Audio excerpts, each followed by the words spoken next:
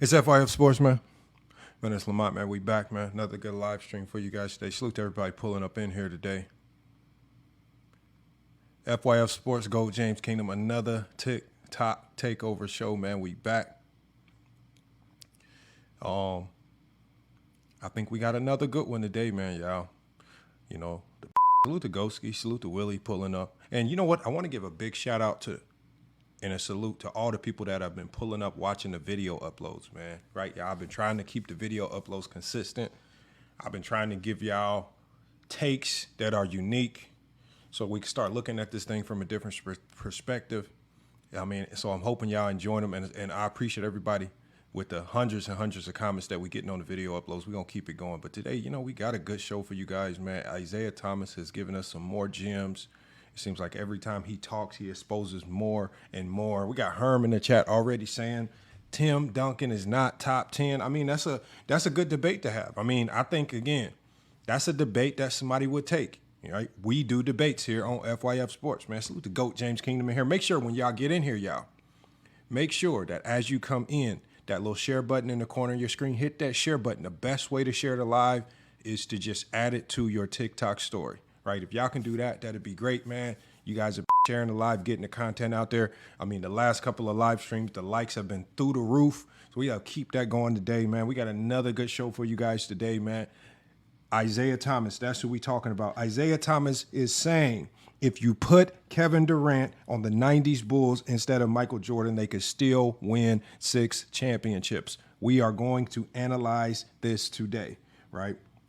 And look, y'all, when we talk about this, y'all, we're not going to talk about it from an emotional perspective. We need to talk about these topics from a basketball perspective, right? So if you think that what Isiah Thomas sounds crazy, you guys will have the opportunity today to come up and explain it, right? It's going to be an open panel debate today. FYF Sports, GOAT James Kingdom. Y'all already know this is a TikTok takeover. And you know what? Before we get started today, y'all, right? I just want to be real quick with this. Lately, you guys, and I used it today, lately, I've been using an app called Prop GPT. Now, you guys already know that we here on FYF Sports, we are notorious for using Chat GPT. We were one of the first people on live stream to utilize it as a resource in these basketball conversations. But now we have something that we can offer you guys, Prop GPT, right? Remember, when we use Chat GPT, we're talking about, we're trying to break down logic.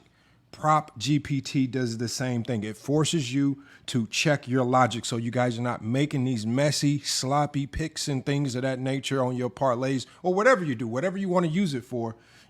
It's just simply AI breaking down matchups and probabilities, and you're not just running around going off how you feel, because we know when you guys go off how you feel, you guys are wrong 99% of the time. Look at Herm in the chat already saying Tim Duncan is not top 10, right? Do you guys really think that Prop GPT would agree with him? Hell no. Right? So we got to avoid these emotional takes, y'all. Now today, y'all, the picks, the props that I went with, right? I went with Paolo Branchero, over 31 PRA points, rebounds, and assists. I went with Kobe White over 14.5 points. I went with Karl Anthony Towns over 30 points plus rebounds. And I went with Mikal Bridges over 20.5 points, rebounds, and assists combined. Those are the picks that I went with. I got all of those picks directly from Prop GPT, you guys. Make sure you go straight to your app store. Go straight to your app store right now. As we push through the intro of this show, y'all, while you guys are sharing the live, kicking it out to the multitude and masses of people, make sure you go to your app store or your Google Play Store. Download this app, man. 7-day free trial. Don't feel like you're forced to buy anything right now. But I promise you guys, once you try this app, if you're a sports fan, you are going to love it, right? So again, when you guys come up here, I want you guys to let me know if you've been able to download the app, if you've been able to find it in your app store, and what do you think about the interface? Because at least, if anything, I just want you guys to download it and check it out. Let us know if it's something that you think you'll be using going forward into the future. All right. But I've given you guys my prop picks. Salute to Prop GPT. Again, partnering up with FYF Sports. But today, y'all, we got a heavy basketball conversation for you guys. As we always do, we're going to push through this intro and get ready. We're going to cook. We got another good show for you guys. We got a lot of topics to cover today.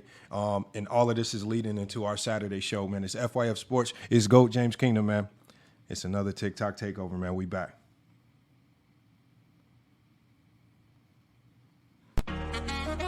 Nah, that's just passion. We love the game. You already know what it is. FYF. You don't got tough skin. Might as well not even come on in. Talk to 'em. FYF, blow the whistle, man, we too official. Better check the film, we not one of them. The greatest to ever ball above the rim. They wasn't with me shooting in the gym. Cut the small conversation, debate on major levels. This the playoffs, baby, bring that pressure, we never settle. Cross and spin, getting it in, I wanna win. That teamwork got us headed to the ship again. LeBron better than MJ, cut it out. Half these fans in the stands don't know what they talking about. Half-court jumpers, crowd going wild. FYF ranked #1, you better say it loud. Intellectual talk, but fuck your feelings. Elijah 1 too overrated, Kobe still a realist. Top 10 all time, now how they cut the line. Magic Johnson, Draymond Green, one in the same kind. Fuck your feelings, fast break, stop and pull a J. He got how many rings, nothing else to say.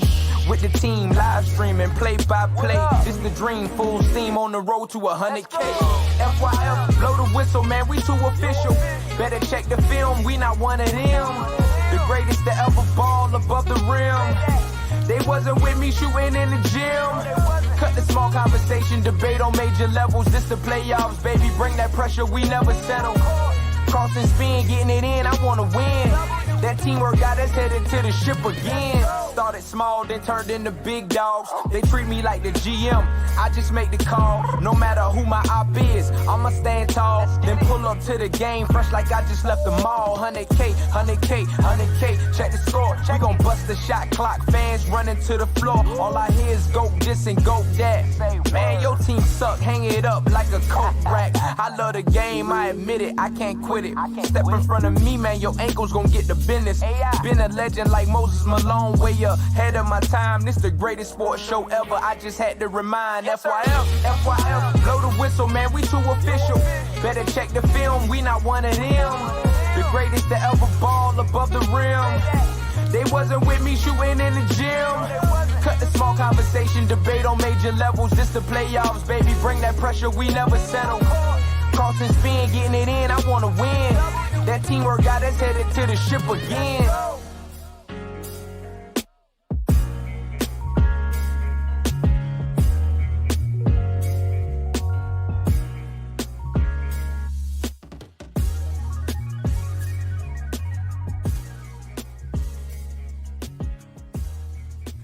FYF Sports, man. Go James Kingdom when we back. Let me go ahead and get the co-host up here to cook, man. We got another good show for you guys today, man. Again, this show is powered by Prop GPT. Make sure you go to the App Store right now. Download the app, right? A lot of you guys are sports fans. You got the NCAA tournament. We got the NBA. We got the NBA playoffs coming up, man.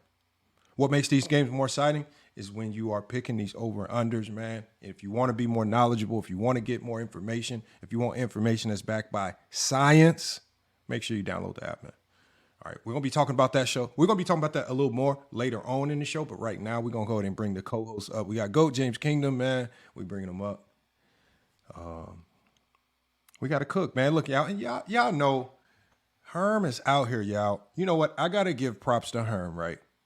You know, Herm has been out in these streets, you know, and I don't know if he's done this intentionally, but Herm is single-handedly starting a civil war amongst the Zesty Jeffries. They don't know, like, again, they don't know how to take him. They don't know how to understand his takes. They see him come over here and crash out on us, but then he goes over there and crashes out on them. They don't know how to understand him. And then I go in there one day and all of a sudden Herm will just chime in with one take, mute his mic, and he got the Zesty Jeffries in an all-out 6-hour civil war, man. Herm, man, you got to come up here and explain what's going on, man. What is going on, Herm, man? We got Goat James Kingdom up here with the glasses on. He even had them. He even had him. They even had them. What's it called? Muting King's Speech Row, not letting King's Speech. Even King's Speech Row crashed out on them. That's what they like. I told you, them dudes don't like talking basketball, man. Them dudes, this is like their life. They don't have no life. They don't do this for basketball purposes, bro. They really don't. They don't, man. They're hilarious, though. Yeah, they're hilarious. But that is hilarious. Herm is going over there creating chaos. He is. You know, Herm's good for that, being disruptive. And they don't know how to handle them. That's the thing. They don't know how to handle them. Because go ahead, Herm. Man, I just want these guys just to keep the same energy, man. You can't pick and choose when to use certain stances. So if you feeling a certain way about a guy and you use this, but then when it comes to your guy that you like, you not gonna use it. That's the type of hypocritical stuff I'm talking about. So with them, they are very hypocritical of how they analyze. Like when niggas telling me, trying to cook me about Kareem Abdul-Jabbar, but you don't keep the same energy with Tim Duncan, and they similar in a lot of different ways, and you don't keep the same energy with Tim Duncan, I'm like, well, that just shows how hypocritical you are. And it's context to why Kareem didn't make the playoffs for certain years.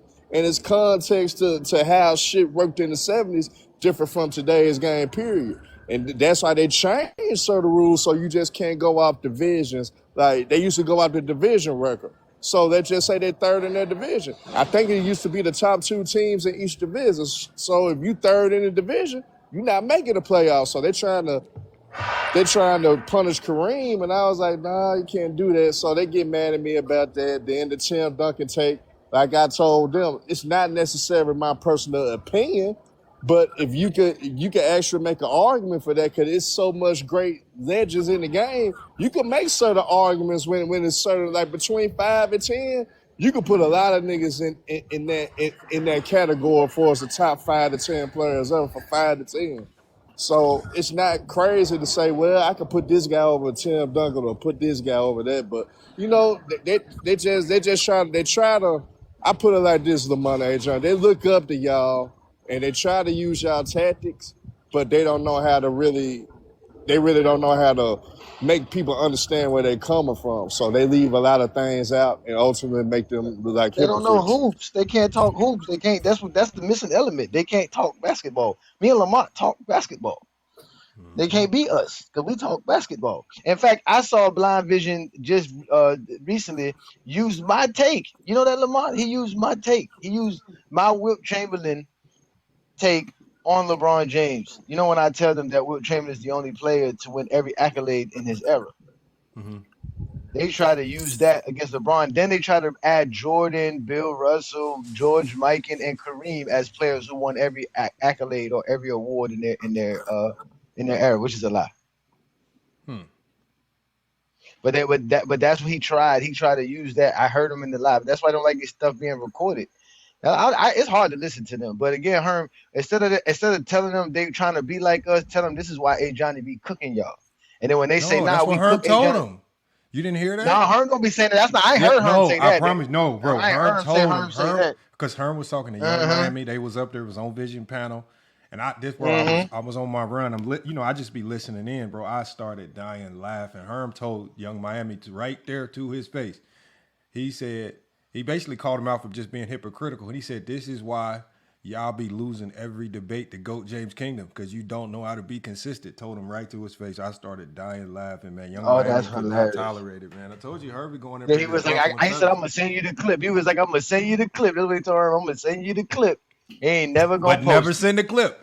I'm asking never send the clip. Mm-hmm. I asked him, I said, look, I would love to play them on FYF Sports. I said, look, if he's getting cooked, we'll play it on FYF Sports. Let's just show the world. He said, yeah, I got you. Never heard another message from him. He got these invisible clips that nobody knows about, nobody's seen. You have no platform to post them on. Cook A. Johnny, show the clips. Play the audio, something. Just give us something where we can hear what's going on. Well, they give us absolutely nothing, man. They in trouble. They in trouble, man. All right, but you know, with the way I approach things, I'm gonna have niggas hate me from both sides. I'm gonna have the Bron fans hate me. Now I'm gonna have the Jordan fans hate me. Kobe fans gonna me, but I just couldn't stand there and let them disrespect Kareem Abdul-Jabbar and Moses Malone like that. I wasn't going for that, man. So that's why I was cooking their ass, because they really were disrespecting Kareem and Moses. And I was They like, got more for nah. you. They got more. They're gonna disrespect a lot more that you're not gonna like. Trust me, they're gonna disrespect a lot more. That's all they do over there. Like I said, they can't talk basketball, man. Talking basketball is not that difficult, ladies and gentlemen. If you got to use all these extra ordinary stuff to talk basketball, you ain't a basketball fan. It's a real simple thing. That's why here we got it because we got a couple of people I haven't seen. I haven't seen Gregory Muhammad up here, so that's why I want to get to this topic of the show. Because hey, Johnny, you brought this topic up, man. You watched the full clip. I haven't watched the full clip yet, but when you watched the full clip, I want to make sure I go back and watch the whole episode. What was Isiah Thomas cooking on in full? Well, technically, they were talking about Kevin Durant scoring, passing, passing Mike and scoring. So he was basically saying, man, look, man, I told Kevin Durant, bro, if you would have played in the 90s on that Bulls team, you would have won 6 championships as well. If you would have just been able, all you had to do was just go to the mid post, and they were gonna keep constantly feeding you the ball, shooting 25 times a game. Man, you would have easily won 6 championships. Now you gotta ask yourself this: why does he feel like he has to tell Kevin Durant this? Kevin Durant is praising Jordan a little bit too much for Zeke's liking, and Zeke already told us that he don't understand why today's players continually have this nostalgia for the players in Isaiah's era. Like, you're supposed to say you're better. You're not supposed to humble yourself when you pass Mike, like Kevin Durant's trying to do, talking about Mike is bigger than the game. No, I'm better than Mike. I surpassed Mike. Nobody get mad at Kobe when Kobe said he better than Mike. So why would you get mad at Kevin Durant for saying it? Hold on. Chris in the chat says we serious right now. Look, that's why I said, Chris, in the intro, I said, when we do this conversation, I said, let's just remove our emotion. Because I want y'all to think through this logically. And y'all hate when I do this. The rules of the 90s with illegal defense makes Kevin Durant almost impossible to defend. The triangle offense, which is a zone offense, meant to spread the illegal really meant to exploit the illegal defense rules to give your star player elite one-on-ones.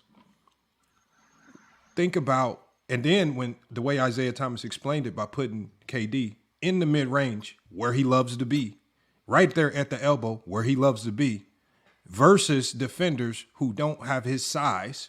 There's, again, Jordan was a 6'6" shooting guard, was bigger than most guards in the 90s. Kevin Durant would be a 7-foot shooting guard, small forward, which would definitely be bigger than most players at his position in the 90s. He would be absolutely unguardable. And with his efficiency, why couldn't he be just as good as Jordan, if not better? And the one thing we know is he's not going to retire. And another thing too, Lamont, guess what? And because you have a Kevin Durant who can play your 3, you can let Scottie Pippen guard point guards a lot more, and they would disrupt a lot more offenses because you would just let Kevin Durant guard the 3 and have Scottie Pippen run around here destroying offenses full court press. Those would have won 8 or 9 championships.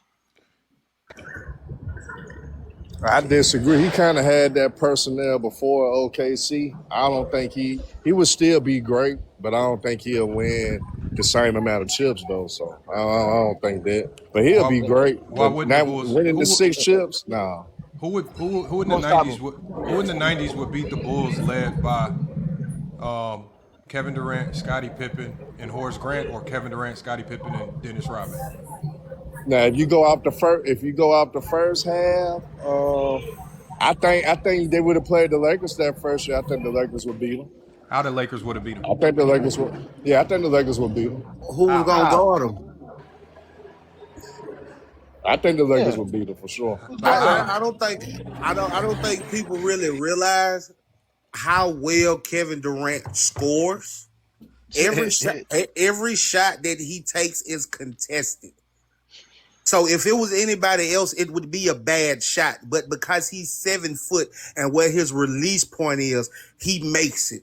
That's why they say, oh, we can't guard him. If he misses on his own volition. So if you had that back in the 90s, you put Scottie Pippen on there, you put Horace Grant on there, or Tony Kukoc, Steve Kerr, man, Kevin Durant washing him.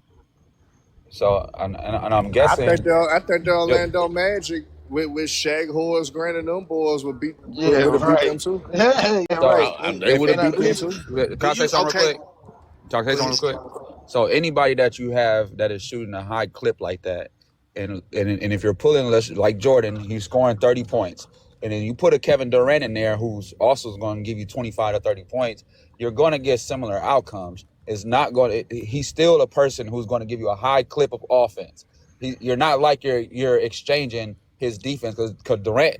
I mean, he's not the best defender, but he'll still play some defense. And Kevin Durant in the 90s is scoring 30 in his sleep in the 90s. And he's playing guard too.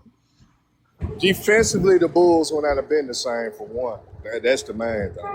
Why not? Why not? What is he? What do you mean? I want y'all to realize we're gonna glaze Jordan defense. We're gonna glaze Jordan defense. Watch. I want y'all to realize with that 72-10 Bulls team, what made them dynamic was the ball pressure that Harper, Jordan, and Pippen was putting on those guys. So it would not have been the same type of thing. If you work at McDonald's, man, you got to mute your mic.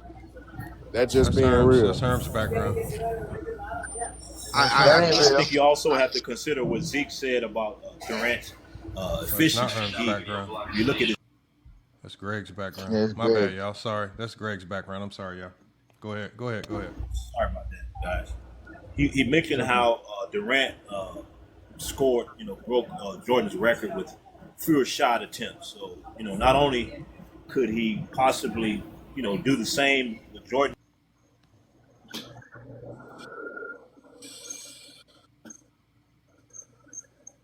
What happened? He muted himself? And I responded to a guy in the chat. I understand how y'all feel about the defensive aspect. Like Kevin Durant was solid in Golden State, but what made that Bulls team great was their ball pressure. KD at Golden State was more like a rim protector. So the Bulls, when it comes to at their best defensively, they didn't really have a rim protector like this. So their great defense was based on rim protection. So it kind of take away from what they like to do. They were speeding a lot of teams up. They would not be able to do that with Kevin Durant. Yeah, they would have, man. They still would have been. They were doing that with Ron Harper and Pippen, not Jordan. Jordan ain't doing that, man. Stop it, man. I think LMG, you forgetting a young Kevin Durant would get out on the break or get out in transition. He was we looking at a Kevin Durant. I'm talking from a defensive standpoint. Even defensively, y'all. Ain't nobody in the 90s making Kevin Durant look like a bad defender. Nobody. Come on, man. He's not a bad defender now. Hold on, make sure you go one at a time, y'all. Especially then when Johnny's talking, y'all got to make sure y'all slow your roll. No, I'm just throwing it in, man. It ain't no defense Jordan got that's gonna make Kevin Durant look like he can't help the Bulls win 6 championships. Come on, man, stop it, y'all. Yeah, and then if you say because think about it like this, Herm. Think about it like this. Okay. And when Jordan retired, 93, going to 93, 94 season, the Bulls still had one of the best defenses in basketball, and they replaced him with Steve Myers. So you telling me if they replace Jordan with Kevin Durant, they can't still run around and have an even better defense plus a more optimized offense because you don't have to deal with the inefficiencies of a Michael Jordan? I mean, this is a guy who's getting his 30 off 16 shots, not 30 shots. Sometimes that's the difference right there. So I'm saying you remove Jordan, they're still one of the best defenses in the league. You add KD, they're even in better defense than they were in 93, 94. 55 wins with no Jordan. What do you think they're going to do to the league with KD? Thank you. They're not going to win 72 games. That's makes sense. You're right. They might win 74. They ain't going to win that. They'll still be a 50-some win team. Hey, Lamont, let's not act like if Kevin Durant tender OKC that they wasn't a great defensive team. You can't compare OKC. It's a different era, man. He always played with You can't compare, but you can't compare the environment. You can't compare because that's what we're doing now. Comparing Kevin Durant's talent to this era. So we can't compare. But that's the thing. We can't compare what KD and what they had to face in that. Well, we're talking about the environment of the 90s. So here's the environment of the 90s. And he struggles with physicality. There's no physicality in the 90s. Yeah, so here's the environment of the 90s. Illegal defense, 1. We know that illegal defense significantly favors Kevin Durant. 2, the Bulls ran the triangle offense which was basically a zone offense that was meant to exploit the illegal defense rule. There's no other reason to run a zone offense in the 90s other than you're just trying to exploit They ran the it in the illegal defense 2000s rule. too, though. Secondly, no, but we're Triangles talking ran about in the no, 2000s. we're not talking about it being ran. We're talking about why the Bulls ran it in the 90s. They ran it in the 90s to exploit the illegal defense rule. It made it, they were so spread out, it made it easy for the refs to see the illegal defense of other teams. So now you're spaced out. There's no other reason to have a Bill Winnington standing on the three-point line unless you're trying to exploit the illegal defense rules. This is what the triangle is for, to exploit the rules. That gives your superstar one-on-one spacing. Now, who in the 90s, give me one defender at the small forward shooting guard position that could guard Kevin Durant one-on-one? If they couldn't guard a 6'6 Jordan, what do you think they're going to do with a 7-foot Kevin Durant, who is more efficient in the mid-range, more efficient from the three-point line, right? The only thing that Jordan had on these guys was athleticism. What are you talking about? 30. He's athletic. He gonna pull up from 30.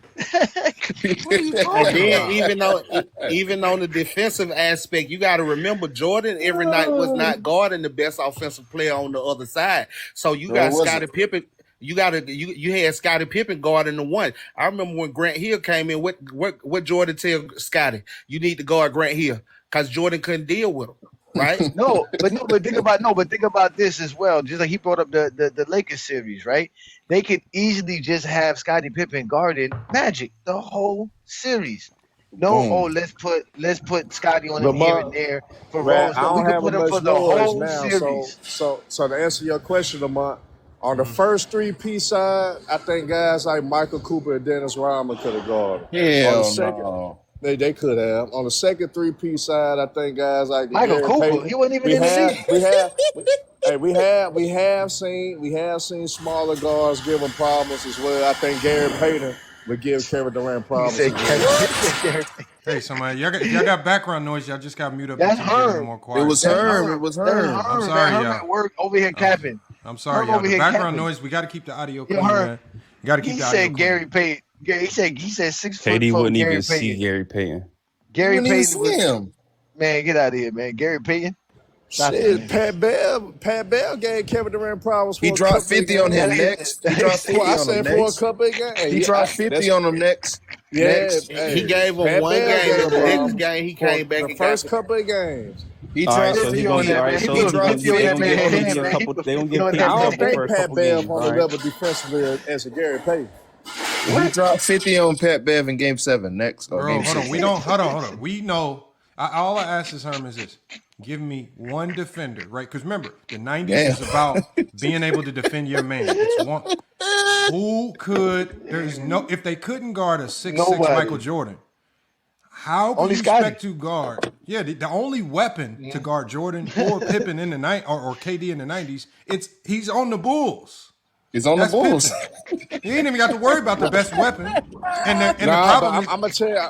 But I gotta tell you this: a lot of people don't like to tell the truth when it comes to Michael Jordan in that '96 finals. If George Karl didn't do that bullshit with Gary Payton and put Gary Payton on Michael Jordan earlier in the series, that series would have been different. I think that series would have went to 7, and I think the Supersonics would have had a great chance. But what I'm saying, Gary Payton defended Jordan well. You said nobody can defend Jordan. Mike can't shoot. Mike can't shoot. Yeah, KD rising up. No, Herm. Here's the difference. Mike can't shoot, man. Gary Payton is 6'4". Jordan is 6'6". That's a much more realistic matchup. Come on, man. Use your brain. Kevin Durant is 7 feet tall. You think he's worried about Gary Payton? Give KD problems. I've seen smaller guards give KD problems. Like problems, man. This man averaged 27 for 18 years. What are you talking about? Do you not realize you talking about what Kevin Durant is on one leg and still averaging 26? What's the scenario, by the way? Are we talking about a series right now? No, we talking like about a 7-game series. We talking about Kevin Durant winning 6+ championships in the 90s with the Bulls team. That's what we talking about. Replacing him with Michael Jordan. You're saying a guy gave him trouble for a couple games. How is that going to affect the other 40, 50, 60 games they're going to have to play? Cool. He gonna mess him up for the first couple games. Cool. What about after that? Cook his ass, man. The only reason Gary Payton was able to do that was because Jordan loved bricking. Kevin Durant ain't gonna be bricking. Kevin Durant ain't gonna shoot 40% versus we seen Like, I'll guys give like it to you. He Jrue might Holiday. surprise KD We game seen 1, guys game like 2. He Jrue might get Holiday up under and Hey, KD y'all, can we go game one at a 1, time game to keep 2. the audio clean? We got 3 people PJ talking Tucker now. too, man. PJ Tucker's not a small guard, sir. The PJ nigga Tucker. 6'4", 6'5". PJ Tucker ain't tall. KD gave him 49 point triple Yeah. double. Those Yeah, two what happened in the people you just 21 said. semifinals? All these players got backside Hold help. on. Kevin, Who Gary Payton ain't gonna have defended none of that. who defended KD the best to you ever? Herm. And I'll pull up the head-to-head. Go, James. Not Tony Allen. Okay. What series? Pull it up. Allen. KD even said it at his own mouth. So Which really, year? Tony Allen. And No, I but seen it what up series? close and personal. I seen What it up series is close this? and personal though. So Tony Well, Allen. okay, So so hold on, Herm. 2012, For his 2013? career. Okay, so for his career, all right, I got the head-to-head numbers. So for his career, Kevin Durant versus Tony Allen. Kevin Durant averages 27, 8, and 3 over 24 games versus Tony Allen. All right, what was his shooting splits? His shooting percentages are all right. I So guess that is over 24 games, he shot 51% from the field, 39% from the three. How about free throw? Kevin Durant, man. Yeah, I don't know what's wrong with y'all, man. His name is Kevin Durant, man. That man, all he does is hoop. You heard what Gilbert Arenas said the other day, man. If you got nappy hair, you can hoop. If you listen, KD Hold can on. go for 7. Hold on. Here's all the games. They actually played more than that. Hold on. They 12-12 split. Hold on. Hold on. 20. They played 43 games total. It was 24 in the regular season, 19 in the playoffs. So if you combine them all, because I think Herm is talking about the games in the playoffs where he might have gave KD trouble, right? So if you combine all the games, so in total it's 43 games played. Kevin Durant averages 27, and this includes playoffs. He averaged 27.2 points per game, 8.8 rebounds, 3.5 assists. So his numbers actually go up. And his percentages are, if you combine all these games, his percentages, let me get the percentages at the bottom. All right, okay, this one don't have the percentages, but I can calculate them. But that's the stats. Those are the stats right there. It's 27, 8, and 3. Ain't no stopping Kevin Durant, ladies and gentlemen. Ain't no stopping that man. You triple teaming him at 37 years old and blitz. That's the only way. You talking about somebody who could go 0 for 8 in the first quarter and by the end of the game be 9 for 17.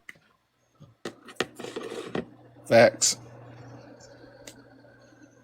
Yeah, I mean, look, And I know again, it sounds he's good being to say Tony Allen stopped him, but you talking about one possession or something like that. There's no way he's talking about No, he just mean No, he didn't get a 50 ball on his head. That's what he He's meant. gonna send you a link now. That's what he's Man, doing right now. Lamont, There you go. Look, here it comes. Here it comes. I know here I it got comes. this noise in and out, so that's why I couldn't say it like that earlier. But look at the 2013 series in that in the semifinals. 2013?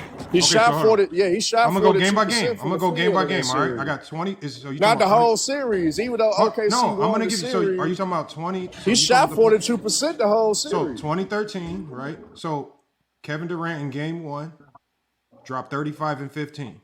Kevin Durant in game 2 dropped 36 and 11. Kevin Durant in game 3 dropped 25 and 11. Kevin Durant in game 4 dropped 27 and 7. And the one game, the last game of the series, Kevin Durant dropped 21 and 8. It was a gentleman's sweep. It was 4-1. Somebody said Rusty didn't even play that series. And what was his shooting percentages though? Oh, Yeah, I always speak on the percentages was in game 1 where he dropped 35 and 15. He shot 50% from the field. In game 2, where he scored 36 and had 11 rebounds and 9 assists, almost a triple double. He shot 52% from the field. In game 3, when he scored 25 and 11, he shot 47% from the field. The only 2 games where he was inefficient were the last 2 games. Were the games 4 when he scored 27 and 7. He's had 27 and 7. He shot 37% from the field. And then that last game, where he shot 23% from the field, he was 21 and 8. So Tony Allen had 2. If you want to contribute it to Tony Allen, you could give him maybe 2 good games, but outside of that, he was 2 out of 5. Absolutely Barbecue. barbecued by KD. So, Barbecue. so KD was talking hypotheticals, man. He was just giving you somebody that probably was playing better defense than somebody else, but he still cooked the man. And there's nobody in the 90s that can I'm play telling defense. you, Like great no scores damn, go And get imagine no this: Tony Allen, man. after they lost that Leave playoff him Now they series, gonna get their numbers. after they lost the playoff series, that next game when KD first saw Tony Allen that next year, Kevin Durant gave him 37 on 50% shooting, man. So Kevin Durant really had no shooting. Now, TA talked about that though. TA actually talked about that. Yeah. Like, at that first game back, KD tore his ass up after that 2013 series. He talked about it. I'm noticing that good defense on KD means that he didn't score Nothing. 50. That's what I'm noticing. Like, And hey, Lamont, I mean, what that's was what any all-time. No. is Good great. defense on KD is when you make him inefficient. You don't even have to play good defense on Jordan and he'll be inefficient sometimes. Sometimes I'm telling the truth. That's a fact. chuck that thing I'm regardless. telling the truth, y'all. Jordan would chuck shots. He would make himself inefficient. He did chuck. So he was a modern day still Luka. was a Huh? 50% He's the greatest from the chucker field, ever. man. Despite of what y'all saying, that nigga, despite all the shot chucking y'all say he did, that man did. still shot 50% from the field though. No, He I'm still saying in the shot 97 50% from the No, field, but so, Herm, hey, think about it like this. talk about him, man. Whenever He still Jordan, efficient. hold on, think Talk about it like this, Mike. Herm. He still is efficient despite Herm, all hold on one this. second, Herm. Hold on. I'm thinking, because I'm not joking when I say it. When you can go to James where Jordan was extremely inefficient. If you watch those games, you don't see anything special on defense other than Jordan just bricking shots. That's it. You don't really run around seeing KD just missing shots. They doing something astronomical on defense. They sending triple teams, double teams. They got Tony Allen fouling and Rudy painting Gobert on him. Rudy all Gobert types on of crazy stuff. Jordan, when Nah, but Jordan's that's the inefficient, best. Jordan's just inefficient for no reason. But the best defensive strategy I saw for us, Kevin Durant, though, was Boston, though. Boston Celtics. and they didn't play on one-on-one, by the way. No, I mean, it's Team defense. Now, defense. They played great. Even Al Horford was holding. He knew where to send them to. Though. Not He knew one-on-one. what spots to send. One-on-one situation. They did make adjustments to No, try to that's the isolate. thing. That's it. the point, But though. Al is Horford knew what spots to send them to. Though he's a high IQ guy. So even if Kevin Durant beat him to a degree, he still was going into the defense. So Right. I mean, Boston had a great. Ime Udoka had a great strategy though. They had help. Nobody here knows, You're man. explaining help what they would not have in the 90s. Thank you. Exactly. Thank I you. mean, look at Nineties, the Lakers. 90s. Look at the Lakers Man, you the clear other out. day.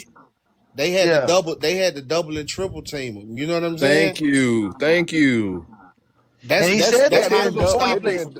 Even Lamont, what before was he KD's played numbers against that them. series? What Lamont, what series? was KD's numbers that series? What The series? 2023 first round against the Celtics, Nets versus Celtics. Oh, he shot horrible. He did. He They actually had a did. great scouting report on him as well, though, with that high There total you go, that he got. scouting report. They're high No, they did. Now, They Ime was used to attacking work his for ass. Brooklyn. You Yeah. got to find a guy who guarded KD with no help and made him inefficient. That's the guy you need to look for, and I don't think he exists. Zero. He doesn't exist. No, it definitely didn't exist in the 90s. The only person That that was stopped he KD definitely is didn't KD. exist in the 90s. Definitely didn't exist in the 90s. That's for sure. That's without a doubt. So yeah, KD winning more than 6 championships. You tell me. They got swept. So he said so. Cardell said he had Well, hold on. 39 in Why game 4. well, hold on. We got a couple people in the chat. I've been saying this a lot. Like Adrian Knight was saying it. I just seen Jay Sports say it. They keep saying this is hypotheticals. Y'all do know that like 99% of these basketball conversations are all hypotheticals. When we talk about who might win the championship, hypothetical. When we talk about why players shoulda, coulda, woulda won or lost a game, hypothetical. Like everything, nobody talks in absolutes, right? Or we won't be here long. The score of tonight's game is 90 to 85. Time to go, y'all. Show up. No highlights. Expectations. They love to talk about expectations, but they don't consider that hypothetical. Your expectations are hypothetical. That's a They great don't- point. So loud. Great point. Y'all gotta leave Olo alone, man. Olo's here to have fun, man. I swear he having fun. He be having fun. I'm telling you, man. Olo's been like this since day one, man. This is not an act. He Olo says, I really don't having argue fun. hypotheticals. So go read an encyclopedia, Adrian Knight. Y'all must be the most boring people ever. If you don't want no hypotheticals in life, go read an almanac, an encyclopedia. Dragging it. Yeah. Come Come on, man. Hey, Lamont, don't ever think about getting that job, Lamont. That's a hypothetical. Lamont. Hey, Lamont, don't worry about winning tomorrow, Lamont. Don't worry about winning tomorrow, Lamont. That's a hypothetical, Lamont. That's a hypothetical, Lamont. Yeah. Oh my gosh. Hey, hold on. We got, you know what? And salute. Let's give a shout out. We got Prop GPT in the chat, man. Salute to Prop GPT in the chat, man. Like while they here in the chat, y'all see them here in the chat, y'all. Make sure y'all go check out. Make sure y'all follow Prop GTP, man. Please, Let me hold on hold one second, some, Herm. man. Please hold on one second, Herm. Well, we got Prop GPT in the chat, man. Make sure y'all go follow him on TikTok, and then again, go straight to the App Store. Remember, the app is a free 7-day trial. Again, it don't even really cost that much. But look, I used it today on my picks. I'm gonna let you guys know in a little bit how they doing. But again, the AI picks is elite because as y'all can hear from Herm, a whole bunch of emotional takes that don't make no sense. This is why people like Herm needs to download Prop GPT right now. Don't waste no time. Download it right now, so Herm, so you can make some money, man. You at that job, you slaving. Maybe you can go win some parlays, man. You can get up out that factory, man. Whatever you got going on over there, Herm. But salute to Nestro. He says sponsors. No, it's just it's a collaboration, man. Not necessarily a sponsor. Salute to Prop GPT in the chat though. And like I say, man, the goal is y'all just go download the app, man. It gives y'all valuable information about these games. It's information that y'all need. And you know what? It helps you with these hypothetical conversations, right? When y'all do these parlays and picks, this is hypothetical. We don't know what they're going to do, but we can project it with Prop GPT. I told you it makes you smarter, man. It makes you smarter.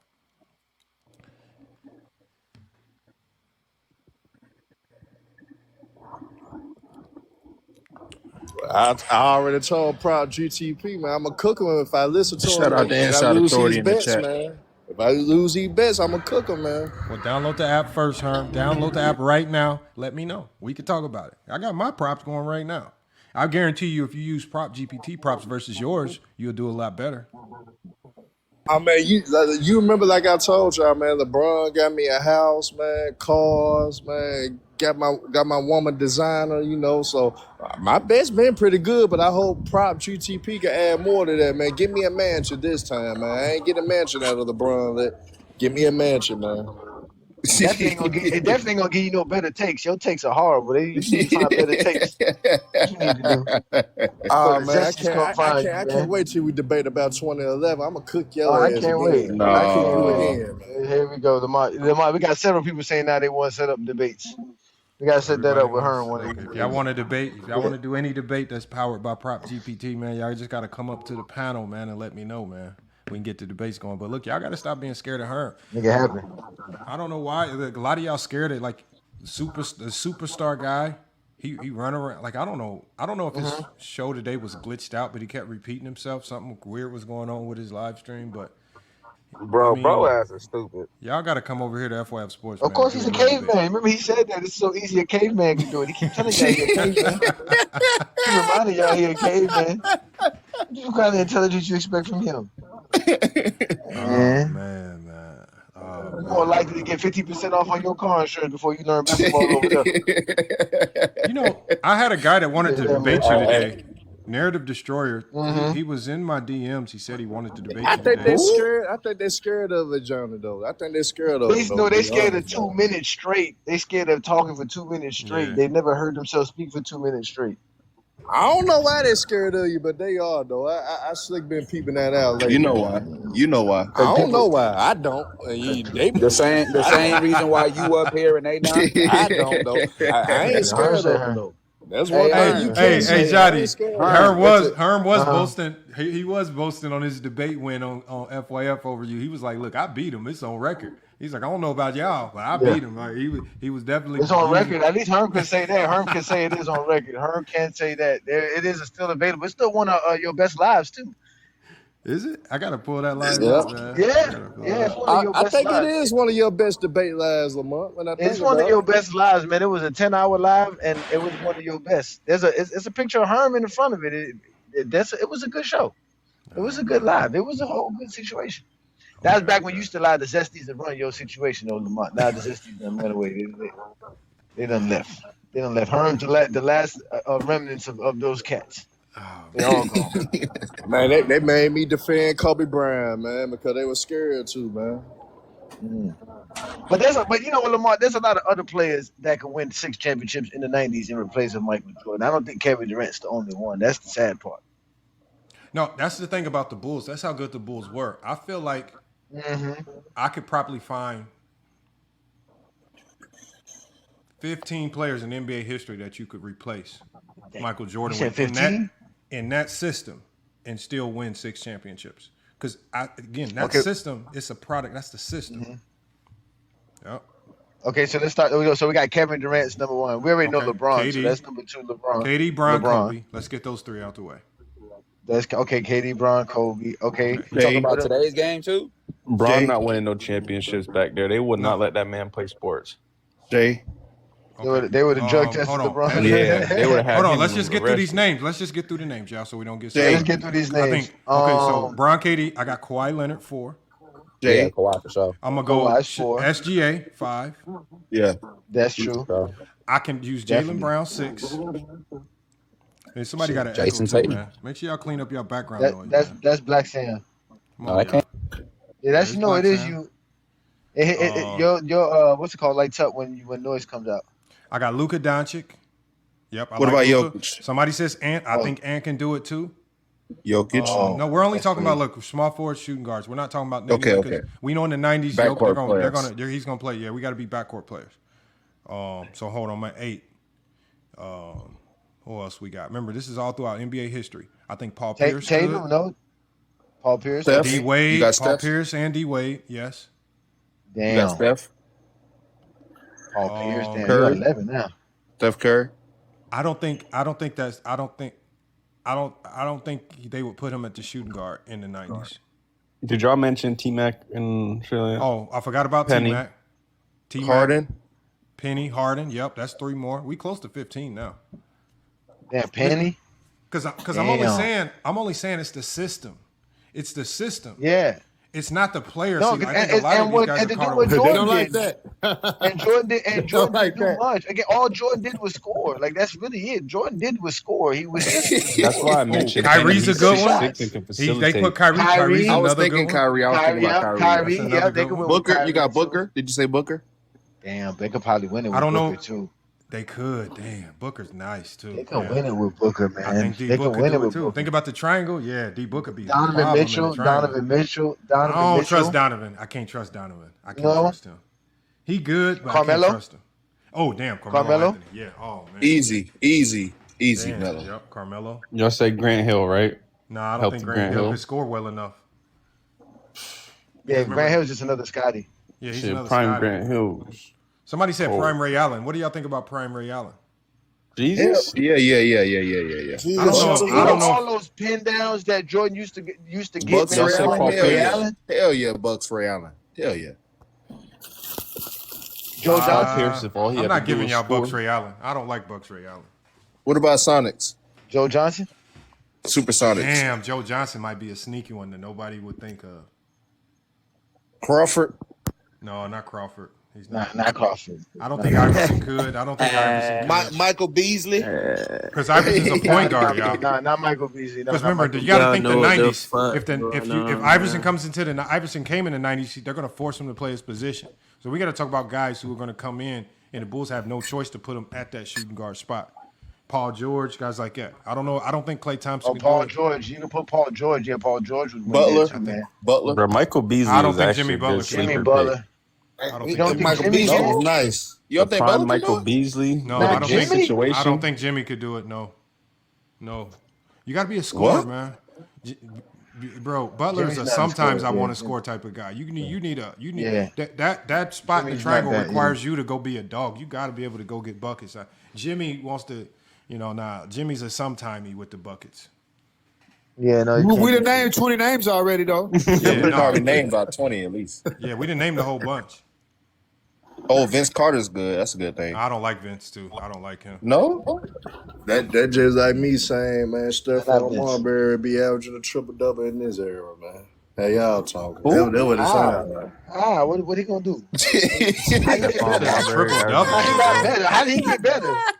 How did Stephon Marbury get better? Oh, it's a Going lot 20 of years into the future. he got a lot of skill. His skills. No. Marbury skill set is pretty damn good. In China, in China. In China, he could dribble, he could shoot, he could pass. He can't shoot. No, he can't shoot. No. Yes, he can shoot. Marbury cannot shoot, man. He can finish at the rim. He can't shoot, man. He's athletic. In China, athletic. Marbury, a good point. Yeah, he was athletic for his size. Yes, he was. Yeah, but Marbury's problem is he wasn't coachable. He would have crashed out on Phil Jackson and asked for a trade. Get him up out of here. Marbury's a crash out. That's why he would never succeed in today's game. He's like Cam, what's his name, who just got waived? I think they lying on Cam. Oh, he said Cam Thomas. I think they lying on him though. Cam Thomas got a drinking problem. I think he made a bad mistake by turning down that contract. That's what getting him a bad rep. Turning down that contract. Bro, you don't get. You don't turn down no contract. Bro, it's like not that. even about money, bro. Think about it like this, bro. If you average, do you know how hard it is to average 20 points in the NBA and 2 teams waive you, bro? You must be a cancer like no other, bro. Bro, you don't turn away 20 points per game. That is a guaranteed like an auto 20. No, we've never seen it happen before. Bro, he is doing something off the court that is he's a head case. He's doing something stupid. He has like Johnny said, he must have a drug problem, a pill problem, a woman problem, some type of problem off the court that obviously teams aren't going to disclose it, but I guarantee you it's something off the court. So it has to be some abuse, like some kind of substance abuse, because that's why they're not saying nothing. Because once he says I got a problem, they got to help him. And they're not gonna put him out like that. I just think I don't think he got the right team around him. Sometimes you get bad advice. Sometimes people tell you sometimes people tell you to make wrong decisions. Like somebody can tell you, oh man, you better than that, man. You better than that, man. I'm just saying. 25 years old, he's from my hometown. Yeah, we're not about to give excuses, man. We can't. That's what you do. But people that you trust sometimes will give you some crazy ass advice, man. Everybody, what right from wrong is. Everybody in the league has a homeboy that's telling them, man, you better than that, bro. Everybody, bro. If I got a buddy that play in the league, and when he come, I'm gonna be like, man, you better than that, man. I'm gonna be lying to him. Not everybody is Jeff Teague's homeboys. Not everybody's Jeff Teague. Yeah, they keep it real with it. They keep it real with it. Jeff Teague homeboys be going in on him, boy. They be going in on him all the time. Gil said it best, man. Look, you don't cut 20. You don't cut bro. 20 points per game, a team will tolerate a lot of BS. I promise. A lot. A lot. Mm-hmm. Missed practices, fights with the coach, they will tolerate a lot. Fighting teammates. For you to get cut from 2 teams in 2 months, you on some bullshit. That's just a fact. Hey, stop it, Shamaria. Stop hating on LeBron. We know that brings the Shamaria. On your life. Hold on. We got to get Shamaria. But over here, they don't work over here. Shamaria, we got to get you up here. Don't work over here. Shamaria, you've been called out for a head-to-head debate this Saturday. This Saturday, you have been called out for a head-to-head debate versus Herm. Her Memphis Predators. You better than that. You better than that. Everybody out there. No, hold on. This is a very specific debate. Herm wants to debate Maria, right? And Herm is going for the juggler on this one. Herm says that the WNBA women's players did not deserve that new CBA agreement. They are absolute bona fide trash. And he wants to debate Mario on the WNBA CBA agreement, man. I'm not joking. And never mind. I want to hear it now. I want to hear it for this Saturday. We want to see if Mario wants to come up here to at least give us a pre-debate show, man. Like, just to warn Herm on what to expect this Saturday, man. If she accepts the debate, man, we got to get you up here, Mario, because Herm is very adamant about this, man. He says that CBA agreement is absolute trash, man. And them WNBA players do not deserve a dime. $1 million salaries is outrageous. I want her inside the debate, Lamont. That's what I want. They don't deserve no damn million, though. I don't give a damn nobody. Damn, I don't deserve no damn million. Why would you say that? That's not right. I'm gonna leave it for Saturday in case she does want to have that debate with you. She should, because she does represent the ladies. So shout out to Shamaria, man. But leave LeBron alone. He ain't losing with the Bulls like as much as Jordan lost with the Bulls. I'll tell you that much. Man, I'll tell you that much. LeBron would have been winning championships as soon as they drafted Scottie Pippen. First year. When Larry Bird called him Black Jesus, I don't know what he would call Bron. I don't know what he would say if he seen Prime Bron. Boy, that boy would have walked on water, boy. When he was 15-year-old Bron, what he would have said about him? Even Jesus had a Lord. That's what he would call LeBron, the Lord of Jesus. That's what he would call him. So they call him Black Jesus. They calling him the Lord. God? The Lord. The Lord. The Lord himself. That's what he would have been. The Lord himself, man. You imagine LeBron running down 6'9", the King of Kings and in the Lords middle of of 1988 Lords. basketball, man. Them dudes would have went crazy, man. Them dudes would have been lost their hair earlier than they lost their hair back then. You crazy? They'd put that crack pipe down for real. Hell yeah. Them dudes, yeah, they would also the Holy Spirit. they all would have sold up quickly. They had to play. I gotta lock in. I gotta put them drugs down. You gotta lock in. I gotta lock in. Trust me, if Michael Jordan made Vernon Maxwell put down the pipe for one night, trust me, LeBron making everybody do it. Everybody. Hey, man. Shout out to the people though. All them niggas doing today, man. It don't matter who y'all talking about. All Nah, that's a different type of high. All of them smoking that weed, man. The crack 80s. The crack 80s. Don't never put my activities alongside crackheads and please, cokeheads, man. We are not the same. We are not the same. Hey, yo, I just downloaded Prop GBT. I'm about to put in some pics, man. It's a crackhead. Hey, man, salute. Hold on. We gotta stop the press. Probably Cam Thomas. We got Inside the Arc. So Inside the Arc, for everybody that downloads Prop GPT, obviously everybody to follow Inside the Arc, y'all. He's gonna be up and coming on TikTok, and we're gonna be reallocating his shows. If you miss them on TikTok, they're gonna be going live. Starting next Hard week with on Authority Monday. every Monday, 3 p.m. Yep, all his shows are gonna be live. Yes, if you miss sir. anything, you can rewatch everything on FYF Sports. And look, y'all, man, y'all need to make sure y'all follow him. But look, man, I want you when you make any picks, I want y'all to come back and let me know the results, man, because from the way it's looking for me tonight, I'm looking good right now. So I should know in about an hour or so. A salute to Inside the Arc, man, downloading Prop GPT, man, one of the first people to download it. Man, look, I keep telling y'all, man, download it. It's free. 7-day trial. Look, win you some money. All right, hold on. We got to where did Maria go, man? I got to send her a direct message. We got to get her up here, man. No, she saw Inside and left. Man, why y'all keep, man? I don't know what's going on, man. I just you know she don't like you. You know she don't like you. She like YB in them though.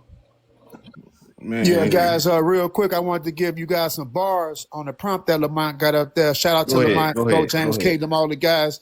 I think it's a great thing that KD just cracked the top 5 scorers of all time. That speaks to his great consistent play.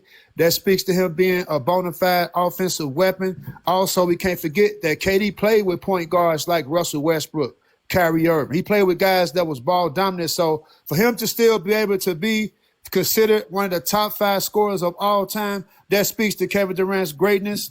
Also, I think that he came back to form after his Achilles tear. Don't forget about that. He regained form. He's still not dunking on people, but as far as just regaining his form. So I think it's great. Also, I think that when Isiah Thomas, when he makes his basketball assessment, they automatically label him as a hater. But I'm going to keep it real. Who's better to talk about Michael Jordan than the dude that beat him the most out of anybody else in NBA history, right? He has a winning regular season against Michael Jordan. Also has a winning playoff record against Michael Jordan. So who else better to assess Michael Jordan than somebody who beat him? Let's start there. So what Isiah Thomas is talking about, he's seeing the Bulls run in a system. He's seeing the triangle offense. He's knowing how intricate those defensive players are, what Lamar was talking about. Also, the defensive rebounds. He's seeing the interior play. So he's like, damn, if these guys put Kevin Durant up in there, I'm seeing the same result. And I don't think that's hating on Michael Jordan. Isiah Thomas just assessing the game on how he's watching the game being played. And if you put an offensive weapon up in that same role that Michael Jordan had, shit, I agree with Isiah Thomas. They still win 6 chips. I'm going to close right there. There you go. That's facts. Hold on, we got IMG boy in the chat. We haven't heard from him. Salute to him pulling up. What's up, bro, man? I wanted to segue off what homie was just talking about with Isaiah and the Pistons. Man, I was on one of them Zesties live last week, and they tried to convince the chat that the flagrant foul was implemented because Dale Curry elbowed Bird in the playoffs. Can one of y'all tell us how the flagrant foul got implemented? We can show you. We can show you. We can show you.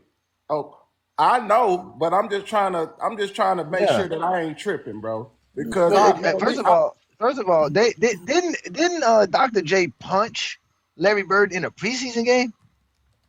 I remember he punched him. I don't know what game it was in. Yeah, that's what I'm saying. Like, Larry Bird's been hit before. It wasn't like Larry Bird never been hit before. So how Dale? He said Dale Curry. They said Dale Curry. He said Dale Curry, bro. He said Dale Curry. Dale Curry hurt Larry Bird. Yes, bro. Yes, they are the worst. Mm-hmm. So can anybody tell us the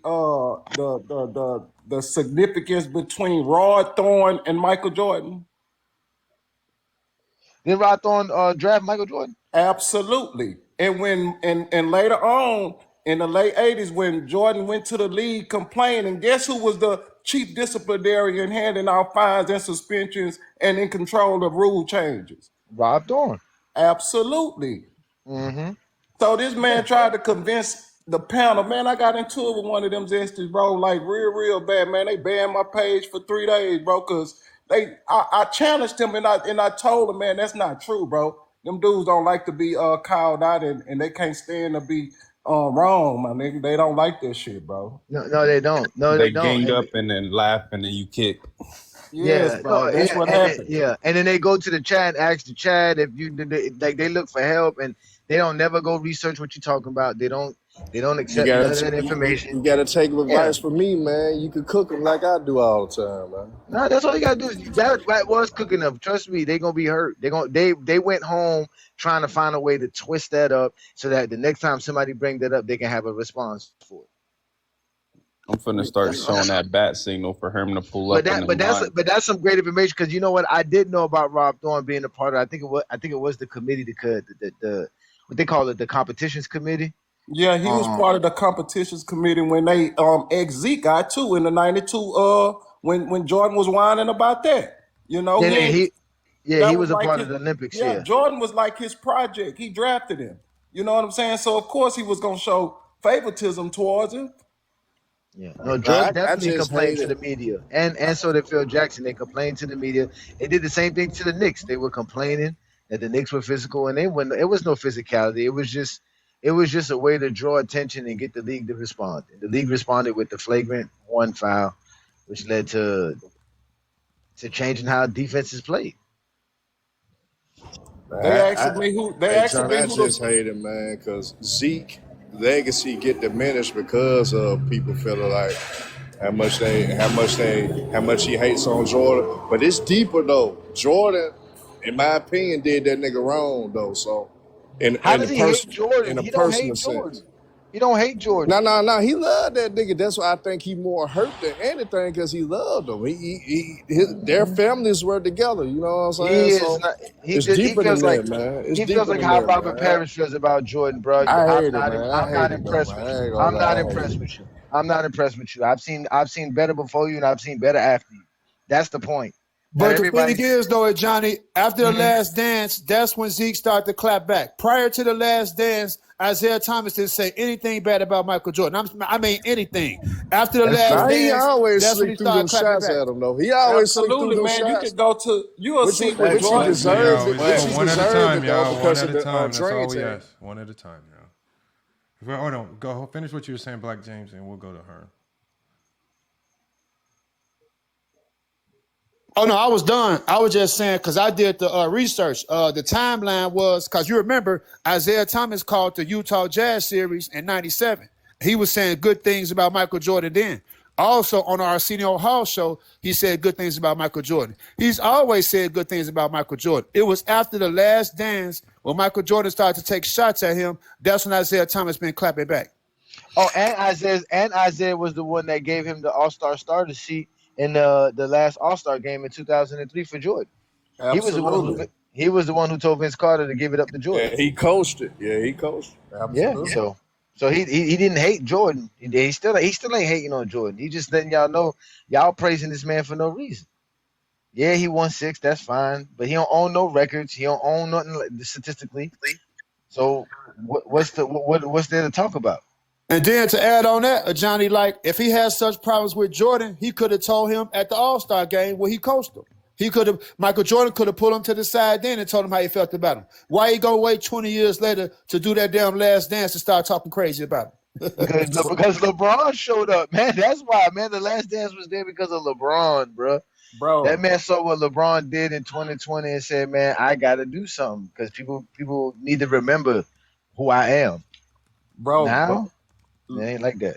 Jordan been controlling the media for many, many years, bro, with Amar Rashad, bro. Like all these years, like even now with Stephen A. Smith, bro, he even said it on the show. Jordan just texted me during commercial break and when they were arguing about the best point guard when the fans were saying put Steph over Magic. And he texted the man during a live show. Like he tries to control the narrative through the people who has the listeners' ears. Yeah, the Zesties is because again, if you're a real basketball fan, you know Jordan's great. So we can all talk this way. We can all understand that just because we say Kevin Durant will win 6 championships on the Bulls, it don't take nothing away from Michael Jordan. Michael Jordan was great. Same thing with Kevin Durant. Now I gotta say this too because they always try that's something else. They always try to crap on Isiah Thomas. When Isiah Thomas got elbowed in his eye and got 40-some stitches from Karl Malone, he didn't go to the commissioner. He didn't complain about getting fouled hard. And everybody won playing that physical style. Everybody faced the same type of physicality. Yeah, I still get that nigga. I still get that nigga at the second best point guard of all time to me, man. I got Zeke up though. I think highly of Zeke. I mean, I tell you what, if Jordan don't choke versus Zeke, we wouldn't be talking about Zeke. That's the real truth. George should never let Zeke beat him. Zeke cooked magic in them now. You can't take that away from him. I mean, he's definitely an all-time point guard, but delusion can be a real thing when it comes to these point guard conversations. Yeah, second. Come on, man. That's nasty. That's diabolical. But again, you got to praise him because he beat Jordan. 6 feet under all time, man. 6 feet under all time, man. Give me Zeke, man. Yeah. The topic today, Eli, is Kevin Durant being able to win 6 championships with the Bulls, playing alongside Scottie and in the triangle offense, and being able to take 25 shots per game like Jordan was able to take. And I agree. Let's get them agree. Do we not understand what the triangle offense is and how that would benefit KD way more than it benefited Michael Jordan? Mixed with illegal defense that favors Kevin Durant immensely. Anybody tall enough to guard Kevin Durant wouldn't be quick enough to stay in front of him, and anybody quick enough to stay in front of him ain't gonna be tall enough to contest his shot. He would just dominate. Clear out one side of the floor, it's a wrap. That double team come, he gonna make that simple pass. That's gonna be easy. And don't hand check me either because it's a bucket. Do not hand check me because that is a bucket. Hey, but we know what they're gonna do. They're gonna talk about his post game would be even more elite. On top of that, his post game would be would be so mad. They're gonna talk about the defense, Johnny. You know what these boys gonna do? They're gonna say, "Oh, well, he didn't play defense like Michael Jordan." What? That's why I like when Lamar brought up that the Bulls still had a great defensive team without Michael Jordan on the damn roster. He can't guard Hersey Hawkins. He can't guard who? Who is he supposed to? Black Ben Herman already said that earlier. They already cooked him on that one. Yeah, that logic is flawed, man. Kevin Durant and OKC especially. My fault. No, I was just saying they got Pippen for him. That's all they got Pippen. That's what he got Pippen for. The same things that got Pippen. The same exact things that Michael Jordan was doing on defense. You guys think that Kevin Durant can't do that? 1, 2, he's more versatile, better rim protector because of his size, 7 foot tall with a 7'8" wingspan. It doesn't matter what we're talking about. If we're talking about defense, it would actually be better for the Bulls to have Kevin Durant than Jordan. Durant showed what type of complementary defensive role piece he was with Golden State. I can tell you right now, he's doing way better on Magic Johnson. Bulls defense was predicated on rim protection. It wasn't. That's fine. Guess what? Not just a rim protector, like the Magic Johnson situation, rim protection. Get barbecued and fried. Who is actually providing rim pressure? I mean, you guys keep talking like it's today's NBA. There was Mike, and there was everybody else.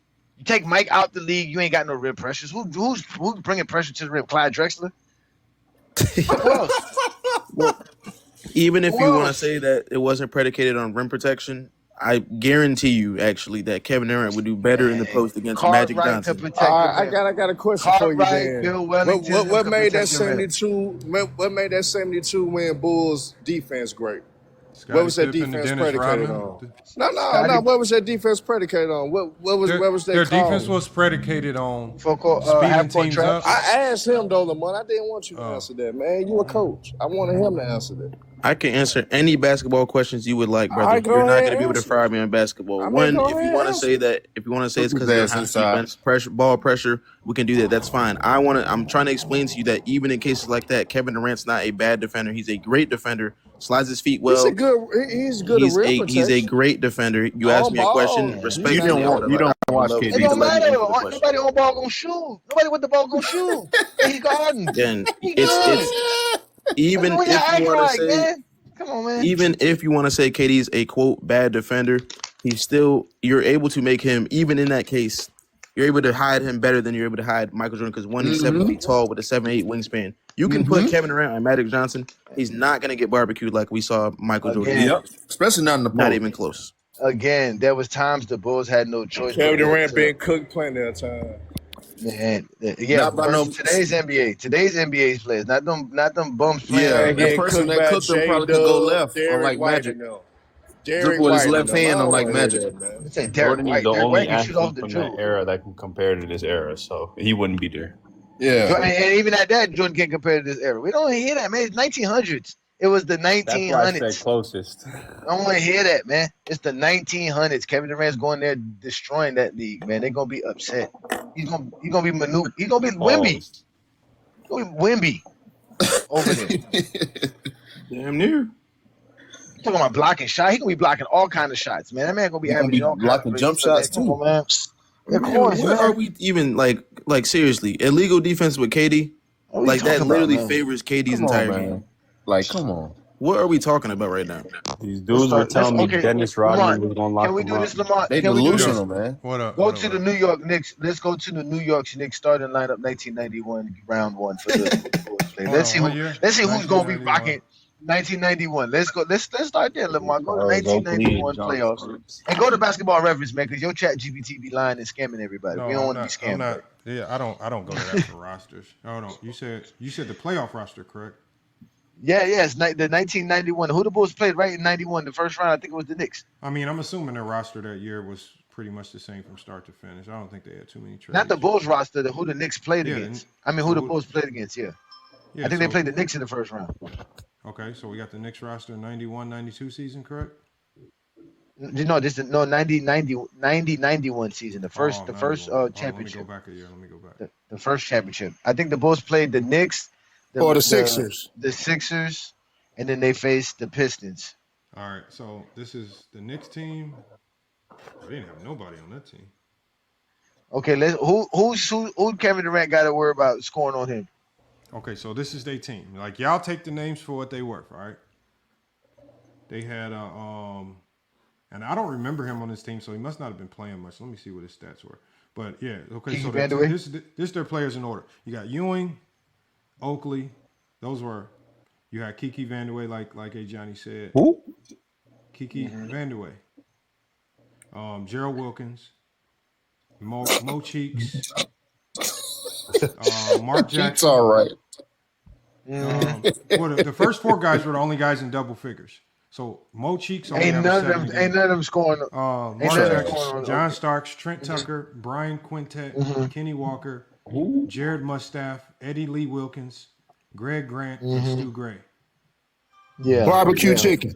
Kevin Durant's gonna have trouble there. Kevin Durant's having trouble there. Let's go to points with 10 blocks. Hold on. If we're replacing KD for Jordan, that means Gerald Wilkins would have to guard Jordan. 50. Would have to guard KD. 50. That's just what he gonna average. That's what I'm saying. That's what he gonna have. 50 on 22 shots. Might get a 70 ball. Jordan average I like was gonna 38. say that inside. He don't got to shoot Jordan that averaged much like either. 38. Yeah, Jordan averaged like 38 that series, so they would have easily Bringing KD's bump it up to efficiency 60. to this Bump it up to system 60 then. is exactly. disgusting. Now go to efficiency Philly. in the Let's go to Philadelphia. Oh, this gonna be nasty right here. Okay, so Philadelphia, what year? 1991. You gonna see? Because remember, they say all of they're not gonna win no championship because Kevin Durant. This is the championship year. We're gonna go down the line. We're gonna go down all these teams and see who Kevin Durant can't guard and who's supposed to stop Kevin Durant. Yeah. And all he got to do is score, and you can't double team him. So the Sixers Kevin Durant. All he got to do is score. That's all we want him to do. Here's the y'all crazy. You could double team. So I'm gonna start. Hey, you know what? Hold on, but what the hell y'all the Sixers that year, it looks like they got some talent. So they got Hershey Hawkins. Let's hear this talent. Okay. Charles. So Herm, what happens when you double team? Please hold on 1 second. I'm reading off the roster. Hershey Hawkins, Charles Oakley, Armin Gilliam. He's good. He's not a bad player. Johnny Dawkins, Rick Mahorn, Ron Anderson, Ricky Green, Mike Gaminsky, Andre Turner, Manute Bol. Damn, they weren't even playing Manute. What's going on with that? Rob Reed, Brian Oliver, Kenny Payne, Tony Harris, Mario Ellie, Jim Farmer, and Dave Hoppin. What's it called? Played on that team too, like Barkley, right? You said Barkley? Yeah, Barkley. Yeah. So their top players as far as scoring, Hershey Hawkins and Barkley, two top scorers. Then you had Armin Gilliam and Johnny Dawkins. Then you had Ron Anderson and Ricky Green. Everybody else. Ain't none of those dudes stopping Kevin Durant, man. Ain't none of those dudes stopping Kevin Durant. And Kevin Durant ain't got to worry about nobody. He can stick to Charles Barkley. So who they would put Hershey Hawkins on KD. That would be who would be guarding KD. Really? Or Barkley. No way. It would be Barkley or Hershey Hawkins. Pick your. Hey, he's dogging Hell Barkley. no. Hey, he's shooting right over Barkley. How tall was Hershey Hawkins? Like 6'2"? Same thing. Same 6'3", 6'2". These dudes are not 6'4". Jab, step, mid-range, pull-up, 50. Nah, man. Johnny Dawkins, all these dudes, they couldn't Not even dribble, breaking man. a sweat. These dudes used to catch and shoot, man. These dudes couldn't dribble like that and score, man. Old heads in the rack. Now we already know who's on Detroit roster. It's Joe Dumars, Isiah Thomas. So is Rodman going to be able to contain Kevin Durant? Yep. Old heads in the NBA in the record. Rodman was defensive player of the year. He was defensive player of the year. If Jordan could average 30, shooting 52% versus Detroit in 1991, why can't Kevin Durant? Basketball reasons. They're not even gonna pick up no basketball reasons. Is that the only team that would give them trouble because they got Dennis Rodman and John Sally?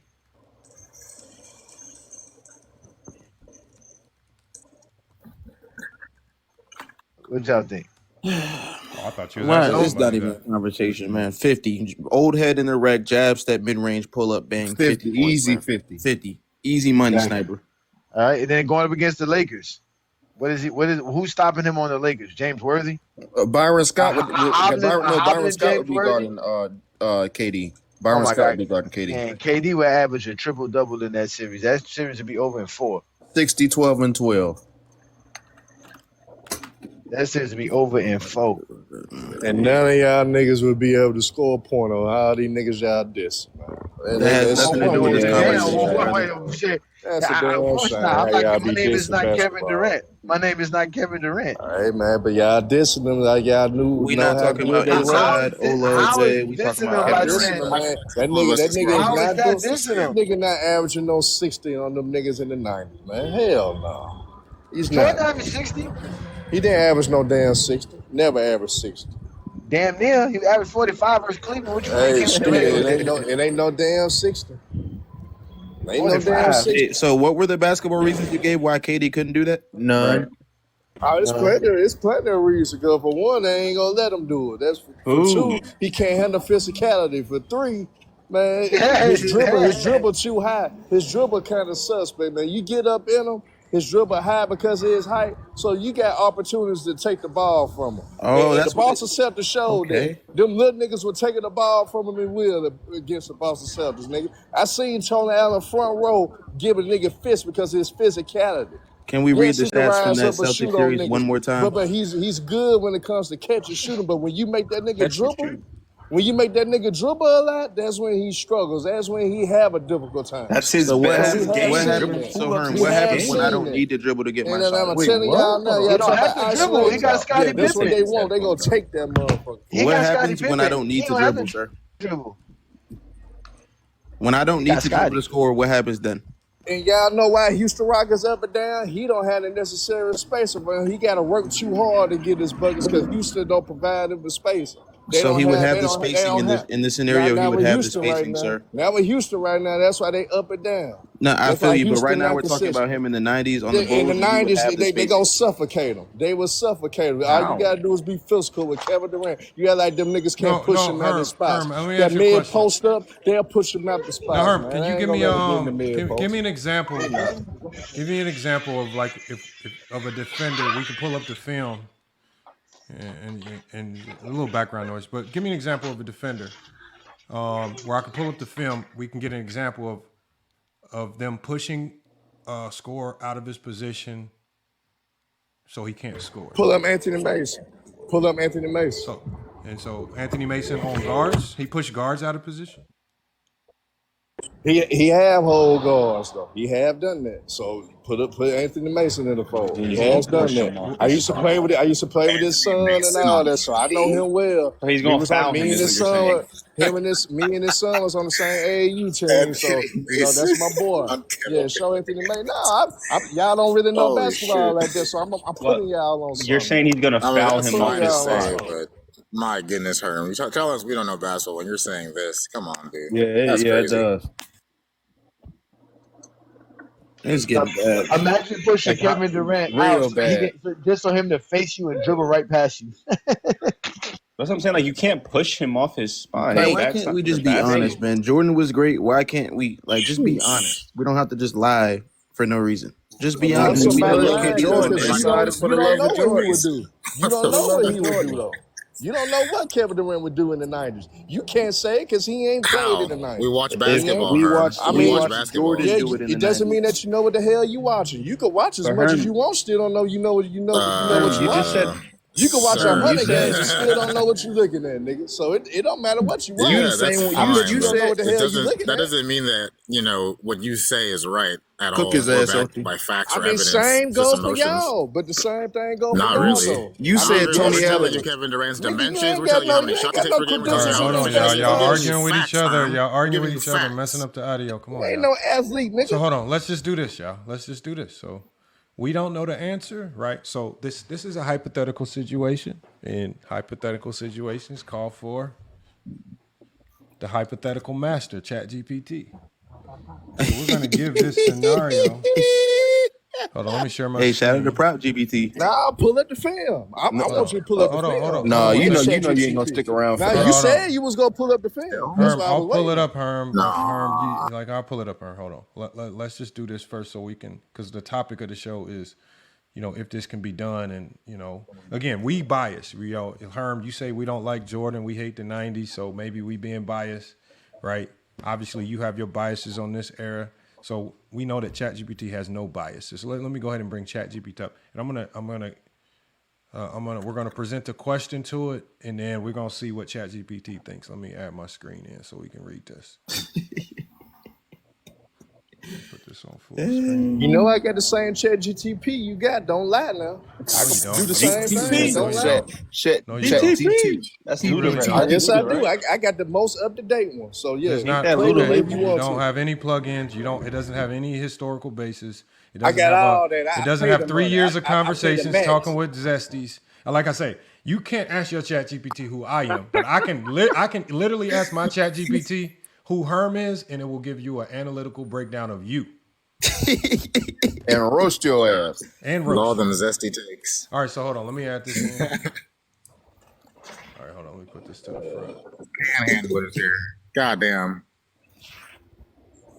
You say KD struggle with dribble pull up. That's not even him, man. That's the other fake account again, man. Wiley. I ain't gonna lie, that's wow. Fake accounts, man. That's sad. Yeah, man. All right, hold on, time y'all. for the fake account. Okay, hold on. We're gonna let me make it. Let me zoom. I'm just gonna zoom in on it. That way we can see it better. Somebody said Lamar bringing up Chat GPT like it's a guest. It is a guest, man. Don't disrespect it.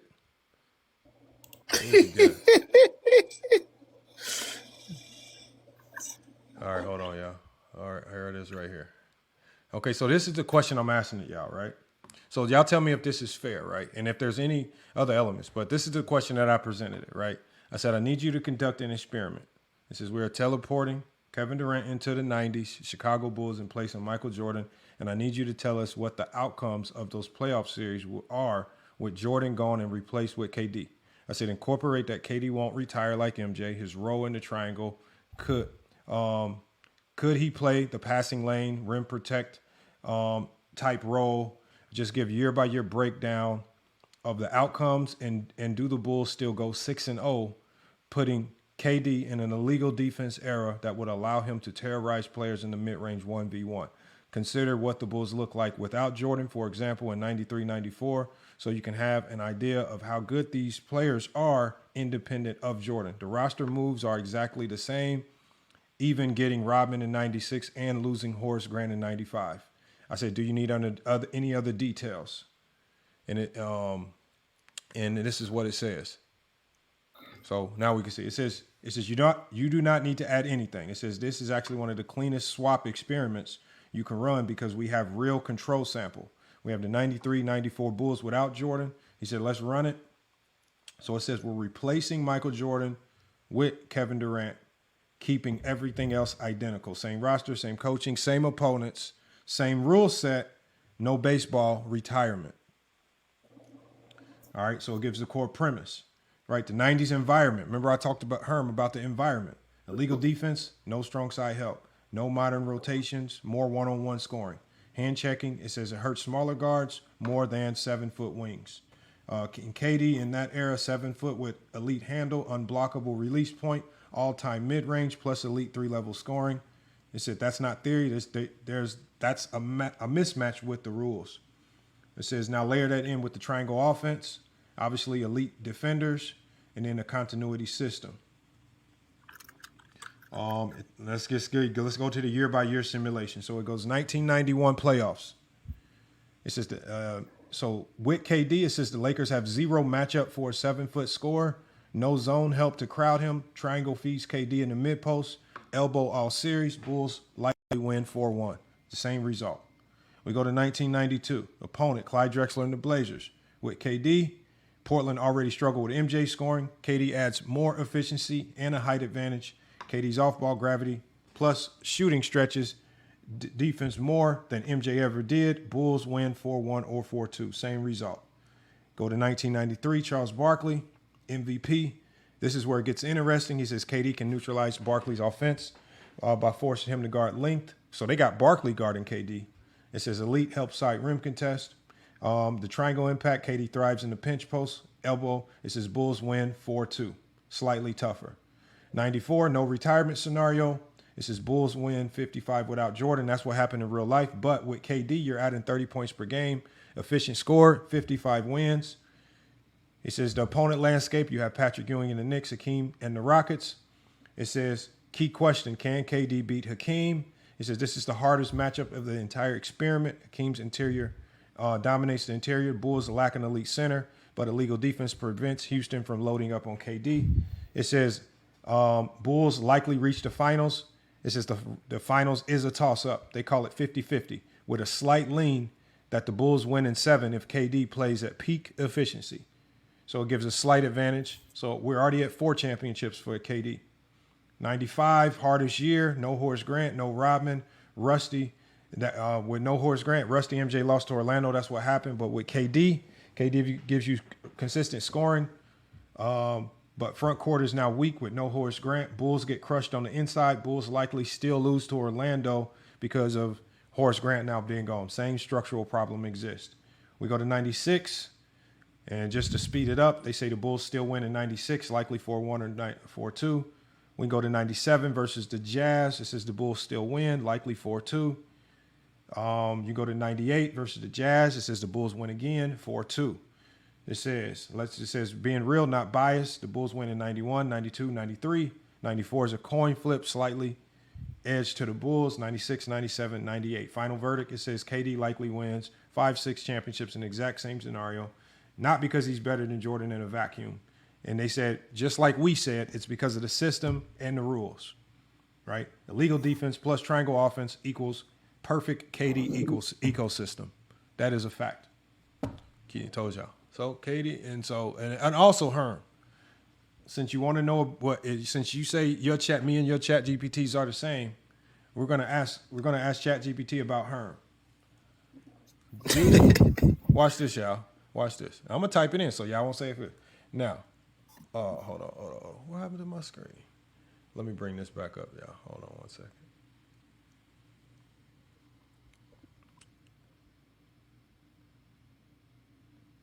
All right, y'all. Watch out. Lamont scamming again. Watch out, y'all. He's scamming, y'all. Watch out. I accidentally hit a button to knock my screen out. Hold on. Oh, nah, it's Lamont. He activated the Lamont. Oh, here it is. It's back now. It's back now. Got to get it later back on top. Okay, here we go. We still up here. We still here. All right. So I'm going to say on another note, do you remember Herm from FYF Sports? If so, please tell us about his character.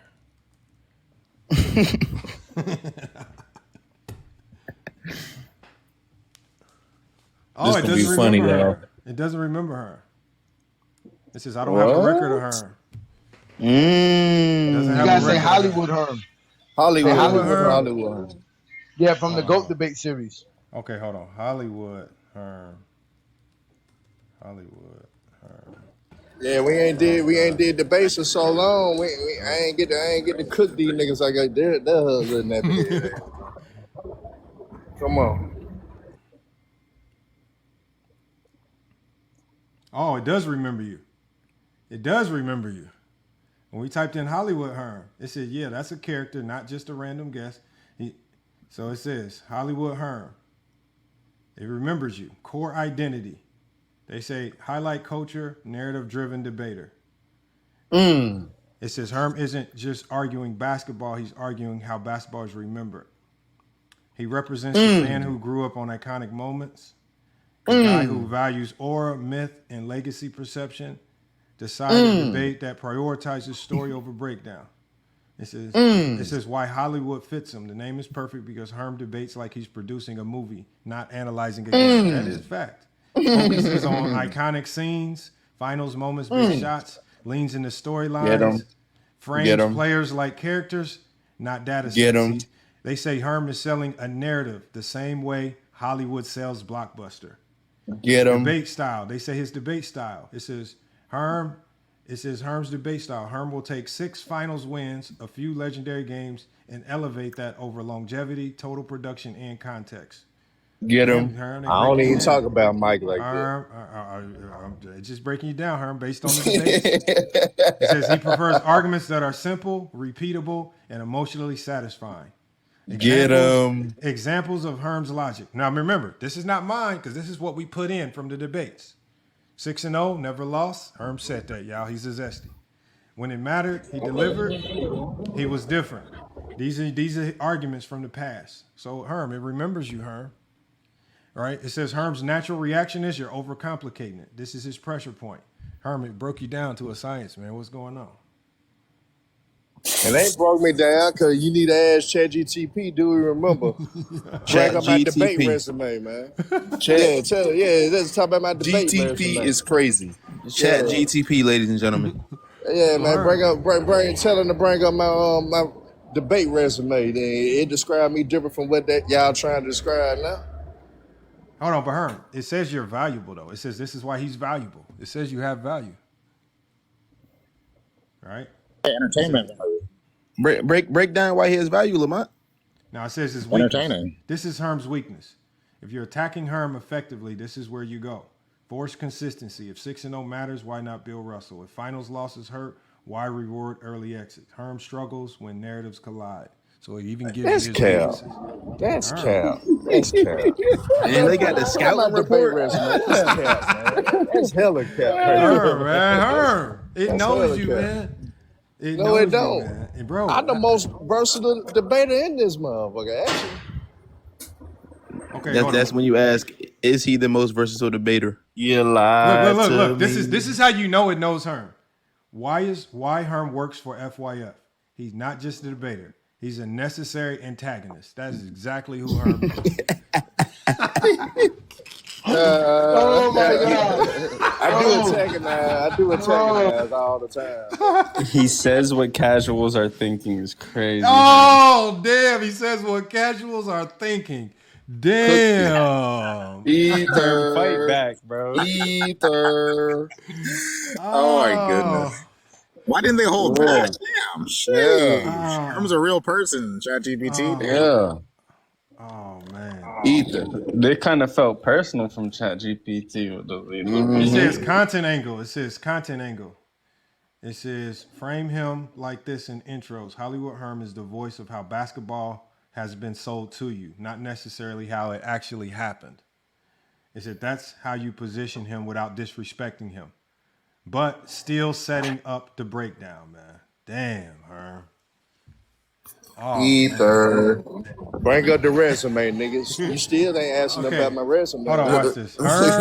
Hold on, watch this, y'all. Look, Herm brags to many that he beat GOAT James Kingdom. Nah, it ain't just about him. I beat a whole lot more than that, man.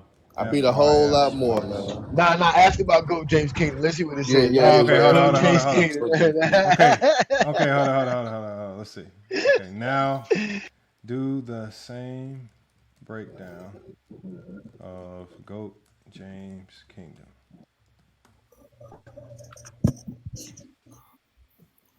Okay, so it says GOAT James Kingdom is completely different archetype than Hollywood Herm. It says Herm is narrative driven. GOAT James Kingdom is agenda driven with receipts. That is accurate. It says GOAT James Kingdom, the identity, the prosecution attorney for LeBron's GOAT case. Damn. Nah, I'm an attorney. That didn't put me into an attorney. I like that one. It says he's not reacting, he's prepared. It says what he represents. It says GOAT James Kingdom represents the LeBron first worldview. It says the side that believes if you actually look at the full body of work, the answer is obvious. He's pushing longevity, all around impact, statistical dominance, air difficulty, debate style.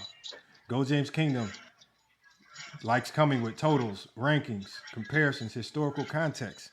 He'll hit you with top 5 in points and assists, 10 finals across 3 teams. Only player to lead teams in every category. He said he stacks evidence quickly. He does do that. Layered arguments. It says, unlike Herm, now it's comparing.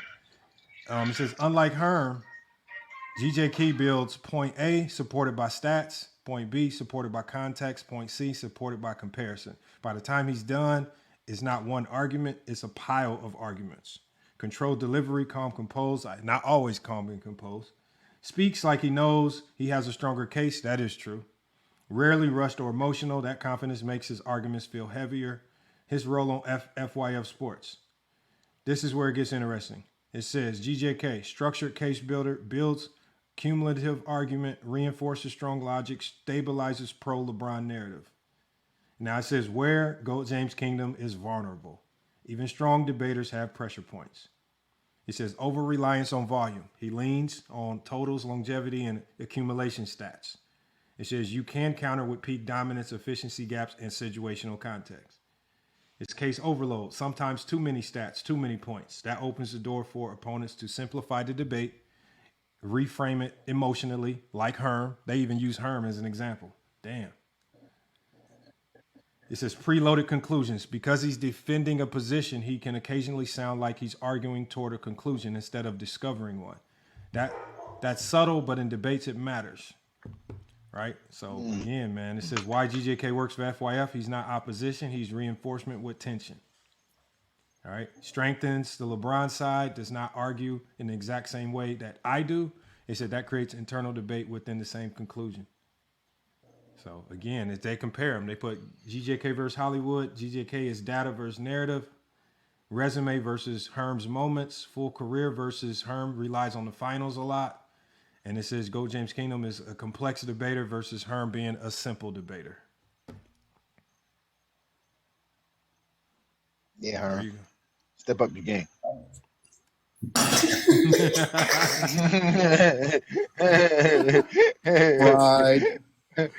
Step up your game, man. Fried by AI.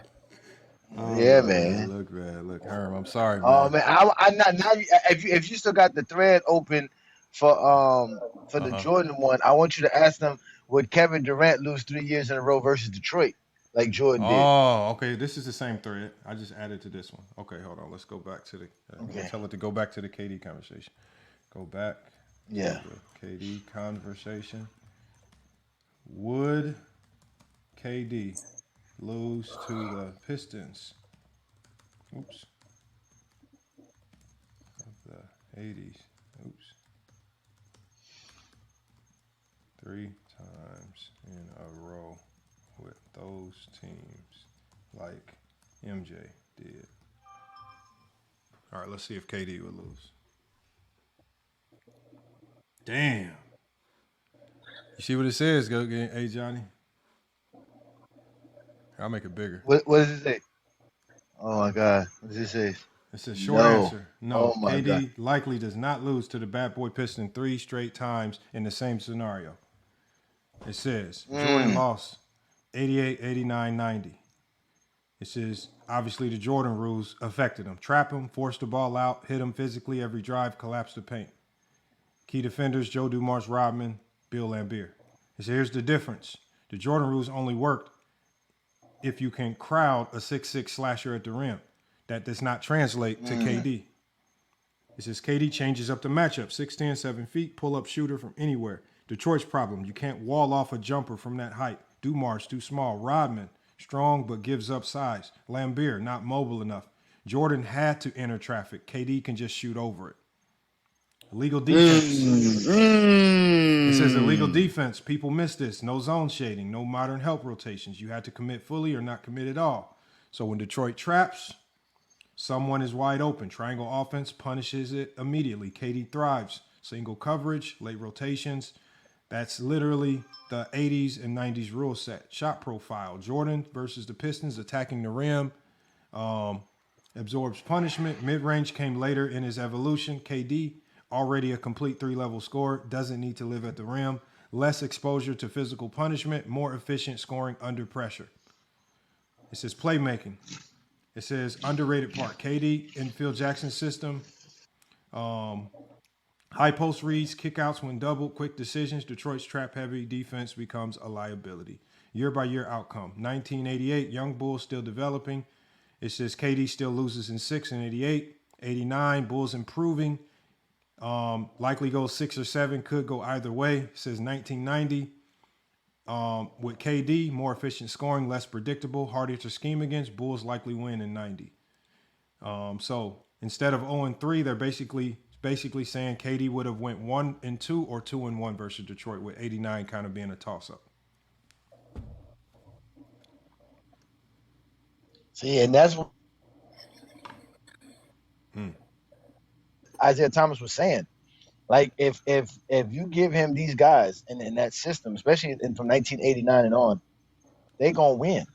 I mean, it was really 90 with the triangle offense, but I think that again, with like you said with Kevin Durant, you see how ChatGPT identified Jordan's lack of shooting ability in the late 80s, and how he said that didn't develop until later. Slasher. Exactly. So again, he would have won more championships, because if he would have won it in 90, he definitely beaten the Trailblazers in 1992. So he would have won in 90, 91, 92, 93, 94. You'd won 5 straight championships. Bro, KD and that You bull want to system. know? You want to know who I believe had a Kevin Durant like game, but had an untimely death, but also had success against Jordan in real time during that time? Y'all remember Reggie Lewis? I don't remember him because he died. He died like when I first started watching basketball. I was like 10, 11. He died like in 92, right? 92, 93? I believe in 93, but him and Jordan used to go at it. Like, he was a tall, slender, but he had a nice mid-range game, and he used to give Jordan Fitz defensive. He was a two-way player. Yeah. No, I mean, Kevin Durant would have been a beast, man. Kevin Durant would have been a beast on that Bulls team, man. The only thing that you could say that it wouldn't have been the same was that Kevin Durant wouldn't have been getting lottery picks the first early years, so they probably wouldn't have been able to draft somebody like a Scottie Pippen or nothing like that. And quiet as kept, man, Boston was strapped to continue their dynasty if Lynn Byers wouldn't have passed. Like, a lot of people, like, I'm not so sure Detroit would have came out back to back. Had, if everything would have worked out. Hold on, why does everybody look?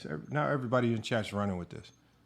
Julio, Reggie Lewis was not like no Kevin Durant, y'all. Look, I get y'all want to do comparisons. Y'all want to find a way to put some of these guys in KD's shoes. But look, that man Reggie, I'm telling y'all right now, he was not nothing close to no KD. He might have made a few jumpers. Nothing. Bro, come on, man. I saw him play. We can pull up Reggie Lewis highlights right now. That shit don't look nothing like no KD, man. These are the same dudes who say Big O was the first LeBron. Come on, man. Y'all got to stop with this, man. Come on, man. Reggie Lewis was closer to being a role player than he was to being KD. Facts. Come on, man. Great defender, though. Good defender, though. All right, Reggie Lewis, watch this. Watch this. He said, watch this. I said, watch this. I said, watch this. Watch this. Bro, them dudes don't be watching basketball. But again, and none of this is to disrespect Mike or the era, man. It's just y'all gotta understand what we've been watching, man. I was just telling Chilltown the other day about how this MVP race is crazy. This dude Joker is averaging a triple double, and nobody's like, oh, he's the best player. Like, it's like, that's crazy. And it's not triple double. It's not like he averaging like 12, 10, and 10. He's averaging 26. 12 and 11. Okay, I'm gonna pull up a good game. Best player in the game. This is a game where he scored 28 in 1989. All right, because I gotta show good. I watched him play against the Bulls. I forgot what game it was. I think it was 91 or 92. We was watching Jordan mid-range game, and he was cooking Jordan. Bro, everybody cooked Jordan. That's the thing. Yeah, I know, and they were trying to discredit Joker's assist the other day, including Lowe. So sad that Lowe's doing that. Bro, but Lowe got to be consistent. He's been disrespecting Stockton for so long. He can't switch it up now because of his favorite player, Joker. They act like Adams will be guarding. Okay, hold on, I'm about to download it. They act like do you know how hard it is to get 10 assists in a basketball game? No, but they would like showing you how which ones that count. Which I don't know if those were ones that actually count, because there was some I was like, okay, well, he dribbled the ball 3 times. It shouldn't have been one. It shouldn't have been an assist. But again, I don't think these dudes really go to the stat and go find the exact play. Yeah, they're acting like they can match up when the statistician tallied up this. Like, all we see at the end of the game was this player had X amount of assists. We don't know what plays he did or did not count. They correct the stats at the end of the game. If it that's why when you go to FanDuel, you might have a player who might have 12 assists. 10 minutes after the game ends, your whole FanDuel score might change because now he went down to 9 assists because they go back and correct it at the end of the game. So even if what Lowe's saying is true, the NBA still will go back as soon as the game is over and update and correct the stats in case they got it wrong. So even if what he's saying is true, the NBA now is even better than back then, especially with Nikola Jokic, because they will correct it at the end of every single game. So the assists today are far more accurate than what we got in the past. Especially with the gambler. But I'm just saying, like, they on NBA.com though, like for the game, when you go to the game and you go to the stats, there's like a section where you can actually click on the play. and it'll show you. So like it'll show you Joker's like 10 assists, but you can click on it. It won't show you all 10, but it'll show you some of the assists. But again, I'm not the one to sit here and count assists like that. He made a pass, a basket happened after he made a pass. It's an assist, man. I mean, what more do we want? Like, what do y'all want, man? The man passes the ball. The only way you're gonna get an assist is by passing. So you got to be passing. I mean, the assists are not supposed to look difficult. Y'all do know this, right? Coaches don't draw up plays so that the playmaker's job needs to look like it's not every pass. It's not going to always look like Jason Williams throwing some crazy dime. Like, yeah, exactly. The best playmakers make it look very easy. John Stockton's bounce passes to Malone. I guarantee you, none of y'all go out there and make none of them bounce passes. It's y'all. Rajon Rondo. No, but even those bounce passes, like you said, Lamont, even those bounce passes tell Karl Malone what to do when he gets the basketball. Depending on where he places the ball and everything, like that, it helps. Like these dudes don't understand. Like you remember what's that? Shane Battier was saying how Tracy McGrady was one of the best passers. He said he would always put the ball in the pocket where he didn't have to do much. And then and there was another thing where they were talking about how certain point guards were really good at getting you the ball on the laces. Mm-hmm. You know what I mean? So that you can have the ball. You don't have to move the ball to shoot. You can just catch and shoot. Like that's a skill. Harden could do that. Yeah, Harden. They were talking about that when CP3 does it. They were talking about Rondo does it. They were saying a lot of point guards do it, where they get you the ball on the seam so that you can lace them real good. You know what I'm saying? So those are all great points, by the way. Oh no, we got somebody trying to get in here. Let me let them. Nobody be talking about that. Yeah, but passes is not supposed to look difficult. Y'all playmaking, good playmakers make it look easy. So I don't expect you to be wowed by John Stockton's passes. This is why great playmakers really don't get a lot of credit because nobody thinks it's that impressive because it doesn't look like a fadeaway at the end of the shot clock. But it's just as difficult. Oh, trust me, it's difficult. It's not easy. Oh, we got TP. What's his name? TPM came up here. What's good, man? I saw you typing in the chat. What's going on? Not much, man. We about to watch Reggie Lewis supposedly looking like Kevin Durant. That's what we about to do. I can't wait to see this. Oh man, I don't know. Reggie was athletic though, too. Though I just don't know, bro. I just don't think we have to put these guys in these crazy categories. Like when people say Vlade Divac was Nikola Jokic. Like, no, he wasn't, man. Man, who said that shit?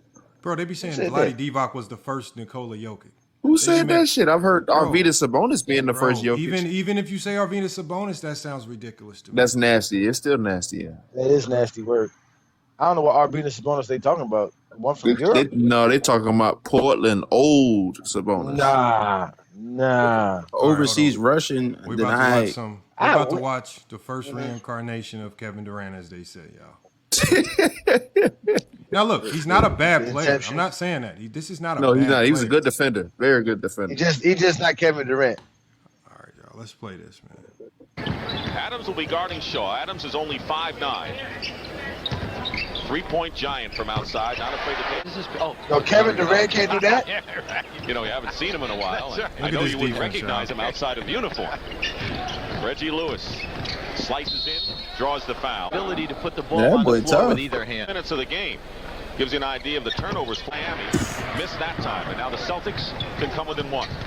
Celtics would like to up-tempo it, push the ball a little bit, but everything next open jumper. Open man shades. Back and forth we go. Denver is up by 1.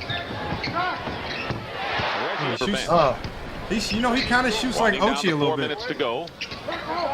In the Celtics are on 6 in a row, and Denver answered with 8 straight. Oh, he going left. McHale snaps the string. Ready today. Yeah, that boy is tough. Hold on.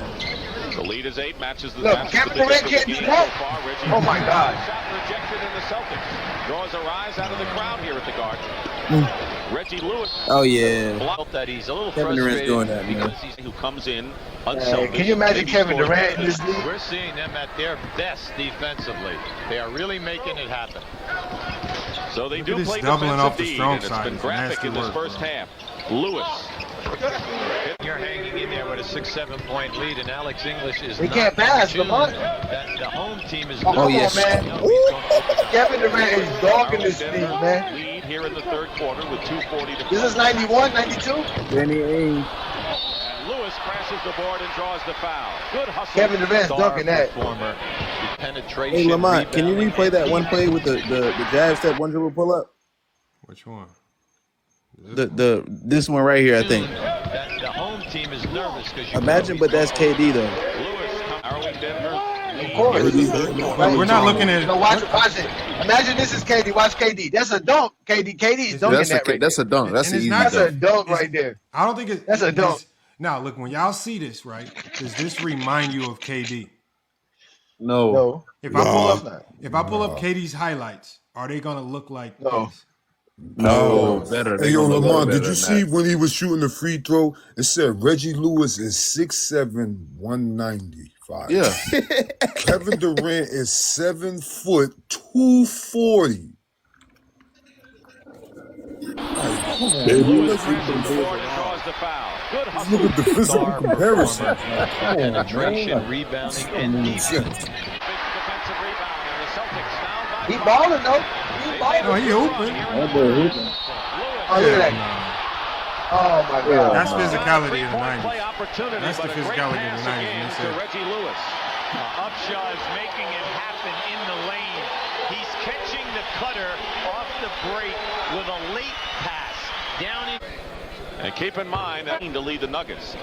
So you already see the benefits. I tell you what though, he make them free throws like Kevin Durant. Bro, I think I got them shoes that he wearing. I think I got the shoes that he wearing. I think that was them Reebok pumps, wasn't it? Yeah. Ew. Hey, don't hate on her. Hold on, does he got the pumps on? Lamar, you got a pair of Reebok pumps? Yeah. Y'all gotta rewind y'all lens and look at it. That boy got them hoes too. Yeah. He said he got them. Okay. Matter of fact, them the ones D. Brown wore in that the black was in that. And the slam dunk contest. What y'all know about the pumps, Pump man? shoes. I'm wearing these. Y'all gotta look at it. I'm finally gonna wear these. I'm gonna win the national championship this year, y'all. In the pumps, man. I'm gonna make sure I'm gonna pump them up before we get in the national championship game. I'm gonna let y'all know. You gonna wear them on the sidelines? You gonna pump them up? I'm gonna pump them up too right before the game, man. Release the air when it's over. Hey, listen, man. It felt good to have some pump. They try to corner market that thing. They wouldn't let nobody even make the offer. Y'all said KD won't be that effective in that era. No, we saying he would be. He would dominate. No, I'm talking about the people in the comments. I'm talking about the people in the comments.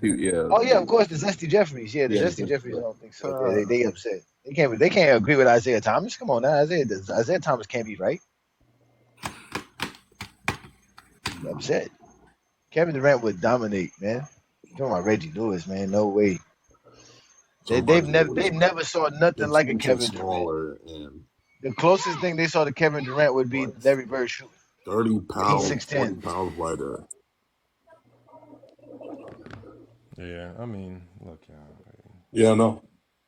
I don't think like, y'all would really want to see players of the day really go back to that era, man. It would get it would get so disrespectful, man. Oh no. I mean, NBA player was saying. Somebody was saying one of the worst hot takes I heard on here was LeBron James is just Karl Malone with a jump shot. Who said that? It was somebody on live. Oh, we got Juan Boy up here. Juan Boy ain't said a word. We gotta get Juan Boy cooking, man. Juan Boy ain't never this quiet. Hey, man, listen. This is enough film on Kevin Durant for me to make my assessment. When I be putting up posts, man, listen, man, it ain't Kevin Durant's a better basketball player than Michael Jordan on both ends. Why you say that? What the fuck is you talking about? There's too much film of him being able to sit in his chair, guard multiple positions, whether it be on the perimeter. Damn, I missed or the game. post. I'm tripping. I'm saying offense, it ain't even close. And I could just talk about Kevin Durant in the post with his passing. Purdue in the Elite Eight, y'all. Pop Dennis. Of course they won, Lamar. You're not coaching Texas. them no more. You ain't coaching no more. No, this is the D1 team. You were coaching them. No, we won a national championship with the club team. All I do is win national championships, man. Wait, what team? We say you got the ring. All I do is win, no matter what. Y'all see it lit up right here? Look, that look like an infinity stone lit up, right? It looked like an infinity stone. That boy got the rings right there, readily available. Readily available. Damn. That's why oh my god. That's why the Zesties don't like bull. Mm-hmm. He's a screen beat. I gotta watch these highlights. Oh yeah. What do you think the dudes in the 90s was? So what is Reggie Lewis at 6'7", 195? All of I was just saying that. Come on, man. Y'all don't be making sense, man. The only thing that would stop Kevin Durant in the 90s is that he smoked bud. Man, them dudes But would you take smoking? all kind of shit. Would you take that or doing just crack cocaine? Which one? I mean, come on, man. Bro, I'm just saying. I'm just saying that's the them cokeheads, man. They did more coke than Ricky. It's easier to hoop off the bud than it is all that other stuff. Yeah. Trust me, I knew. Hey, look at the comment by Happy Meal, by Hamburger Happy Meal. What he said about Juan Boy. What he called Juan Boy. What y'all be thinking when y'all be making up these names about us? I don't know, man. We be thinking y'all obsessed with us. You know what I mean? Y'all gotta chill, man. Tyson, that's the reason why we be trolling on the basketball. Y'all be hurt. We be hurting y'all feeling off for basketball. Yo, can I all ask y'all that a question? personal stuff? We don't take y'all serious. We don't even take y'all basketball knowledge serious. Y'all be watching somebody named B Smooth on here? who is it? I've heard of him. Yeah, he doesn't. Bro, that nigga takes me so horrible, man. Like his takes me so, and like he's one of them people who allow you to come up and then he'll tell you that he'll ask you to say something and then start getting louder than you are arguing with you while you're trying to prove your take, bro. Talking about no cap. Yeah, I mean that's how they talk. They don't know how to have a conversation. They don't know how to listen. Hey, can y'all hear me? Yes, sir. Yeah, we can hear you. Who was that? What's Is that Peter Bagjuice? It's Peter. Oh, It's P, Peter man. You Bagjuice. already know. Peter Bagjuice finally came over to TikTok. Bro, if Katie don't go to Hold on, the Peter. Warriors, You got over your beef with Johnny, man. Y'all can't be beefing no more, man. I know No, he was on Friday night the other night. He's still starting up stuff with Herm. Herm's on the rampage right now. Herm's starting with everybody. Oh, yo, and I forget he was going in with Juan Boy too. Juan Boy getting in with everybody too. Juan Boy don't like nobody. Okay, what you got, Peter Bagjuice? What's good? Hey, not much, man. I was finna just comment on the whole the 6 feet thing. Impossible. We saw Katie wasn't really able to be effective. Well, he's been effective in the playoffs, but in terms of being able to win in the playoffs, he needed a floor space of the caliber of a Stephen Curry to really get over that hump.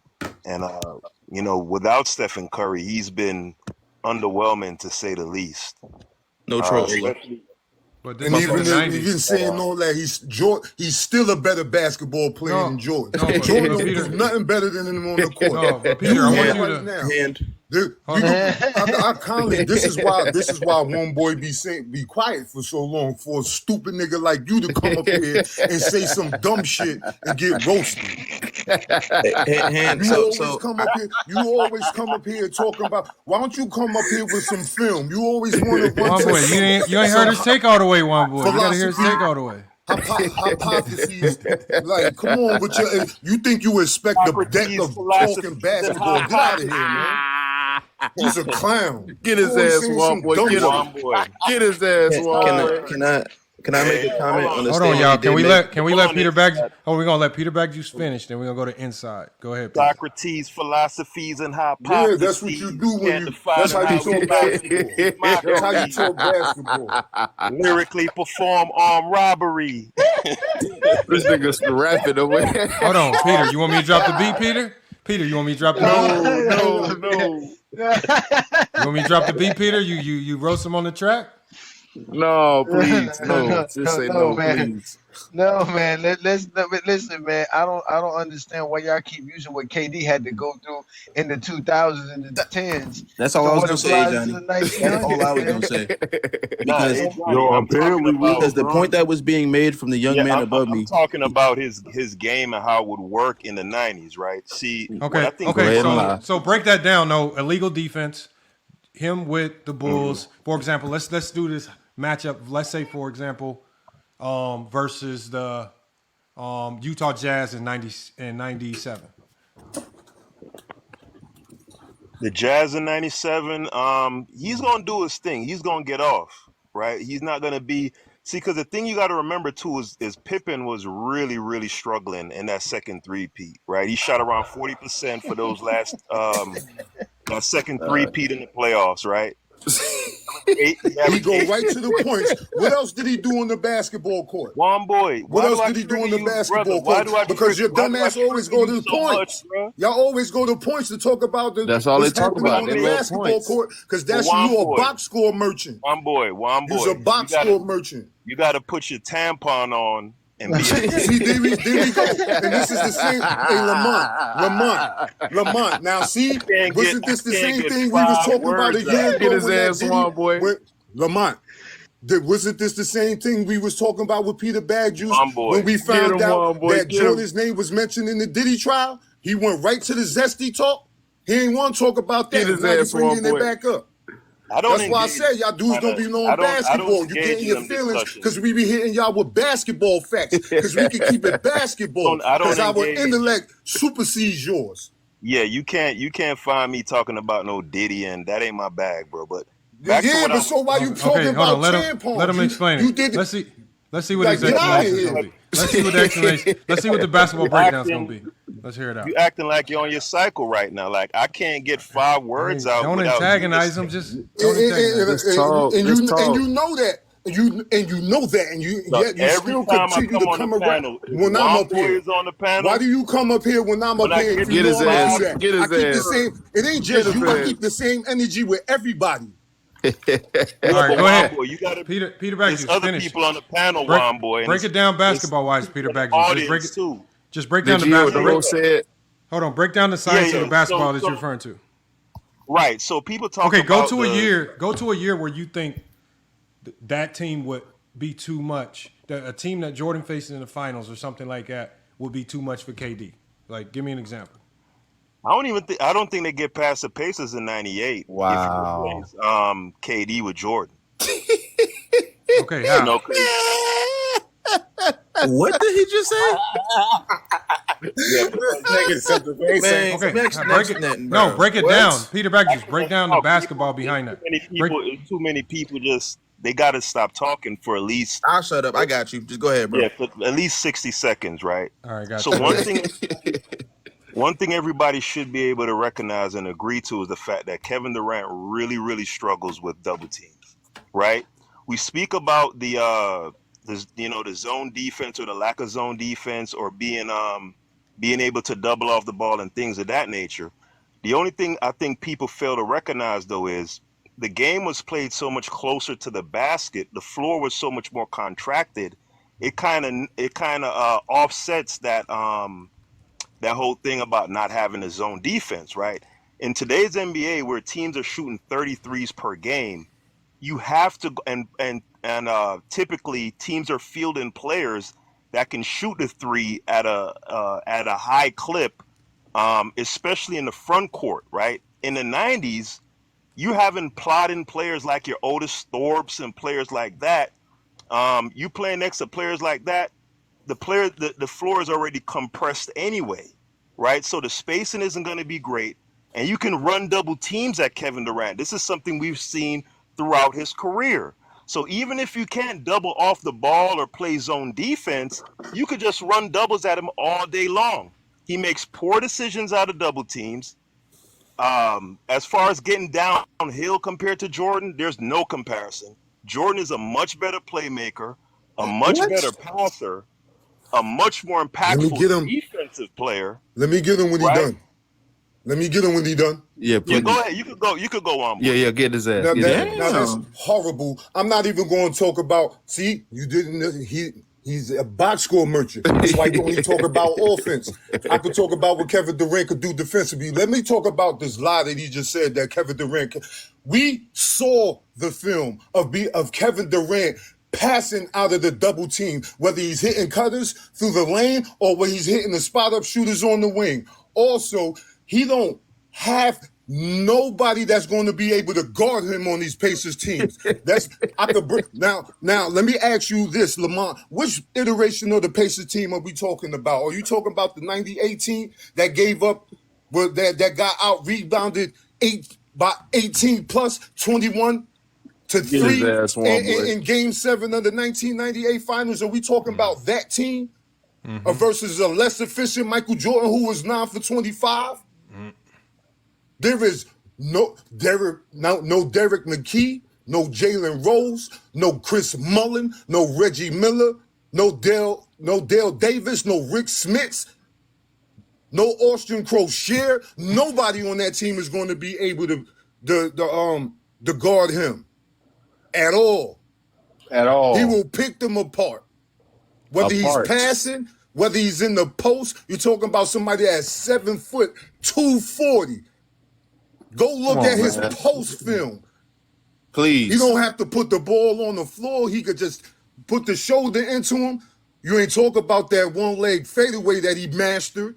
You ain't talk about his ability to get to the line to be shooting 90% against these dudes who can't move their feet, and Dale Davis and Antonio Davis and Rick Smits. You ain't gonna talk about how Rick Smits was a starting center for the Pacers, who never averaged 20 points per game, who never averaged 10 points, 10 boards a game at 7'4", which Wemby has done for his first 3 seasons. And who, unlike Rick Smits, is already a great defender. Rick Smits ain't never been known as a great defender. Never has Reggie Miller. You didn't even talk about the Pacers' weak-ass defense. Barbecue. You're rambling, brother. Where Wemby? You got to let him finish cooking. He's giving you an analogy. I'm done. That was a good analogy. I got you. So next up, too, as well. Okay, I'm done. No, hold on. I want to, I want to go back to Peter Backjuice. We all got questions for him. Do you want to respond or you want to let Inside go, Peter? Now let Inside go. All right, go Perfect. ahead. Cook his ass inside. So we talk about, you keep talking about Kevin Durant struggling in double teams, and I want everyone who's watching and everyone on the panel to understand that a double team of the modern era is not the same thing as a double team from the 90s era. It's two completely different things. So one, we can explain that in the 90s, you have to fully commit to a double team versus in the 2000s, 2010s, 2020s, you can have a zone defense, you can have an overload. The double teams can come from anywhere else. You have people like Bill Wennington, people like even Dennis Rodman, who can sit behind the three-point line, and you have to stay by him. If you don't stay by him, it's illegal defense, or you have to fully run across and go double team. So when you talk about him struggling against double teams, sure, in your professional opinion, he may struggle against double teams in the 2010s, 2020s. That's fine. In the 1990s, he's not going to struggle against that because you cannot double team like you can in the modern era. You can't. Then you said something about the spacing being effed up, because I'm going to watch my language. You said something about the spacing being effed up. We've seen already in the same exact era, spacing not, quote, matter with Michael Jordan, because the illegal defense, once again, allows the floor to be spaced whether or not someone can shoot or not. So your logic that he struggles against double teams in the 20s or in the 10s has nothing to do with double teams in the 90s, brother. Nothing. Yeah, just for the record, Inside, when I say double team, that's what I'm referring to. I'm referring to if you're stunting, then you're not doubling. So when I say double, I'm talking about literally sending that second man every time, similar to what we watched him go through with the Lakers the other night. Right, they weren't stunting at him; they were blitzing him. That's what I'm referring to. Because even if you look at Kevin Durant's game, right, and Isaiah is talking about this mid-post stuff, in this era with the 3-point shooting, this would be the optimal era to play out the mid-post. But even at this late stage in Kevin Durant's game, he still wants to go top of the key and do the tween stuff. And I'm telling you that makes it easy for you to just blitz a guy. I don't need to run any sort of sophisticated double teams where I'm stunting and then I'm having guys peel off. No, I'm just blitzing him and getting the ball out of his hand every time. If you want to swing it to Bill Wennington at the 3-point line, go ahead. If you want to swing it to BJ at the 3, go ahead, right? Because those guys are not going to attempt the amount of threes to hurt my defense like that. Even a guy like Steve Kerr, who is the percentage leader all time in threes in the 1990s, he's not going to take 5, 6, 7, 8 threes because the game just wasn't played that way back then, right? So now what Kevin Durant would need to do to match Michael Jordan's effectiveness in the playoffs would be to take 24 shots, 24, 25 shots in the playoffs, playing pretty much strictly out the mid post in that triangle offense and being as effective as him with a diminished Scottie Pippen in that second three-peat with his offensive game falling off. I just can't picture it, bro. Perfect. So you said Jordan was trash in the second three-peat. What are you talking about? It's fine. Jordan was trash in the second three-peat. Juan boy, it's fine. We don't have to talk about Jordan because he brought up the Lakers. He scored 29 points on 35 shots. He brought up the Lakers game. Get out of here. He brought up the Lakers game. If you watch the Lakers game, 15 for 31, 4 for 15. 9 for 35, 11 for 31 in the series. Get out of here. You talking about Jordan shooting 2 for 22 with authority every Monday at 3 p.m. Juan boy, he already lied. 2 for 22 and 3 quarters. First off, Juan boy, and I quote, he brought up the Lakers game, Juan boy. He missed 26 shots in the game we had, 1 assist. Get out of here, man. What you talking about? He brought up the Lakers game. Let's talk about the Lakers game. You got 1 assist. Let's talk about the Lakers game because it wasn't just a double team that they were saying in the Lakers game. They were running an overload on one side, doubling him, hard hedging. They were doing all of that. It wasn't just a double team that, like you said, it was 1, 2. They were running a zone behind the double team. And you don't not the same thing. You can't do that in the 90s, sir. Your logic is flawed, brother. Stop lying to people. You push Jordan left. He is picking up his dribble and turning the ball over. That's lying. Cook his ass. Talk, bro. That's from the film. You're not talking about nothing from the film. This is everything we describing. We have sat here and watched. Bro, y'all just going to trample on inside, bro. He was making some good points. It's starting to blow me back. And no matter what, even if we're going to talk about the Lakers game, that's my partner. We speak from the same basketball mind, so when he leave off, I can pick up that, and it's vice versa. Yep. We not done. We not done. We not done. Please allow me to interject real quick. But just let you know, Peter, you said something about the spacing, and that's what Kevin Durant is going to dominate in, is the fact that they've never had to guard somebody 20, 25 feet from the rim while dribbling the basketball or not dribbling the basketball. So Kevin Durant will create that space.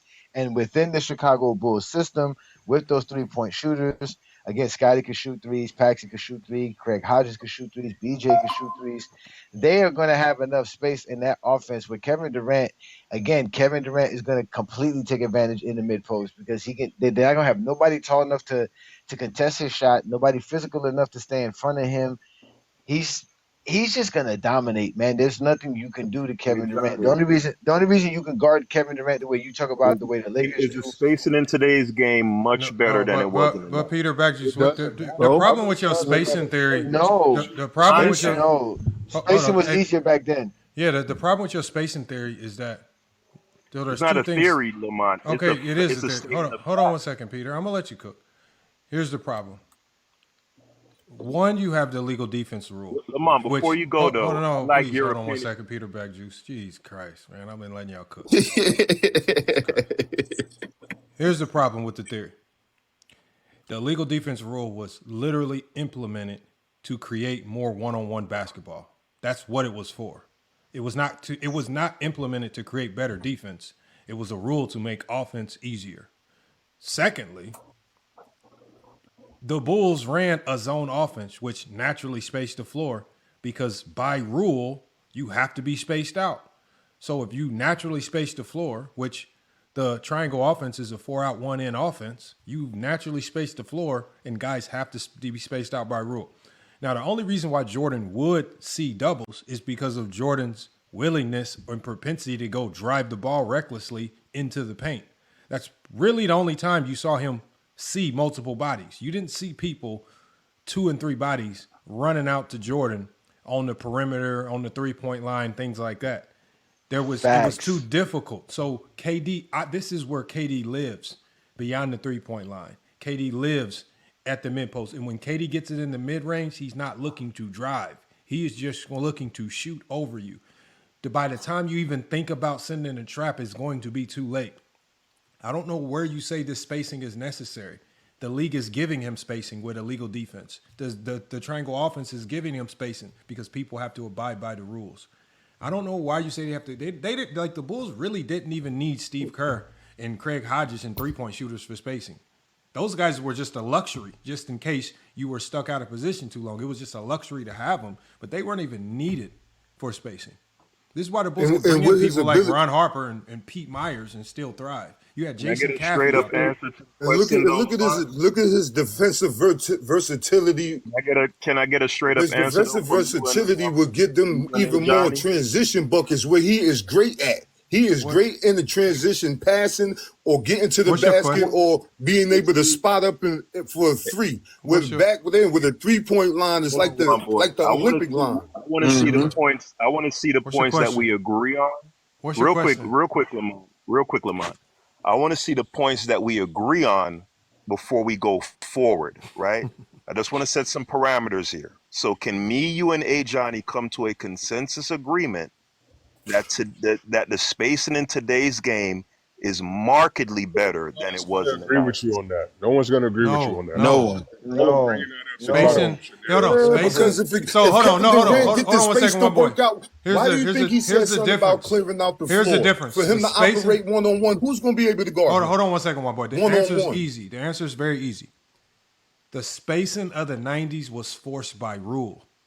The spacing of today is based on your roster. If you don't have 3-point shooters, as we saw when LeBron was running around with Russell Westbrook, ain't no team in the league gonna give you no type of spacing. They're gonna pack it in. We saw the Milwaukee Bucks literally win a championship by packing it in. Again, your spacing today, spacing is solely based on your team's ability to shoot the ball. If you cannot shoot, teams are not just gonna stand spaced out for absolutely no reason. Me and Johnny do these defensive breakdowns. We talk about how teams are overloaded in help, strong side. You're seeing 2 and 3 bodies before you even start your drive. That's because, again, spacing is predicated on what you have on the floor. Not all teams are built like the Warriors. Not all teams are built like the Boston Celtics. Not all teams. The question is about in general, not all teams are built the same. So in general, today's game is still predicated on you will be able to get a tad bit more spacing if you have elite shooters. You couldn't, not a tad bit more. In the 90s, hold on one second, Peter Badger, you asked a question. But in the 90s, you had to be spaced out irregardless if you had Bill Winnington on the 3-point line or not. If Bill Winnington's on the 3-point line, you still got to be spaced out with his sorry ass. Right, Manute Bol and all these dudes spaced out on the 3-point line. You got to go space out with them just because the rule said so. You could not cheat over in the help. You had no help principles, and this is why when they doubled, they had to double from the strong side. They couldn't double from the weak side, which doubling from the strong side is even worse. So again, I don't know why you pretend spacing in the 90s was easier because it was built into the rules. No, I didn't ask you about which space was easier or harder. I said, is the floor in general in today's game? No. Right, more. No. Is it more space on the floor than it was in the 90s? So I mean, at that point, then we can't have a discussion because in my universe, the sky is blue, and in your universe, do you want to see film? No. Let me answer the question. Peter, the strategy of today's NBA is more space because today players can shoot. That has nothing to do with defense. Right. Absolutely. I didn't say the reason why, Johnny. I'm just saying what but to not state why. But not to state why is to be disingenuous and to mislead. The fact that you're making it seem like Kevin Durant's not going to have space like he has today is he actually going to be the fact that it's easier for him to get space and he's going to have more space. He's actually going to have more space in the 90s than he has today. Have Dennis Rodman and Bill Winnington on the floor at the same time. What kind of spacing are we talking about? It means nothing. Okay, let me explain to you how. Let me explain to you how. What are we Hold on, talking wait. about? Come on, guys. Let me explain to him that because people want to hear basketball, not y'all always cussing people out. Listen, when you have Kevin Durant on the Chicago Bulls horns on the strong side, and you take John Paxson and drag him to the weak side wing, and you have Dennis Rodman, right? And you have Bill Wennington on the low block on the weak side. Their man has to still be on the weak side. Kevin Durant has an entire 10 to 12 feet of basketball where it's just him and his man. He can face them up. He can dribble past them. The guys that are guarding Bill Wennington are going to come late, just like they did when Jordan was there and Jordan was leaping and dunking on them. Kevin Durant has the same abilities. He's taller. He finishes at the rim better than Jordan does. He shoots better than Jordan. Matter of fact, that's helping the defense by putting Kevin Durant 15 feet from the rim. Put him 20 to 22 feet from the rim on the wing by himself. That defender will be completely helpless. Nobody would be able to stop Kevin Durant. Whoever comes to help, that is an easy basket underneath the rim. They will destroy teams with Kevin Durant in that era. It wouldn't even be. He doesn't play a foul line game down though. He plays a face up at the 2-point line. What? That's because he plays today's NBA where you could put somebody on the strong side on the low block, and that way you have somebody to help. All you're doing is driving into the defense. So he has to shoot over somebody who's playing closer now because he can play closer. Kevin Durant's not driving anywhere. You missed my point, though. You missed my point. All right, so for example, Dirk played under the same rules, right?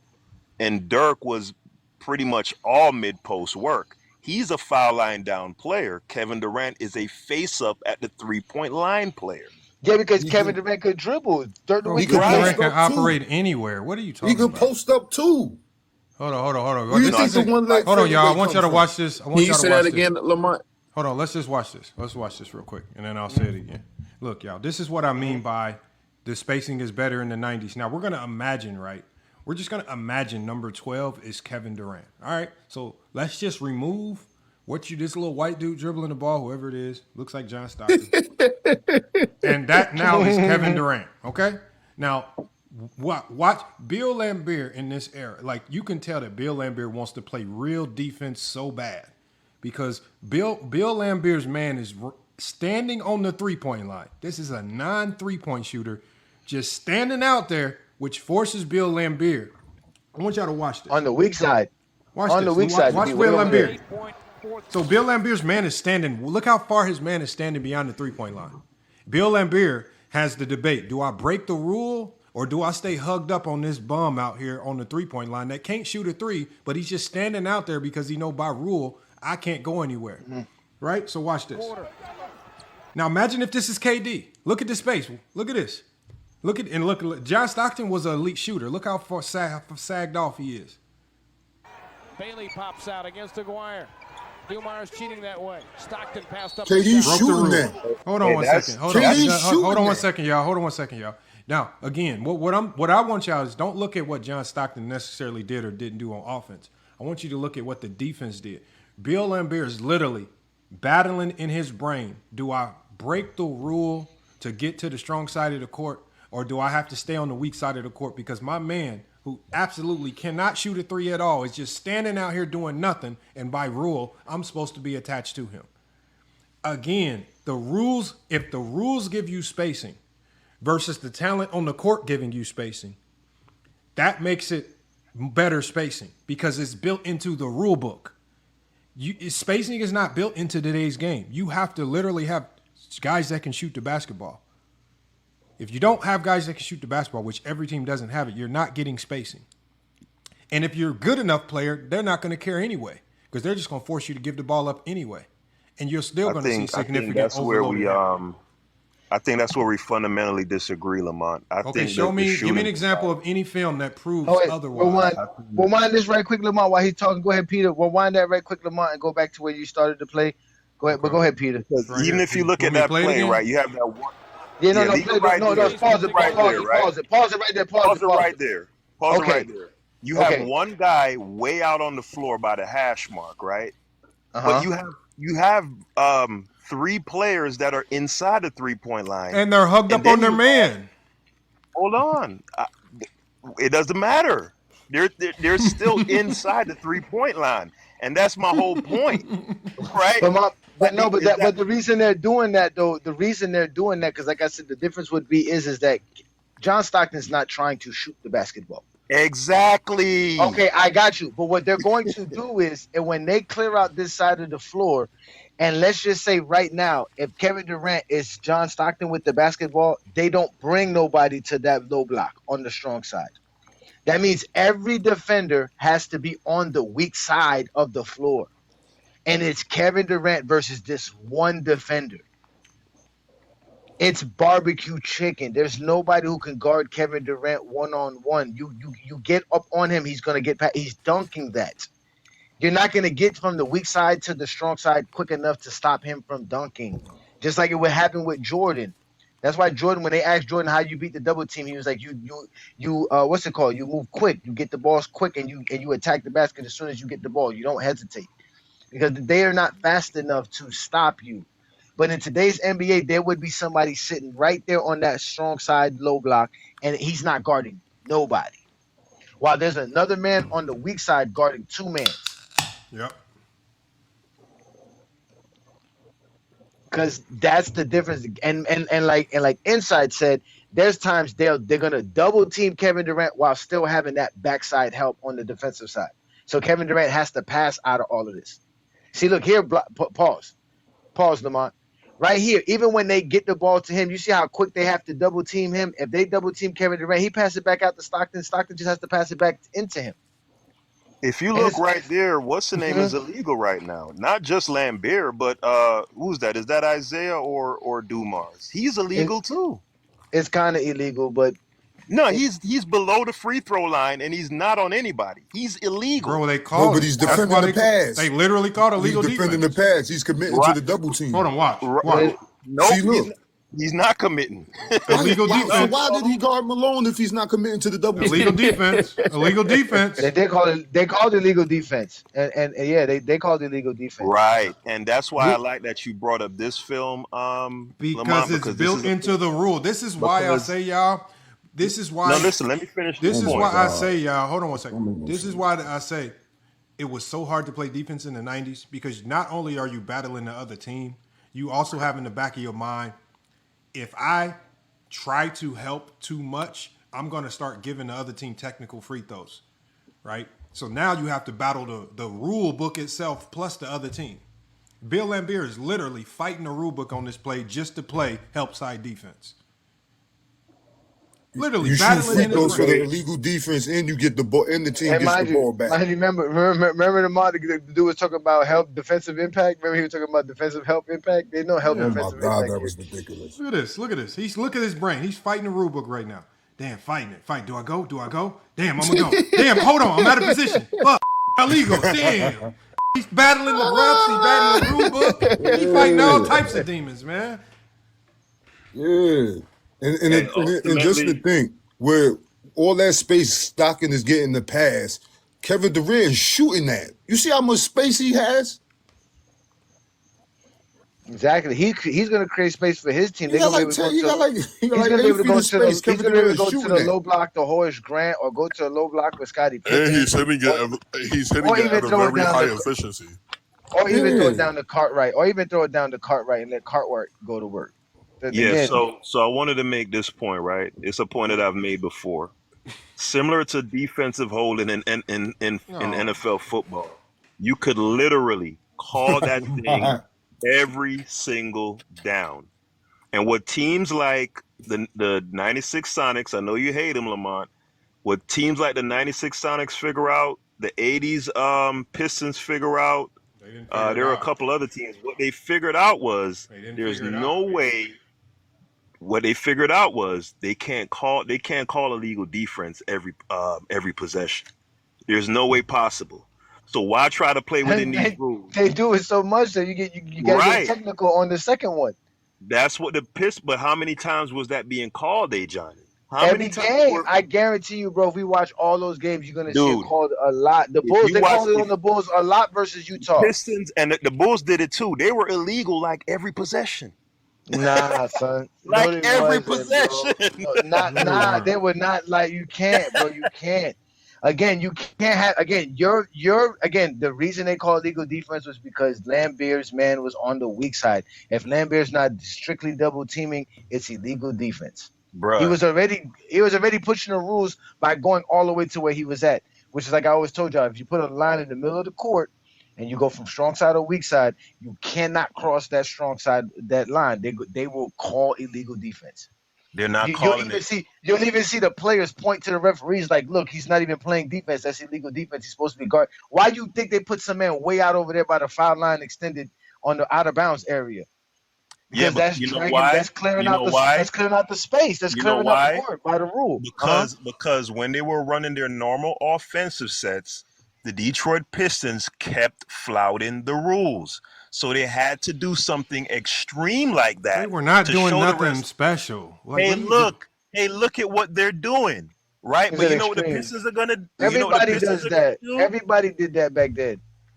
For sure, but that's my whole point. Even for Jordan, how do you think Jordan got all that space? How do you think Jordan got all that space? It's the same thing. They would put Ron Harper over there, and Ron Harper would be pointing to the referee. Look at my man not playing. I've even heard Lamont say this before. You always misquoting me. You be always misquoting me. No. You said this out your own mouth. Bro, you said the Chicago Bulls were damn near always illegal. I never. You said something man. like bro, that. You did, bro. Why you making? He stuff never up, said. man? Where you get that from? He never said that. He said the Chicago Bulls.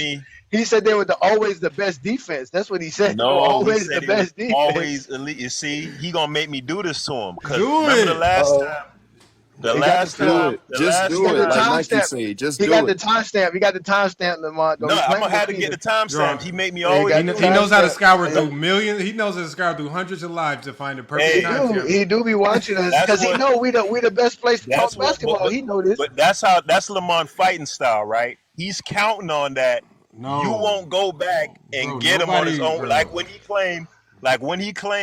You gonna misquote again? Anthony Davis is slow laterally, and that's the reason why he can't move laterally, and he's slow. And he was like, "No, I didn't say that." And I literally had to go get the timestamp for this man, bro. He did go get that. Remember that?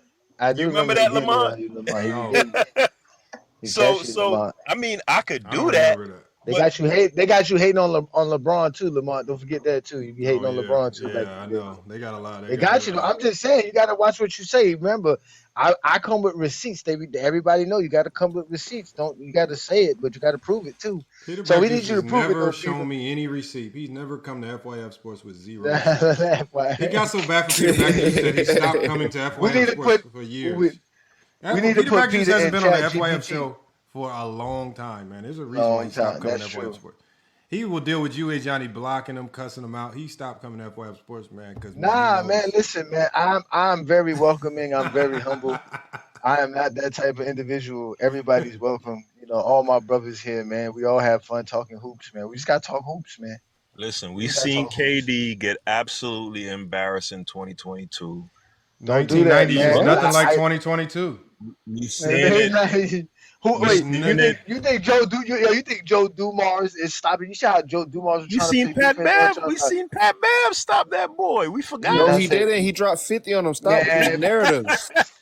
We seen Pat Bev get that boy hell. He didn't give him hell. Stop lying. Pat Bev was working hard for a job. These dudes Pat Bev. These dudes was out here getting NBA jobs, man. They were just grocery men, man. Like Pat Bev had to work hard to get the job. That's just like Jokic, right? Playing that style that he want to play at the top of the key, being the offensive hub, right? And teams done figured that shit. That shit out. Who did? Who? I'm gonna get a little nigga. He's scoring 100 points. He's averaging almost 30, 12, and 10. Well, what are you talking about? Explain how he's been figured out. Joker would have 100 idiotic, game. bro. Joker would have 100 point game. That's why I hate when they come around, though, show. It just feel like we get dumb. Lamont, I ain't gonna lie. They just talking. Because we have to dumb but I gotta down put my our little man to intellect sleep, man. This to explain basketball. I got you. But you can keep going. You don't want to echo chamber though, Juan boy. I don't think you want Man, that. I say this wherever I'm at to whoever. Now, Ron Boy and New World and them are themselves, man. These dudes. Listen, the one thing we preach here is be yourself. And then the other thing too, why are we not talking about the fact that Jordan is a far more impactful defensive player? That's not even close. That's not even close. He was getting bullied by Magic in the post. Who's going on Kevin Durant? Who's Kevin Durant got to worry about? Who's Kevin Durant got to worry about? You talk about the Pacers team. Tell us that. That Shrimp. Yeah, come on, man. Jalen Rose, get out of here. Derek McKee. Byron Scott. Ew. Chris Mullen. Hey, Chris Mullen is Chris Mullen was sitting in the corner. Chris Mullen is lighting his ass up. You said Chris Mullen is lighting KD up. Chris Mullen is lighting that ass up. No, he's not. Hold on one second, y'all. Can't put the ball on the floor. Hold on. I want you to watch this again. There's another example, y'all, of how the teams started exploiting illegal defense so bad, y'all, that they weren't even running real offense. Watch this. By 3. 29-26. Now look at the Pistons players, y'all. Look at this. 1, 2, 3, 4. That's called spacing, right? That's a lot of spacing, Peter Bag. That's not spacing. Peter Bag Juice, hold on. That is not spacing. Peter Bag Juice, Are you the whole left side of the court? He has the whole court wide open. You will never get this in today's NBA. He does not have anybody. Hold on. No, hold on. I want you to look just solely. I just want you to look at it. You got 1, 2, 3, 4 Pistons just standing on the completely opposite side of the floor, just standing there. All of them, none of them are screening for each other. They're not doing anything intricate. They're just standing way out there because they know y'all go ahead and try to defend if you want. If you do anything crazy, it's illegal defense. I want y'all to watch how this play And I unfolds. bet you ain't none of them Yo, niggas could shoot. it is official. Watch the play. As soon as you budge, illegal. Ian Paxson in the backcourt. Akers, Bird. It is official. He does not know basketball. The dude talk about there ain't no space. Hold on. The dude. Hold on one second, one boy. The dude breathed wrong. Danny Ainge literally just tiptoed one step too far away from his man, and just that quick illegal defense was called. This is how easy it is to get spacing in the 90s. We'll run it back one more time. Remember, you didn't have to be skilled at all. The Pistons could have put all of us on the panel on the basketball court. Don't matter. And just put them on the opposite side of the floor. They would have got space. Like 30. Look at this. Look at this. Boston by 3. And look at the time that is called. Shut off the shot clock. We have 14 seconds to play in the first. Ain't nobody in the paint. Look at this. Nobody in the paint. And all they doing is dribbling. And they He's call. not even trying to make. He's not even. It's not even about what the Pistons are doing on the ball. What I'm saying is, I know that. Look at what the defense is forced to do because of the rules. This is not because of skill. The defense today has to make certain decisions based on a player's skill. They're not forced to do it because the rule book says it. So if it's built into the rules for you to get spacing, that's why I say it's easier for you to have spacing. Now, did Isiah Thomas and some of these guards capitalize on it like today's players would? For example, if a Kyrie Irving had that level of spacing, you think he would have sat and waited around on an illegal defensive call, or he would have barbecued and went straight to the bucket? So the mentality of today's players is different because they're not standing around hoping to get a technical free throw. They're going to go cook and utilize that spacing as opposed to waiting for the ref to call a foul. That right there is elite spacing, and you don't even need a three-point shooter on the court. That's what I mean. That's what I mean. Well, can you run that play back one more time? Can we have him break down how it's not spacing? There's more examples. Yeah. Tell us how this is not spacing, Peter Bagju. 29-26. Okay, I'm going to pause it right there. Tell us how that's not spacing. I'll wait on you, Peter Bagjuice. Go ahead. Because you said that's not spacing. Good for the jumbo jet through that joint. Hold on, y'all had me muted. So Peter, to answer your question, you said this is not spacing. Tell us how this is not spacing. Yeah, that's not spacing. When you have 4 players bunched up when you have 4 players bunched up together, that's the opposite of spacing. What We're they're talking running about is a for the gimmick. ball handler. Can Is I that answer, spacing? can I answer the question? Bro, we're Can I talking about answer for the- can I Isiah answer the question? Thomas. Does the ball handler Look, have can I be? spacing? Can I? You ask me a question. Are you going to He's allow not me to answering. answer? He The question is this. disingenuous. I'm not They referring don't to. want you to be I'm referring to disingenuous. on ball. Does Isiah Thomas have spacing now? Yes or no? He No, knows what you're talking about. Hold on, no, you said Isiah no, Thomas right now doesn't have spacing? You're looking at the screen. no, Bro, do I need to no, zoom it not in really. bigger? Do I need to make it bigger? Are you Yeah, what blow are it you up. talking Yeah, about? Not blow really. it up. So let You me said- finish making my point. You that I said, was hold making. on, Peter Backjuice. You said Isiah Thomas right now doesn't have spacing. No. How? So if I could finish the point. See, I told you, Lamont. I told y'all. Are these rhetorical questions? Are they like what kind of It's questions? Are you very asking me a rhetorical, question gang. for Look me at the to screen, answer, brother. or Okay, go ahead and It's answer. very Go ahead. rhetorical. Go ahead and answer, man. right? So when I brought up the issue of spacing, I'm talking about floor spacing in an NBA game, not some team running a gimmick set It's not a gimmick to set. call out. Yes, this is a gimmick. This is not a viable offensive set they're running. Look at where their 4 players are. You have 4 players literally bunched all up together. They're not running an offensive set. They're literally running a set to. Okay, so can we go to the call next out play? the ref. Let's go to the next play then. Hey yo, Got off yo. This is basketball dummy intellect at what its they call. finest. The Pistons were called Daly's hot. Hold on, listen to what they're saying. Bird and McHale up front, they whistle a stoppage of play, and Hugh Hollins to the scorer's table.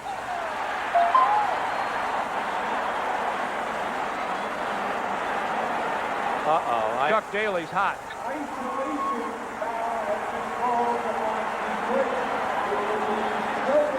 What did they call? I have no idea what they called.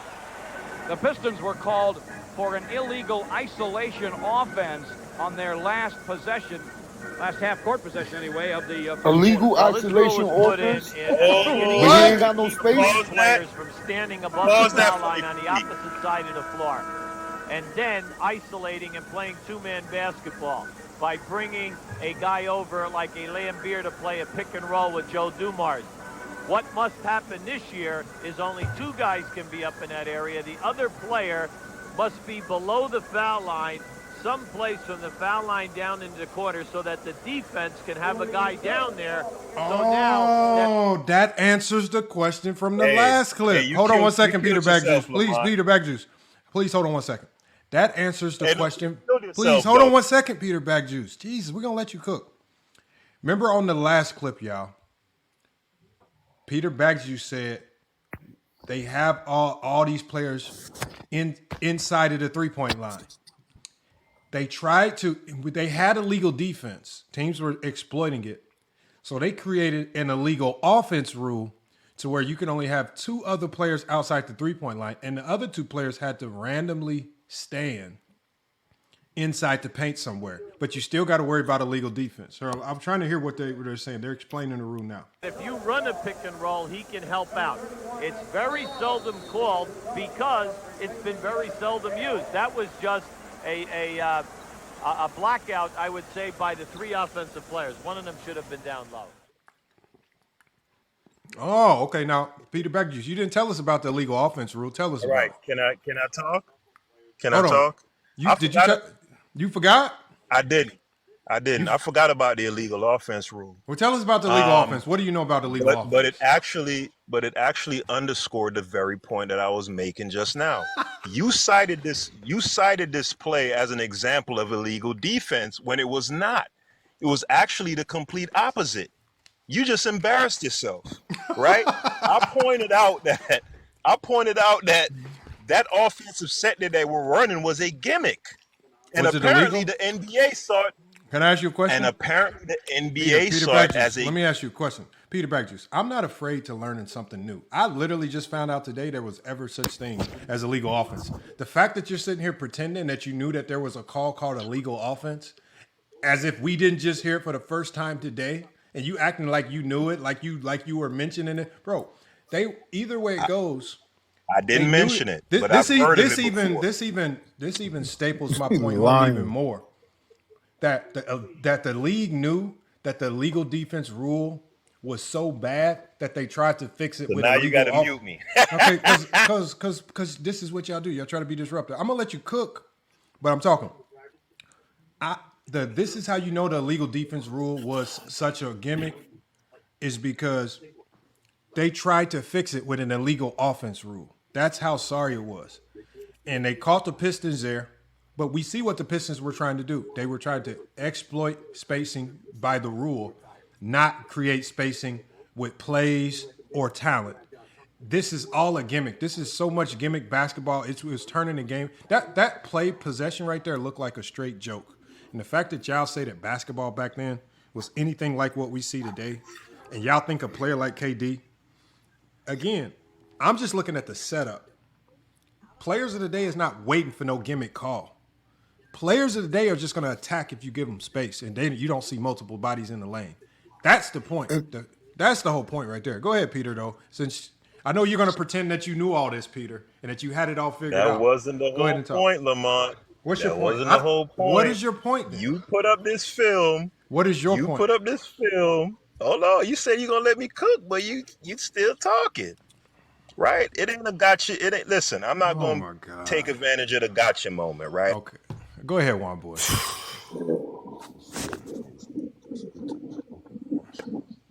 Well, okay. You finna let me go. You say I'm gonna be in and out. I'm gonna say something real quick. Hey, I was shocked by that, Lamont, because I agree with Peter Bagjuice on this one that I think the spacing of today is better only because teams have figured out how to exploit great shooting and teams of the 90s I thought didn't understand how to exploit the rule, but they did. It was just illegal, right? I would have been doing that all game if it wasn't illegal. But now I know why they wasn't illegal offense. Right. So I didn't know that either. That's news to me, bro. So, but I do agree that spacing was a little better back then because you had guys that were always in the paint, clogging up the paint, like the Dale Davises, like the, what I'm saying, all these other guys that couldn't shoot and do other things on the court. So I think the spacing of today is better. And I thought, teams were just dumb, but apparently they weren't just dumb. It was illegal. So that was my nasty work. So now you have illegal defense and you got illegal nasty work. I did not even know that. So damn, we learned something new. I've never seen that. Can we all agree? But they missing the whole point, bro. They're missing the whole point of why he went to the video. Peter's gonna pretend that he knew that rule existed. He was just about to tell us before we saw the clip. Can I go? Can I go? Yeah. Y'all got it, man. Listen. I take victories. New World One boys. Hold on, Tyson. Listen, brother, I take victories wherever I could get them. That's a fact. So whether it was light though. It was light. Yeah, it's a little light. It's a light little victory. Hold on. How does the spacing?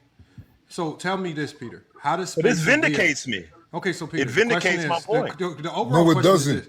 The overall question is this: how is spacing via talent better spacing than spacing via rule? Because my argument is that spacing, if the rules force you to space versus talent, then the rule by rule that's going to be a league where you have better spacing. Whether you take advantage of it in the 80s and 90s, you just didn't have as many players that were smart enough to take advantage of it. But the spacing was there. We can go to multiple games. We could go to a random game for the 90s. We're going to see elite spacing, but we're going to see a whole bunch of guards that will stand around, run the play like we saw John Stockton. We all know John Stockton could score 30 at times, anytime he wanted. He's so worried about running the offense, throwing it down to a complete bum, Thurl Bailey, I believe, that he's passing up a wide open three where we know if he took him at volume, he could be a 39%, 40% three-point shooter. But because they were dumb, because they were so focused on, let me get the ball to the big, they didn't know how to take advantage of the spacing. The spacing was there. They just were too dumb to take advantage of it as guards. There were guards that took advantage of it, but there were not enough of them. I mean, at a point in time in human history, we used to do lobotomies. We used to do bloodletting, right? That wasn't. Hold on, real quick, Juan Boy. But that's not bad. None of what does lobotomies have to do with basketball? Talk basketball. It's an analogy, Juan Boy. Because I want to get to my basketball point. All right, go ahead. Listen, because since he don't want to do it, let me do it. If they call the legal isolation, I want to know What about a basketball term for isolation where the player with the ball has no space to operate? Huh? Yeah, I don't get What that. you mean, huh? If it's an isolation, that means the ball handler is one-on-one. So that means he has space to operate. How is there no spacing if it's an isolation? Oh, okay. But as you can see from that very play that Lamont brought up to prove his point about illegal defense. No, that wasn't. I wasn't trying to prove a point. Answer the question Hold on, about one the boy. isolation because you said there was no Hold on. space. Hold on, one boy. You said there was no space. Hold on, one boy. Hold on. I'll pull the clip back up. The clip was not to prove anything about illegal defense other than the fact that it created humongous gaps in the court. That's all it does. Like, even if we can go to examples where teams were following the rules of illegal offense, and you will still see elite spacing, right? Any rule that forces you to be attached to a guy on the weak side. Remember, I even talked to my players today about it. Do not attach yourself to somebody on the weak side of the court. You are now a wasted player. If your man is on the opposite side of the floor, you need to be in help. There's no such thing as just attaching yourself to some random guy on the other side of the court. If a rule forces my player to do that, that in and of itself alone creates spacing that I don't want. As a defense, I don't want spacing. I want clutter. As an offense, I want spacing. If the rules force spacing, that's nasty work. So let me answer your question. As you asked me a question about if artificial spacing, based by rules, is superior to natural spacing, and I'm always going to say what is natural spacing? What is natural spacing? Where the talent dictates the spacing, right? Having the shooters on the floor and taking the volume of 3-point shots, where the defense fears the damage they're going to take from giving up multiple 3-point shots. It forces them to go out there, right? More so than a league trying to legislate. Hold on, more so. Yeah, we have a fundamental disagreement. That's clear, right? But just to answer your question, though, I'm always going to say natural is superior to artificial. Does that mean that there's no spacing? So even if we don't use the play that Lamont just played, any other play we can pull up. No, this is what he's doing, y'all.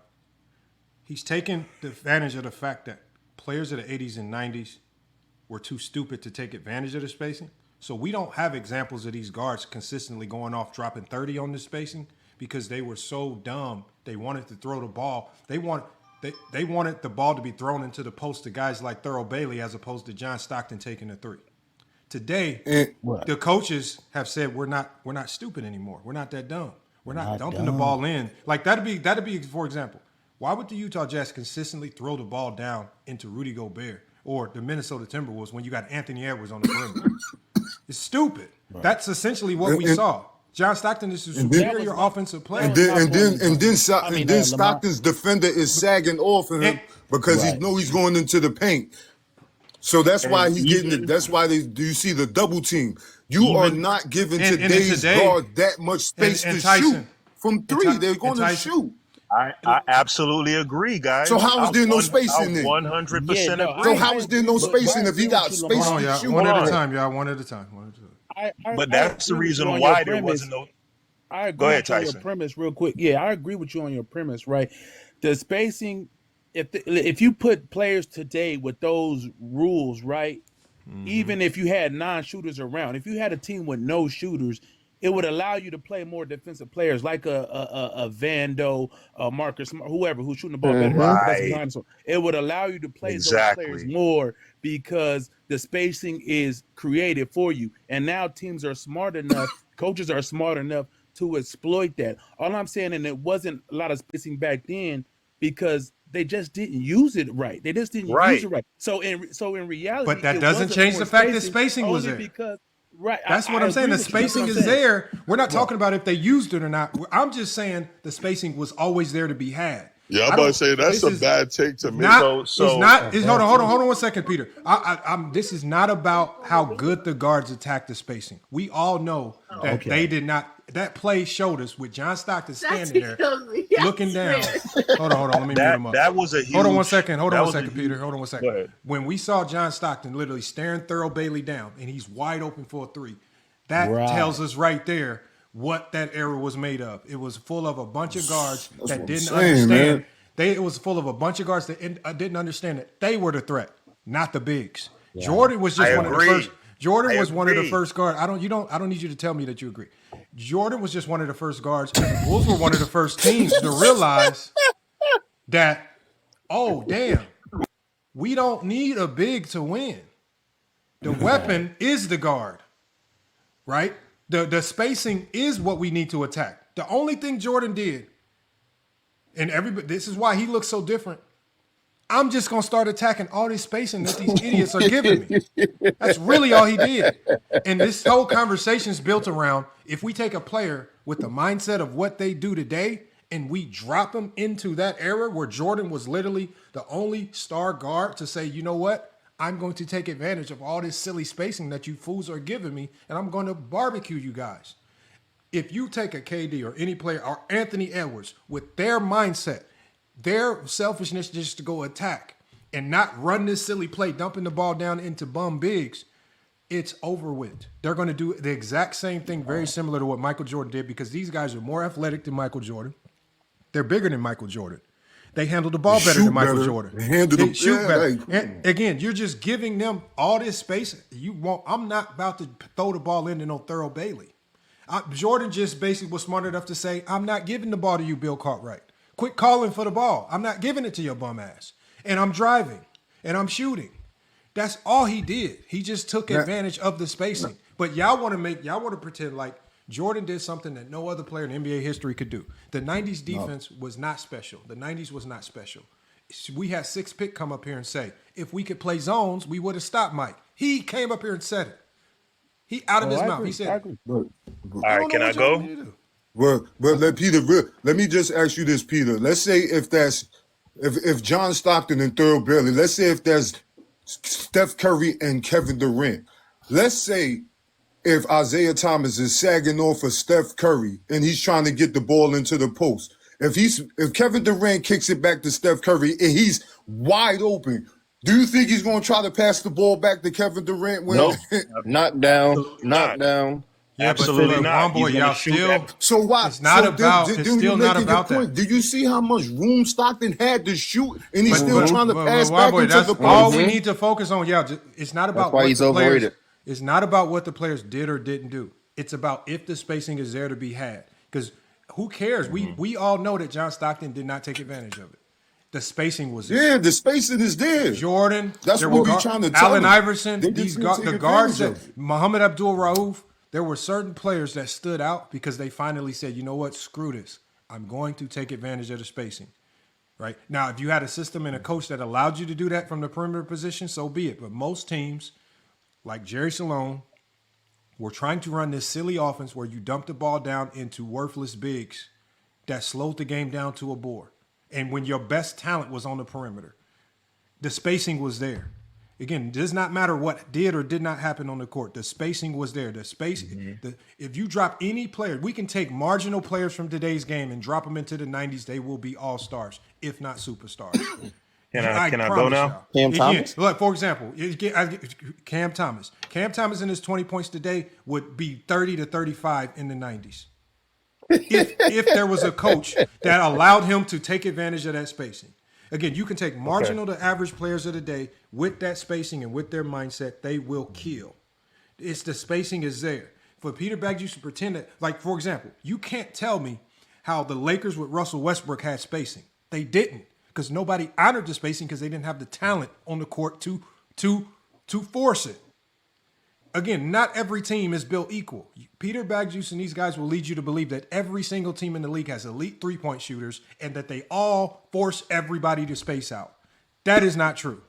Compared to the 90s. For real, because Luke Kennard compared to the 90s, yeah. So okay, I wanted to make... Lamont. Hold on, I didn't get my chance to go. I wanted to make this point, right?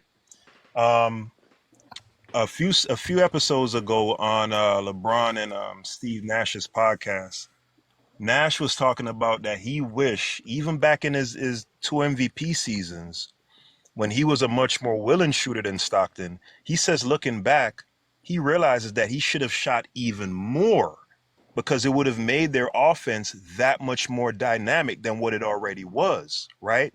So to Lamont's point is that the spacing is there. For me, it doesn't matter if the spacing is there. If you're not taking advantage of it, that's not impacting. That's the whole point of the conversation. Yeah, that don't. I mean, Lamont has a. Hold on. That's literally the point of the conversation. This is not about what you do with the spacing. It's just that the spacing is there. Can I finish my point though? All right, go Can I finish my point? Misinformation.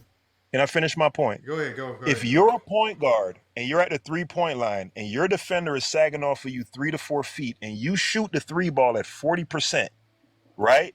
But instead of upping your volume from 2 threes per game to say 5, 6, or 7 threes per game, you play the game the way that your coach has drilled it into your head, the way that your college coach has drilled it into your head, and the way that your high school coach has drilled it into your head.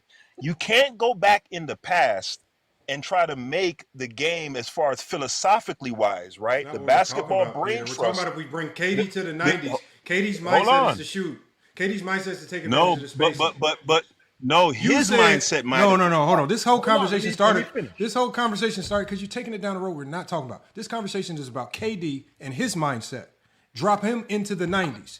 I don't care what the idiots in the 90s did or didn't do. If we drop KD and put him into that John Stockton role, he is not waiting around for some bum to post up. He's going to shoot the wide open. So you want to send? You said KD. No, you said KD would struggle with the 90s double teams. Them fools weren't even smart enough to even double team correctly. They wouldn't have time to double team a KD because he'll be operating from the wing, from the perimeter. So you sending a nigga back in the 1800s with a chopper to go against niggas with this whole conversation is about KD. This whole conversation is about KD playing on the 90s Bulls. Again, he gets to play in that disadvantaged era of illegal defense and cook them as is because that's how the game was. You cannot make up new rules for KD. You said that they would double him and stop him. How the hell are they doubling KD in the 90s? How? They couldn't even double Jordan until he touched the paint. It don't matter. The whole conversation is about KD going to the 90s. Don't pretend that wasn't the conversation. That's the Peter, conversation. I ain't gonna lie, gang. You keep moving the goalpost, gang. No, but the thing is, right? We saw in 2017 and 2018 in back-to-back finals. If I drop you in the 1800s, you gonna have to use what KD did in the back-to-back finals when he has it. We see his mindset. KD is going to see before the double team comes, KD is pulling from 30. He did it in 2 finals. It's not even about a double team. He's not even going to give a chance for the double team to come. He tried to get the 90s defenses weapons that they didn't have. He said that they would double like today's game and they would force KD to be in it. We saw him get doubled last year, so he's going to struggle versus. No, the doubles, like as Johnny said, the doubles in the 90s were not the same doubles that you see today. Because doubles in today's game is that doubles coming from a man from the weak side. So you're still but doubles in the 90s came from a strong side player, which led to different punishments. We're talking about Kevin Durant here. Bro, the doubles in the 90s, the way they came, which they really couldn't double until you touched the paint, you are barbecue chicken, just like with Jordan. Hey, you cannot double a great player in the paint. You cannot double a great player in the paint. It is too late. You have to stop a great player from getting to the paint if you want to stop. I got you, bro. Yeah, I love coming up on the panel because I know I be making niggas belly hurt because they start muting me. I love that shit, bro. I know I'm putting in pain on a nigga, dog. I love it. Y'all want to send a nigga back to the 1800s with a fucking 50-round drum. Okay, right? Talk about KD in the 90s. No. Talk about KD in the 90s. That was the whole premise. Talk about KD in the 90s. That's the whole point of the conversation. No, Tyson, it's not. Because look, if I send you back to the 1800s, so why was you pretending that KD would struggle in the 90s? You gonna have because he would. You gonna not struggle. He wouldn't struggle. No.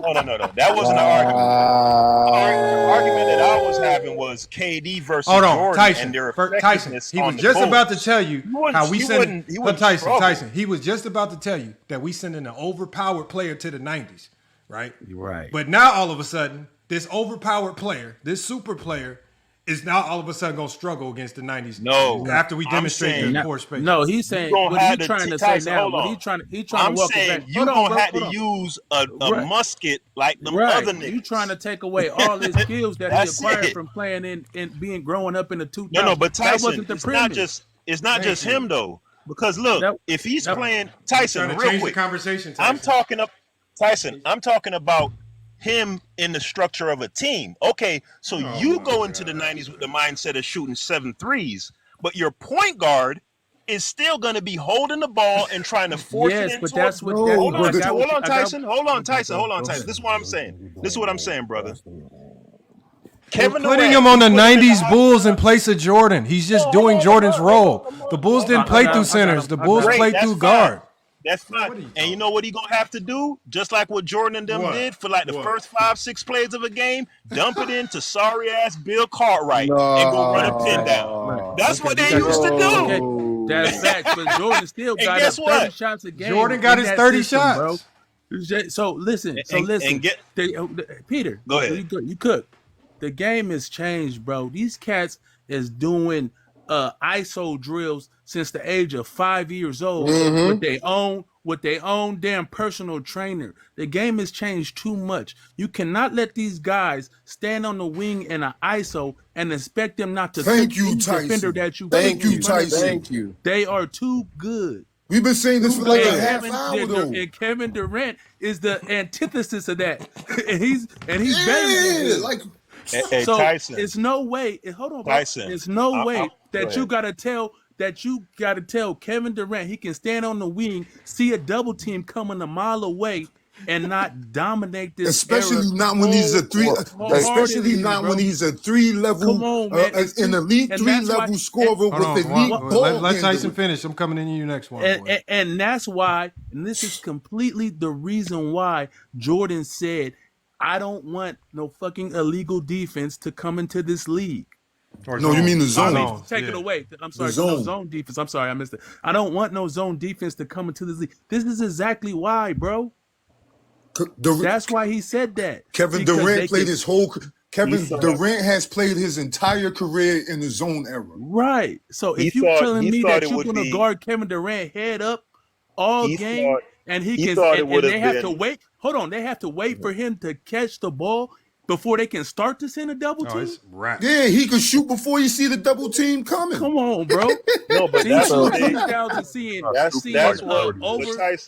the finals twice in a row. 2017, 2018. And I land my plane with that, man. Salute to y'all, bro. Y'all, I'm still listening though. Salute.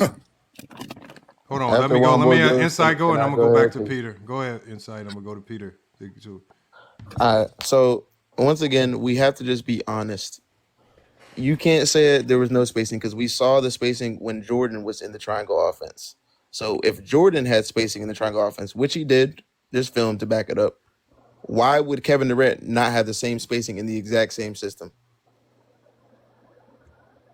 Yeah, he would have the spacing equal to what Jordan had in his era. Right, which is spacing. Not the spacing that he has today. I didn't say anything about today's spacing. I asked you a specific question about the 90s. Though. No, hold on. But Peter, if KD has elite spacing today, then why did we have all these examples of these crazy double teams that stifle him? Even just this last game with the Lakers versus KD, right? And KD complained about all of the double teams and all the crazy traps that they were doing to stop him. Where was all this elite spacing then? Where's all this elite spacing? When y'all say KD's choking, hold on one second. When every time people say KD's choke, it's because these teams do these intricate screens. They send in 2 and 3 bodies at his way. They forcing him to give up the ball. But yet everything's so much easier today, right? I guarantee you the strategies that we see being used on KD to stop him, like what we saw the Lakers do just a few games ago, it's impossible to do that in the 90s. There is because by rule, there's a lot of things that prohibit you from even being in the right position to conduct those types of traps. So everything that you just said stops KD in this era because you just talked about how double teams and certain types of traps today stop him. by rule, you couldn't even be in position to do that in the 90s. No, that's How not would true. they And he's stop? getting and Even in that he's clip, getting double teamed more this even in the season clip, because Hey, Lamont, they can we don't just have pull a up the point guard. even in the clip that you possession? put up with the Celtics and the Pistons, right? Larry Bird was above the free throw line, right? He was in a legal guarding position. He could have easily just blitzed from that angle and just forced the ball out of KD's hands. Bro, do you The know? point Hold about on. it, Hold on. what we see Hold on, with Peter. KD Peter, I'm going to give you an today- example. I'm going to give you an example of what you just said. Hold and on, I why want it to make doesn't one work. more point. Hold though. on. I want wanna make everybody one to more remember point. what Peter just said, right? About that quick blitz, right? And when that blitz comes from so far away, if we remember the game winner that Luka hit when he hit that fadeaway on the baseline, right? When Austin Reeves got the ball, right? They made sure that Austin got the ball, right? Because you wanted to bring his defender to the top of the key. There was only one way that guy could go blitz Luka, right? It's because Luka, they cleared everybody out and they sent everybody else because those guys can shoot.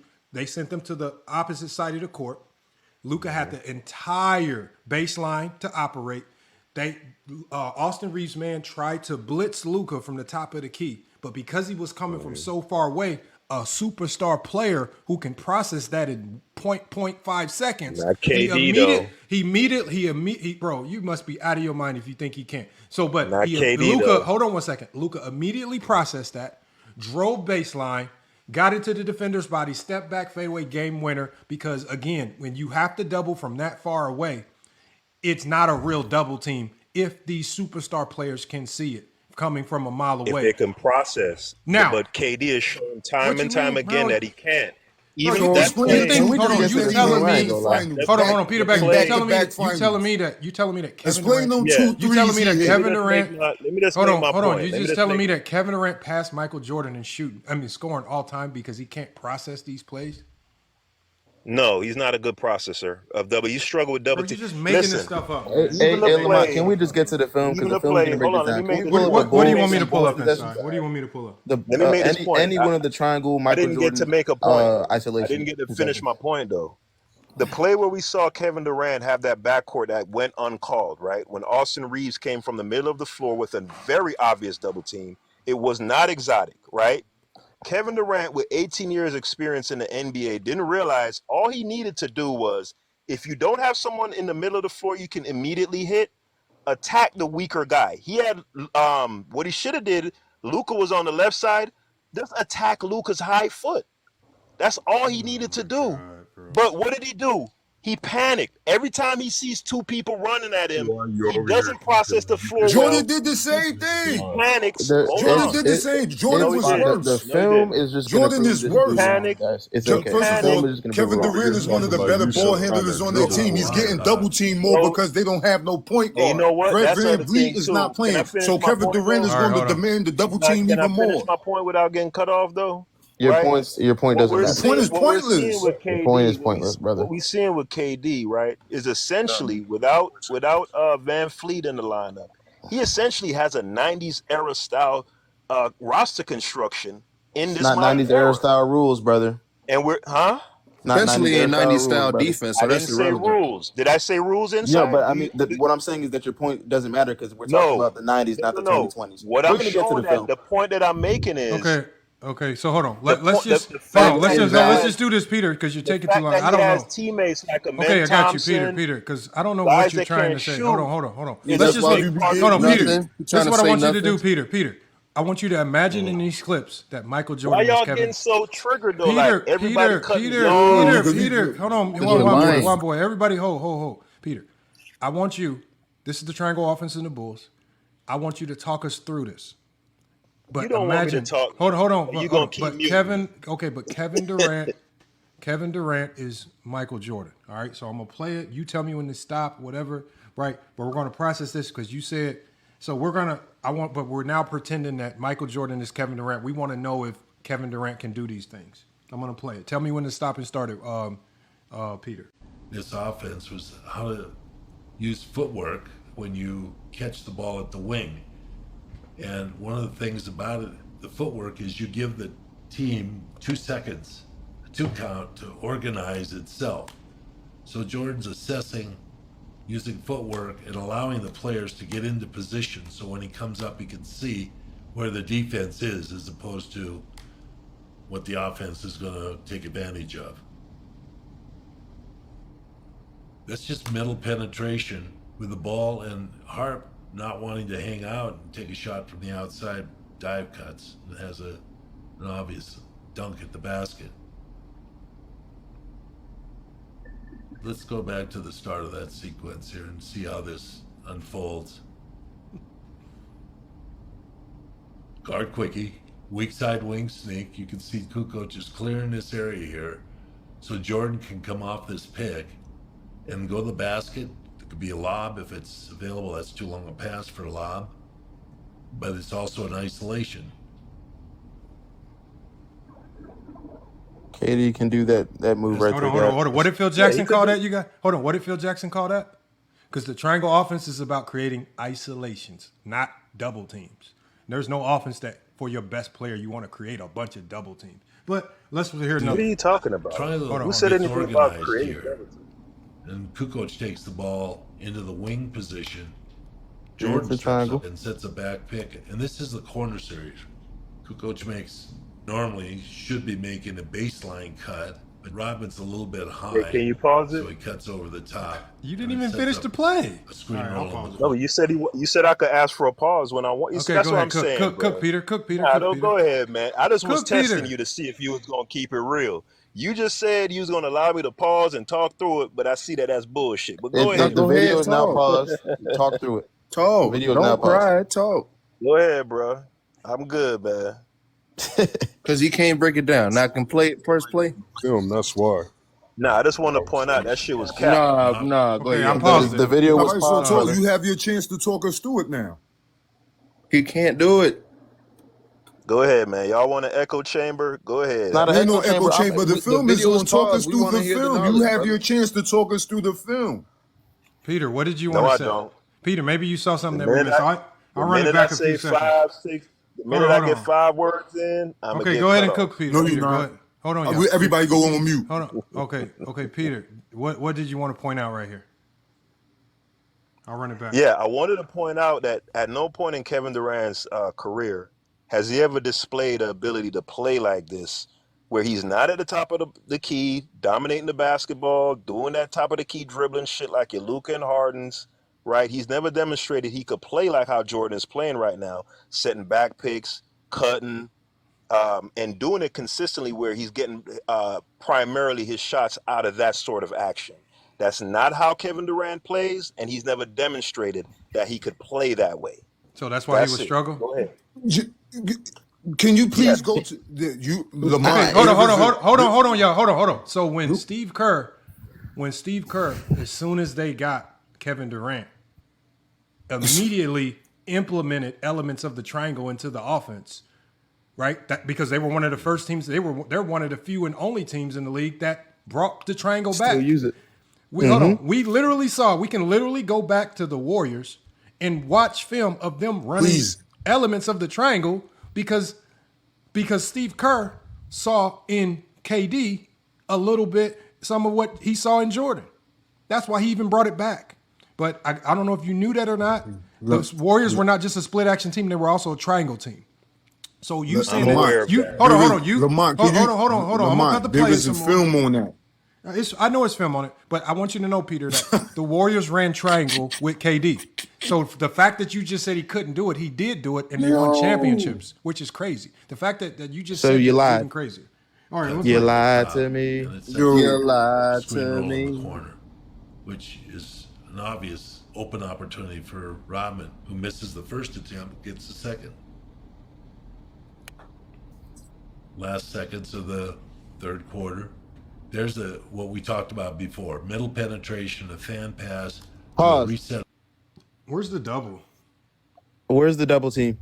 They're not doubling them. Hold on. Jordan has time to hold the ball with one hand above his head, and he's still not getting doubled. He's sitting there just standing there. He ain't even made a move yet. He didn't caught the ball. He didn't spun. He holding the ball up in the air. What's your point? Okay, what I'm saying is, what would KD do in this situation to you? Choke? I don't know. What would he do? Exactly. What we're envisioning right now is I said envision everything you see Jordan do, but it's Kevin Durant. What would Kevin Durant do right here? Peter Back. Well, show me. You have to show me some examples of Jordan getting double teamed. No. That's what I was just about to say. Who's that right there at the foul line? If that's Shandon Anderson, and he doesn't double Kevin Durant, Kevin Durant is going to attack the. Hold on, I can't talk to 5 people at a time. He's going low. Okay, I'm gonna just keep playing it. I'm gonna keep playing it, y'all. I'm gonna keep playing. Yeah, just play it. A solo with a singular post and wing entry guy, and now it's going to be a squeeze cut with Burrell, and it sets up Steve Kerr. Dennis opts to go weak side for some reason, and comes back to the curl cut here. You can see the Pippins on the curl cut. Actually, I accidentally bumped it up too far, y'all. My bad. Last seconds of the third quarter. There's what we talked about before. Middle penetration, a fan pass to a reset of the triangle. There you see it. Oh, there's a double right there. That is not a double, man. Are you out of your mind? What would you call it? Yes, he's out of his mind. Look, that's not a double. He's not even doing anything. So he's not committing. Wait a minute. Hey, pause, Lamont. I just caught him in a lie, ladies and gentlemen. He just lied, ladies and gentlemen. Did he lie I got to you. us again? He's illegal. Contradiction, ladies and gentlemen. Peter, you don't even know what a legal defense Contradiction. is. Hold on, y'all. Hold on, Peter. That's not a legal defense. Because you said you'd allow me to speak, Peter, right? He's not So illegal. the very Peter, just don't waste time lying. Illegal would have only been if his man's on the weak side. His man was on the strong side. That's why all the help in the 90s came from the strong side. Strong side help is not illegal. Strong side doubling is not illegal. Bro, it's not about hold on. Are you Peter? Don't be dumb. It's not about if you double or not. It's about, again, if your man is on the weak side. No, those are part of the rules you can, too. No, man, Peter, just stop with the dumb shit. Hey, bro, that's not what illegal defense is. That is not. Hold on one second, y'all. Hold on. Let me play it, y'all. I'm going to tell you. Hold on. Look at Scott Burrell. The option to make passes. Scott Burrell is strong. Hold on, Peter. Shut up. It's the illegal defense only here would matter if Scott Burrell was on the other side of the court and Shannon Anderson was trying to. No, that's not illegal because he's on the strong side. Okay, man. Are you dumb, Peter? That's why I keep muting you. I don't know why. I don't know why, y'all. Hold on one second, y'all. Illegal defense, y'all. And look, I even have a play of Steve Kerr because the Bulls have a set where Scott Burrell is standing now. He'll make that dump down, but instead of standing there, he'll drift over to the weak side. And sometimes that defender won't see him drift. And if this Scott Burrell drifts over to the other side of the court and Anderson stays there, that's when it's illegal. I can show you film on that. But Burrell in this particular, hold on one second, Peter, please hold on one second. Bro, in this particular play, Scott Burrell stays on the strong side. That's why it's not illegal. Doubling has nothing to do with the illegal defense rule. People like Peter Backjuice make you try to lead you to believe that legal defense has something to do with double teams. Legal defense is only impacted by the help line and help defense. Loading up help side, right? Again, has nothing to do with strong side defenders. That's why all of the strong side doubles or the double teams in the 90s came from the strong side, which in today's game would get you barbecued. I don't know why you got a lot, bro. Oh not true. Peter, even if can I answer now? Bro, I'll let you speak. Can I go? No, you got to go. If you don't even know what strong side and weak side is, and you try to make up lies now, and we got to now redefine what illegal defense is because you want to try to say double teaming has nothing to do with illegal defense, y'all. You're gonna waste our time arguing stupid stuff. It's always been his own.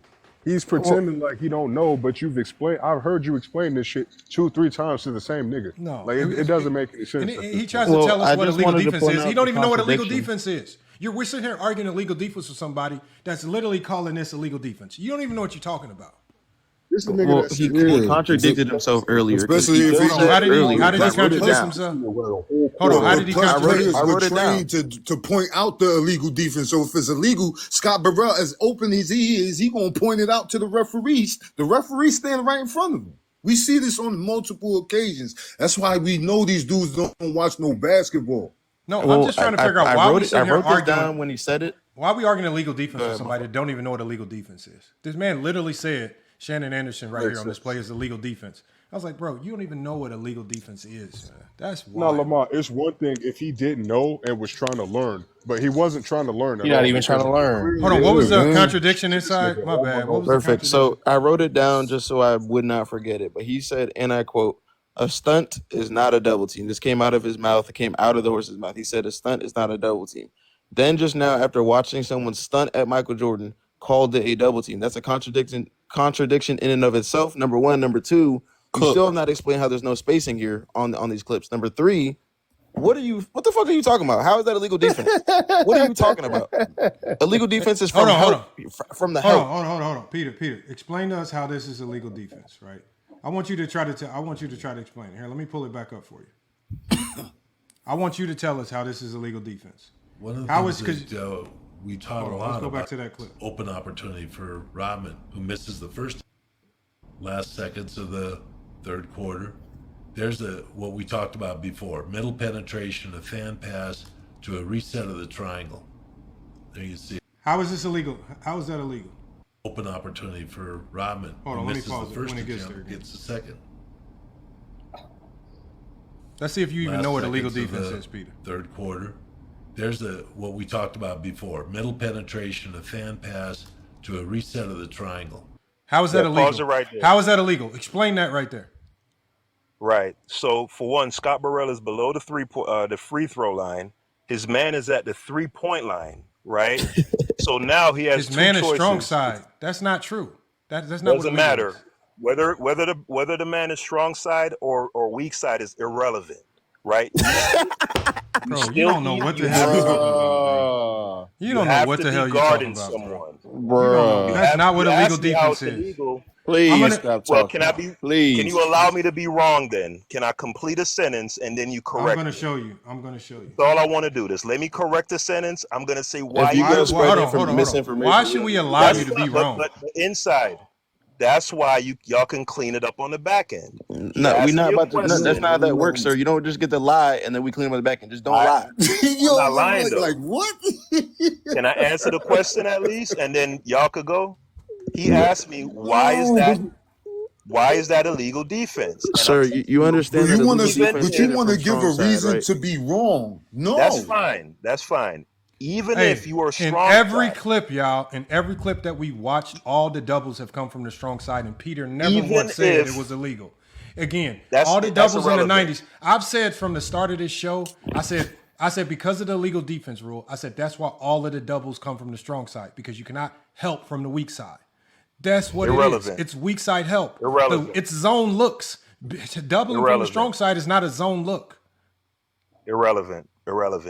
Even on that play where you showed with the Pistons, you could prove me wrong. We could pull up the rule book. We could pull up the illegal defense rules, right? So it's not strictly limited to weak side. Even if you're strong side, you still have to be guarding someone. You cannot play in between the person. You cannot play in between two players. Are you done lying, sir? Even if I'm lying, prove me wrong. I'm making a definitive. The video did. The help came from the strong side, and the legal defense wasn't called. You said prove it wrong. The video just showed there not even being in the legal defense being called, brother. Pull up the rules that says that it has to be weak side. Lamont made that up. Even it's not being made up, sir. That's how the defense works. No, you can't help from the weak side. You have to help from the strong side. Just like he was wrong about the Detroit play that he thought was illegal defense, but it was actually illegal offense. He was wrong. Hold on, y'all. Just so we can hold on 1 second, y'all. Hold on, so we can stay on track, y'all. And Peter, so I can get you back on track. None of these clips were I don't care if the refs called illegal defense or not, or what the silly calls were. What I'm trying to show you is because of that rule existing, the spacing that it naturally created, the problems that it created for defenses, and as we saw in that clip, offenses. I'm just showing you the level of spacing that it creates, irregardless of the talent that's on the floor. The illegal defense rule did not care if you could shoot threes 10% or if you was shot threes at 50%. The legal defense rule restricted teams from helping significantly from the weak side, loading up strong side help, similar to how the Spurs in 07. Can we settle this issue? Hold on 1 second. There's no settling it. I'm about to pull up a clip. I'm about to pull up a clip for you, and I'm going to show you how the Bulls ran that same play, and to create legal defenses, right? What they would do is they would drift that strong side guy into the weak side, and as soon as he crossed that invisible help line, and that guy didn't see Steve Kerr cross that invisible help line, Steve Kerr would literally point at the man, and the refs would call illegal defense. I'm about to show you the help. That's how we know it has something to do with help side and strong side. Real quick, before you do that, Lamont. So your definitive claim is that you cannot be illegal so long as you're strong side. That's what you're saying, right? I said doubling from the strong side is not illegal. I said that's there why you all go. of Can the. we chat? I said that's why all. I've been saying this. Hold on. That. I said that's why all of the double teams in the 90s were. Hold on. Because of illegal defense, where in the 90s did all the double teams fucked up, right? Because of illegal defense, where did all the double teams come from in the 90s, Peter? I got you, bruh. Nigga, this ain't Menace to Society. Duck and smoke, bruh. I got you, bruh. Where did all the double teams? You said that. Can a player be illegal? Where did? That's not what I said. I said that all of the double teams in the 90s come from the strong side. That's fine. That's fine. Can you double from the weak side, Peter? Can you double from the weak side? Watch how I'm going to answer your question straight up. Oh, I want you to answer my question the same way. Oh, my God, bro. These dudes don't. I'm not going to lie, man. Oh, my God, man. These dudes don't know how to talk basketball, man. Nah. He does this every time. Gets up here and wastes his house. Yeah. I'm about to find the clip. Dudes be really coming up here.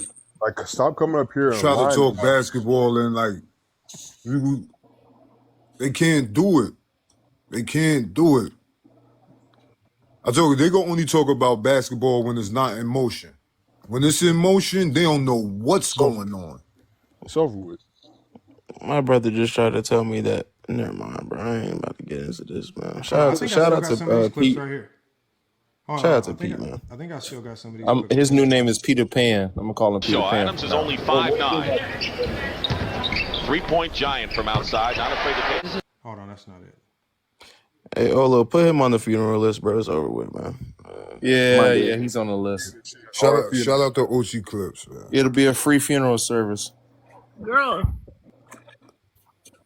Yo, you know the crazy thing is. Hold on, look, y'all, look, because we played this clip earlier, and remember, this is how you know Peter is just trying to he's just trying to selectively like bait clips and say whatever, because we played this clip earlier, right? This is how we know he doesn't believe that, because we played this clip earlier and we didn't hear him yell out. Look at all that space. No, it's not about the space. I want y'all to tell me where the double team came from, even with John Stockton probably being the best 3-point shooter on the floor. Look, watch what his man does. What did he immediately go do when that post player caught the ball?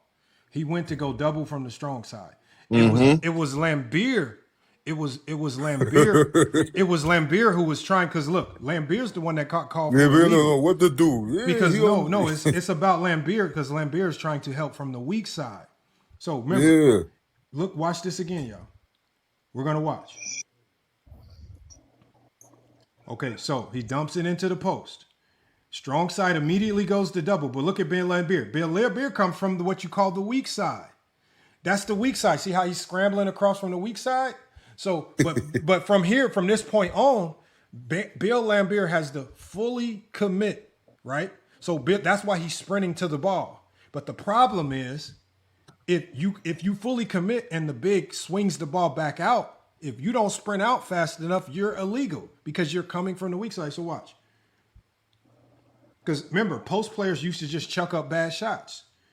This guy didn't chuck up a bad shot. So Thoroughbraley gets the ball. Instead of chucking up, he kicks it right back out. Now Bill Lambier's illegal because he's caught helping from the weak side. Check out his lateral movement. And y'all talk about putting Kevin Durant. But think about how quick. Look at how quick Thoroughbraley kicked the ball back out, and it went from being legal to illegal that quick, right?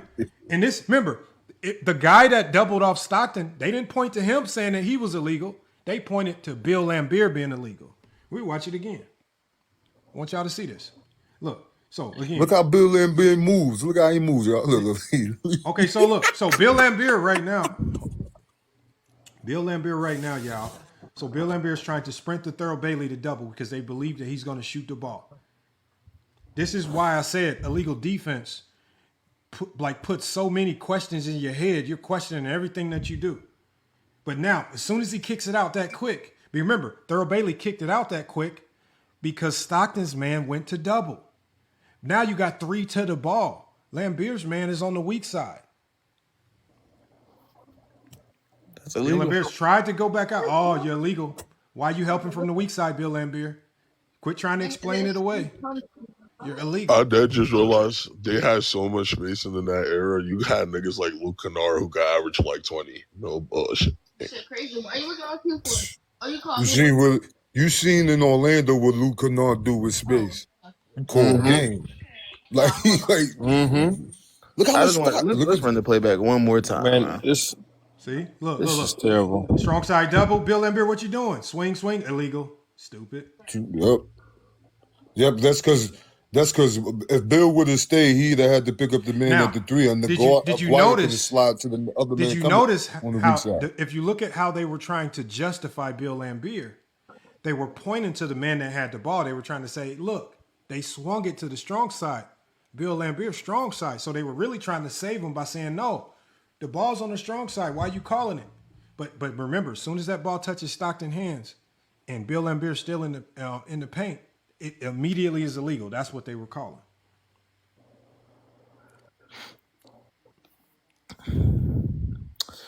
We just watched it, man. Yeah. Explain it to Wait, me. hold on. Wasn't that illegal defense like made for Jordan? I heard they was calling that the Jordan rules. No, it wasn't. The Jordan rules, that wasn't it. Better now. Let me see what book you said. But people just gotta understand these rules. Like Peter just wants to be right, but I don't think he understands what illegal defense is. I think that's the only problem he's dealing with. I mean, how do you not understand your eyes, though? We showed this nigga. He's still bullshitting. You want to look at me? That fucking thing. No, I honestly think he just wants to waste our time because we get stuck on. That's what he want to do. But he says this. He comes up on GJK saying this. He be in the comments. I just want to be disruptive. You know what I mean? Hold on, we got Peter back. That's what they want to do. Hey, I want Peter to tell us on this play. What's up, Peter Pan? Hold on, he's trying to come in still. That's what he want to do. It's Peter Piper. Oh, wow. You know what I mean? I want to put the film on. I don't be wanting to come up here and argue with dudes that know ball. We'll see if Peter can tell us who's illegal on this play. Ernest in the comments. Go ahead, Peter Pan. Go ahead and cook. Okay, so Peter, tell us who's illegal on this play, Peter. Hey, my bad. I didn't hear you. What you were saying? I said, who's illegal on this play? Who committed to illegal defense? I want you to help us out. You got echo, The Peter guy- Pan. You got echo. Oh, hold on.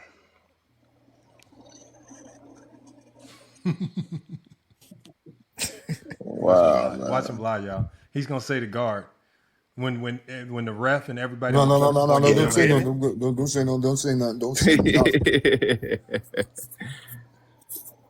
You back, Peter Pan? Yeah. Y'all can hear me? Yep. Peter, Loud and clear. Who's illegal on this play? All right, I want you to help us since you're the aficionado of illegal. Is that defense. Isaiah or Dumar's guarding I don't know. Stockton? That's Isaiah, right? I don't know. It's too blurry. Whoever that is guarding Stockton, he was the one that was illegal. Okay, so why did the ref call it on Bill Laimbeer? Go ahead, run it again. I'll let it play all the way through. The refs called it on Bill Laimbeer. I'll show you. So Bill, watch. Oh, there's the whistle. Yeah, they were both illegal. They called it on Bill Laimbeer. Yeah, they were both illegal. Well, okay, so why was the guard illegal? How were they both illegal? So you can have two people illegal. So they called it illegal defense on two people. Here go the coffee breaks. Wow.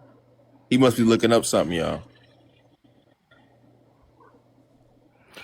Man, bro, ain't no way, bro. Just like that's what I mean. Just tell the truth. Damn, I wanted to read this chat GPT for y'all. No, We talking you about got the the film that's film. on the Explain screen. the film. Yeah, no, I said they were both illegal. And you said how can two players be? No, You Bill asked me. Lambier Hold was on, called for hold the on. illegal defense. Why was Bill How y'all Lambier ask called? questions and then keep talking? I don't get that. So give Because us you an haven't answer. answered the question, sir. We talking about what's on Answer the the screen. question. We asking you to break down on the screen Questions, but you Yo, he shouldn't asked me crying like a bitch. inside. He Shut the asked fuck me up and who was answer a illegal, question. and I said, Okay, hold on Right, one so that's second. what we talking about Isaiah, on the screen. We don't care about none of the extra Isaiah's narrative you want to illegal, say. right? Just answer Okay, what's hold on. They're both Okay, illegal. so hold on. Right now, they haven't called it yet. If the guard is illegal, why aren't they calling it right now? Because they didn't. Okay, Just so like hold on. I told you, there were Hold on. Let's wait a instances second. where- Hold on. I'm gonna play it some more. So, why did they call it now?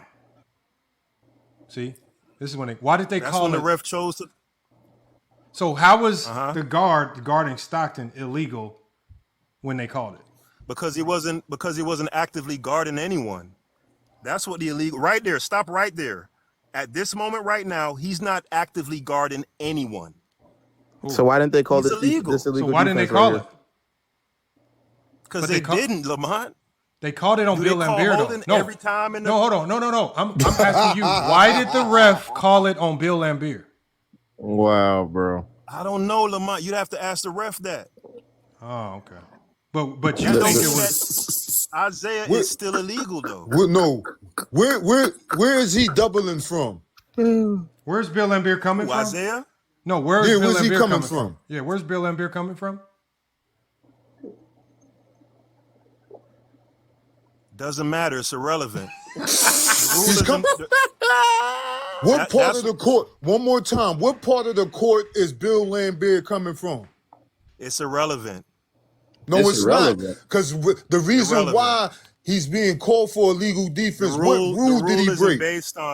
The rule isn't based on if you're coming from the strong or weak side. You can be illegal from either side, whether weak or strong. Has nothing to do with the rule. I know, but hold on. You guys we know, don't understand the Peter, rule. we know that. But why did all the double No, you teams? don't. Peter, why did No, all you the don't. double teams in the '90s come from the strong side? Answer that. I don't know. Because it was easier to get back to your. Hold on. Hey, I'll answer it since he said he doesn't know. I'll answer it for you. In the '90s, the almost all double teams came from the strong side because it was easier to get back to your man, so you're not illegal. Now, this is why I said you can double from the strong side, just like most doubles came from the strong side.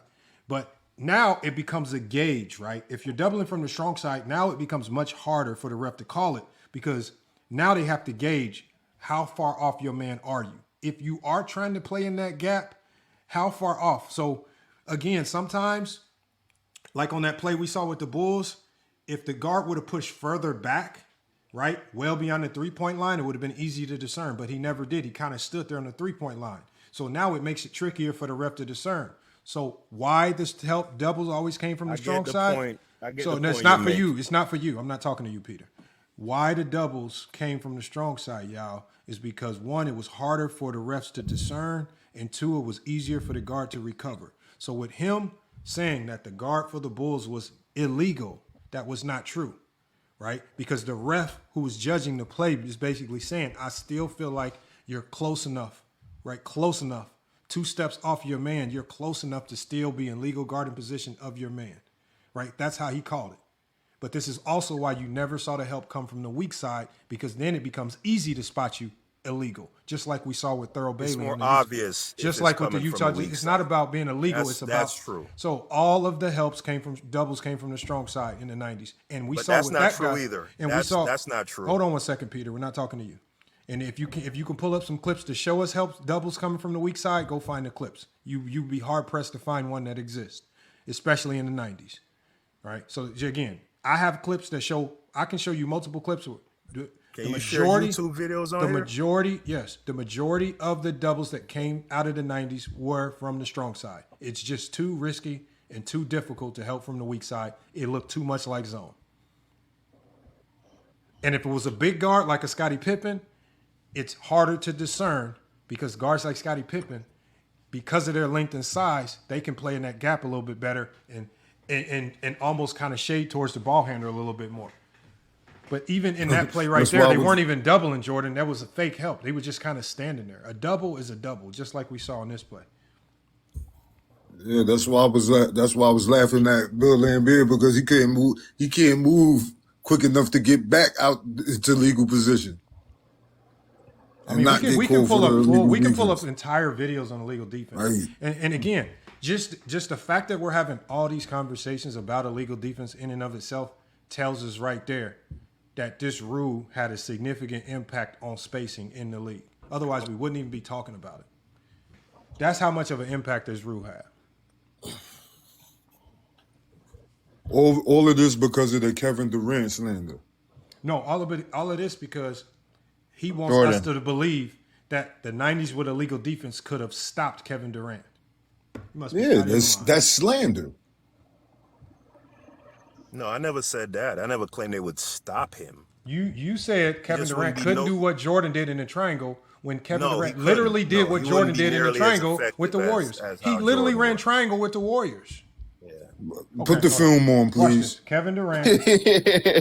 Please, just better post score, better post passer, better coming off the curl, better in the open court, better 3-level score, better free, better defender. You man, get out of here. Everything better than Jeffrey. I don't even know why. Everything better than him. Everything better than him. All we do up here is watch. We don't see it from Jordan. And you definitely ain't going to show it to us. KD is not having... I'm going to show you guys the Warriors in triangle offense. He didn't need to. He's not having 38, 40-point playoff games in the 90s. It's not happening. Yeah, he might have 60 and 70. Casual. This is casual. 48 on 100% shooting might be bad for Kevin Durant in the 90s. Hold on, y'all. I'm about to show y'all Kevin Durant. Not going to average 40 for 5 I'm about to show y'all series. Kevin Durant in the triangle offense. I'm about to show y'all Kevin Durant in the triangle offense. Since Peter Jags, you said he couldn't do it. Blame Peter him. Pan. That's his name, Peter Pan. Blame him. Shout out to Les watch the film on YouTube. You ain't gonna go get no film from him to give us. Hey, JFC, I agree with that. He's not better than Bird either. What? It's not. Hold on. First of all, it's not sidetracked. This is not about being better than anybody. It's about what you can do in the system. The fact that y'all got to run to trying to do these weird comparisons to make yourself feel better makes it even crazier. We are comparing. We're comparing him to Jordan. No, we're not. We're not comparing KD to Jordan.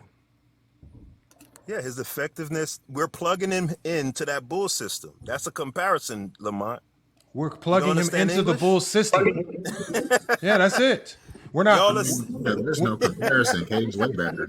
Action, not comparing. We're not comparing him to Jordan. Oh my God, Michael! If you're saying that he would score 60s and 40s and shit, like Womboy how about just this? said. No, hold on. How about this? You just find film. Find film, Peter. You keep talking, but you haven't given us one link. You haven't given us anything. Give us something to justify this weak side help in the 90s coming from all the way across the court. I want you to find it. He can't do it. He ain't got no film to give you. It does not exist, unfortunately.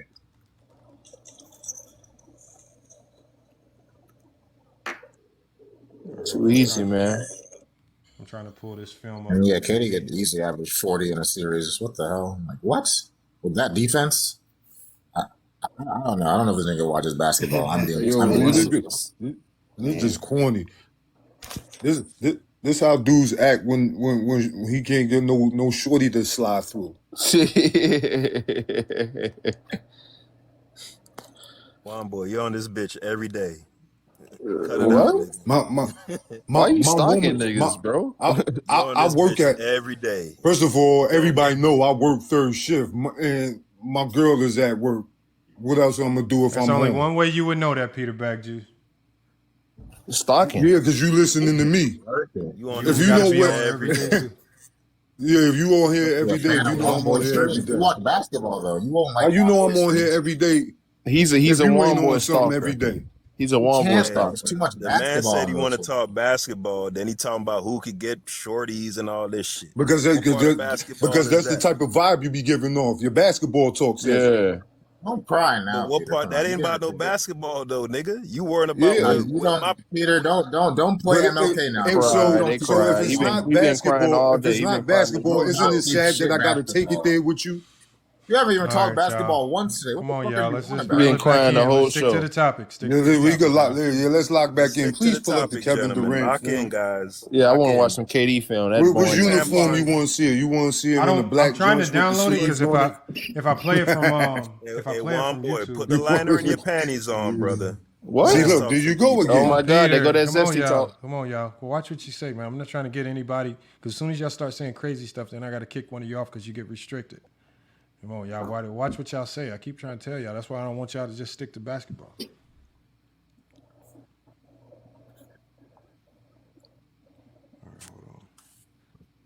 You don't get no shorties. You know what I'm saying, son? Want to beat me so? I'm starting to think they want to beat me so bad. You know what I'm saying, son? There has to be one boy. Jordan fans for you guys. Like if I didn't even have my picture up here, if my name wasn't here, you know what I'm my saying, voice would son? be You don't even recognized. get no shorties, son. All right, Peter. Do you got a clip for us, Peter? He was just Yeah, where the crying. clip at? He was just crying about keeping it basketball. He said, Lamont, get into the 1987 series, Bucks versus Sixers. Why? Yo, Red Hook, Brooklyn, son. Know what I'm saying? You're corny. You're a cornball. You're a cornball.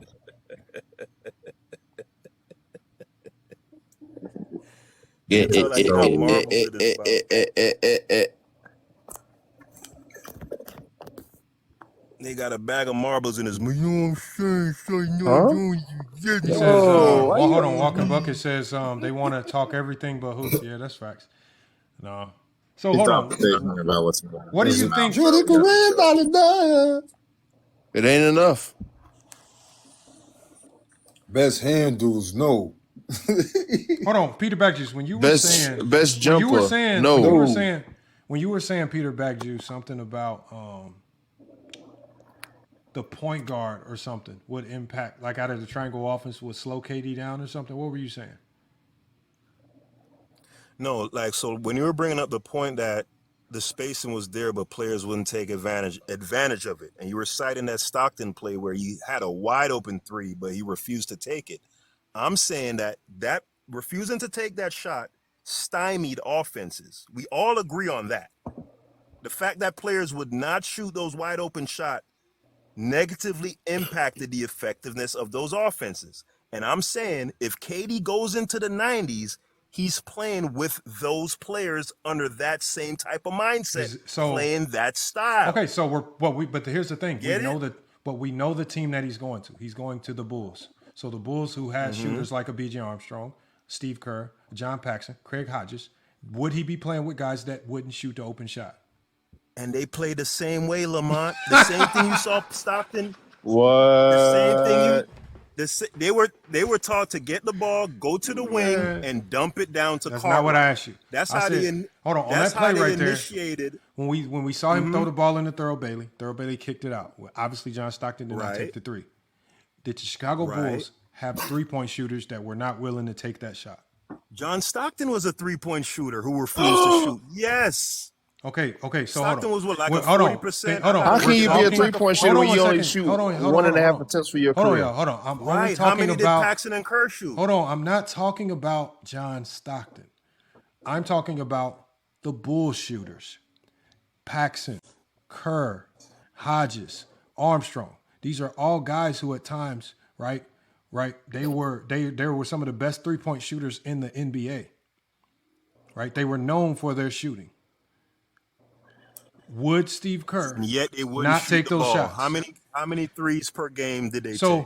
So in the 98, so Steve Kerr in the 98 series, are you saying that he wasn't taking those shots versus the Pacers? How many was he taking? Is the question. Ones that was available to him. Right, which is how much? The ones that was Don't worry, available. I'll look it up. John Paxson was 8 for 8 in Game 2 in the '91 Finals, and it was all open jumpers. We know that the Bulls ran a style of offense that was difficult to defend because it was more modernized. Their offense was unique because it was more modern, because they were willing to take threes, because they didn't want to play through a traditional big. That's why their offense was so elite. Pippen and Jordan had double-digit assists in that game. All right, hold The on. starter shot over 60% in game 2. All right, hold on. Let me pull this up. I got the film right now. Let's see. Welcome back to another watch along. Today it is the 2017 Golden State Warriors, perhaps the best offense in NBA history. Kevin Durant, Steph Curry. Now they called him the best offense in NBA history. Running the triangle. Imagine that. All right, let's see. We're picking it up in the second half. This is a February game. The first thing to notice is the spacing and what having all these great shooters will do, pulling bigs out of the lane, opening up the paint for finishes like that. So it starts with DeAndre Jordan worried about this Klay Thompson cut. That gets him out of position on the Steph Curry. Hey, doesn't this play with that empty action look very familiar to the Chicago Bulls set that we just saw? Ball screen, that's a no-no. His man had to go over, worried about that outside shooting, so Zaza Pachulia breaks free. And then on this offensive rebound, no one's in the paint to help out when J.J. Redick gets backdoored. So it's a simple little broken play, but the rebound and the pass and the finish all come from the shooters and the incredible spacing of the offense. The average offense in the league at this point in time was about 109 points per 100. This team, and we'll talk about some numbers, how historically great they were, how far ahead of the league they were basically the definition of a cheat code. So one of the staples that most people have come to associate with this offense is motion, movement. You see Klay Thompson cutting up from the baseline, a lot of passing. Draymond Green's kind of like a point guard. That's the triangle. As he's a little sloppy with that entry. Golden State has been criticized, or was criticized throughout their dynasty, for sometimes being a little too loose with the ball. I always felt that was more of a feature than a bug because they're getting so many great plays out of that every once in a while they have to kind of play on the edge. Here's a turnover, 5-on-4. This is going to be really tough. Curry gets free around the screen. And it's not really Steph's man that loses him. It's because there isn't an extra defender. So you see DeAndre Jordan, he's going to sag off. Shot clock violation. Golden State can get into some half-court offense. So you see Green in that elbow position as a feeder. Backdoor cut for Curry. Now the defense is scrambling. Great save by Austin Rivers. And he was on fire in the second quarter. Huge second quarter for the Clippers as they took that big lead. But against this team, that lead really isn't that big. And Rivers continues the hot shooting with a three. Allows the Clippers to get their defense set. Curry goes with a little pick and roll. Empty side gets Pachulia a wide open jumper. And if it's going to be that easy, maybe they'll take that. Zaza Pachulia, clearly the fifth option as a starter. Not even really the fifth option because Andre Iguodala and other bench players will come in. So he's in there for defense and size. Right on cue with the hands. So they get out in transition some more. There's Klay Thompson running to the three-point line in transition. There's Curry running to the three-point line. And this gets us a vintage Warriors possession. One shooter in transition, league that year by 12%. The next closest team was at 59%. We'll talk about that more in a second as here they come in transition. Draymond playing that point guard role. Quickly gets into two-man with Durant, and as they just sort of freestyle here, kick, move, space, you'll see that lane is either open to move into or there's cutters flying through it. And when you have that many shooters, you end up with Blake Griffin as the one chasing Durant. Curry's man doesn't want to leave him on the screen. That leaves a little space. Just incredible shot making. So they have three of the best shooters ever. We think of Curry, we think of Thompson, the Splash Brothers, the backcourt, but Durant is also one of the great shooters of all time from the mid-range, from the outside, from the free throw line. His shot making just gave them another additional dimension. And so all of a sudden it's a 5-point game. as Draymond Green picks up a technical. In the playoffs, the Warriors, and it's another 3 in a quarter in the playoffs. Here's some more defense to offense. And Durant's the one that's open again, and it's another 3. So this is an explosion in 4.5 minutes. It's 19 points, a couple threes from Durant. He already has 10 in the period. And here's more defense to offense. Curry runs to the line. Waits for Durant. Finds Durant. Come on. This is totally unfair. Man, y'all must be out of y'all mind. KD would destroy I shudder to think. We talking about KD KD in the would have 90s. KD would have destroyed the Jordan. Jordan on that Warriors conversation's team. about Nah, but it KD got to go to both the ways. Bulls. Pause. No, It's got to go both ways. Pause, Lamont. Pause, but it's got to go both ways. If we put Jordan on that Warriors team, nigga, 40 points, 55% from the Put field. KD Facts. on the Bulls. Tell us what happens. That's the conversation. 27. 40 points. 40 PPG, 55%. Easy. Against who? Easy. Without being able to shoot the three? Against the NBA? Not Y'all just be today's saying NBA. anything. Y'all be saying anything, bro. Not in Durant's Talking about the NBA. NCAA? What the hell is this Not in thing Durant's talking NBA. Nobody's averaging 40. You're an idiot. You're an idiot. He's not You're getting an none of idiot. that off on Kawhi. Jordan's He's not. not I'm tired doing of nothing hearing with that. Andre Iguodala and Tony Allen. He's averaging 40. 55%. Olo. Jordan ain't getting none of that off in Durant's. Hold on. So None you of telling that. me? He Hold on. shoots 55%. Hold on 1 second, y'all. Hold on. So you telling me with You shoot with Steph 55%. Curry? Hold on. Yeah. Make this shot. Give me the shot distribution with Steph Curry, Klay Thompson, Draymond Green, who especially at that time was still a 10 to 15 point per game scorer. So obviously Steph Curry can be high volume. Klay Thompson can be high volume. Obviously Jordan himself would be high volume. Draymond Green can be like mid with the volume, but he's still going to get to his double digit scoring. And then there's other guys off the bench at times. You got Andre Iguodala and other guys. Where does Jordan get enough shots? Sean Livingston. Where does Jordan get enough shots to per game to get to 40? 27 shots a game, 5 threes. Hold on, I'm going to answer your question. 5 threes? Shots a game, Man. 5 threes. Oh my God! Yeah, he tripping. He couldn't hit threes from the shorter line. So how you gonna hit threes from an extended line? 5 attempts. 1 for 5 guys, is not going to do it. No, but he couldn't shoot from when the line was shorter. He couldn't shoot from when the line was shorter. Okay, hold on. That's false. Okay, so you said 20. Hold on. You said 27 shots a game. So he shoots 5 threes and 22 jumpers. Yeah, 5 threes. He's going to shoot 35%. Wow. He's going to get to the. He doesn't have the ball handling ability to get off 27 shots. That's not false. Today's game. That's false. He only got off 27 shots 1 year in this whole career. We saw it against Deshaun Leonard. Yeah, in lesser possessions. He had against Deshaun Leonard. In the 90s, it was lesser one-on-one. possessions. Hold on. How is he going to do that within the Warriors' offense? Remember, they still have an offense to run, just like the Bulls did. Everything's not going to be going through him to shoot that much. How does He's going to do it within the offense. With the split action offense, how does he do that? So let me answer Juan Boy's question first. First three-peat, right? 91 to 93, 100 playoff games.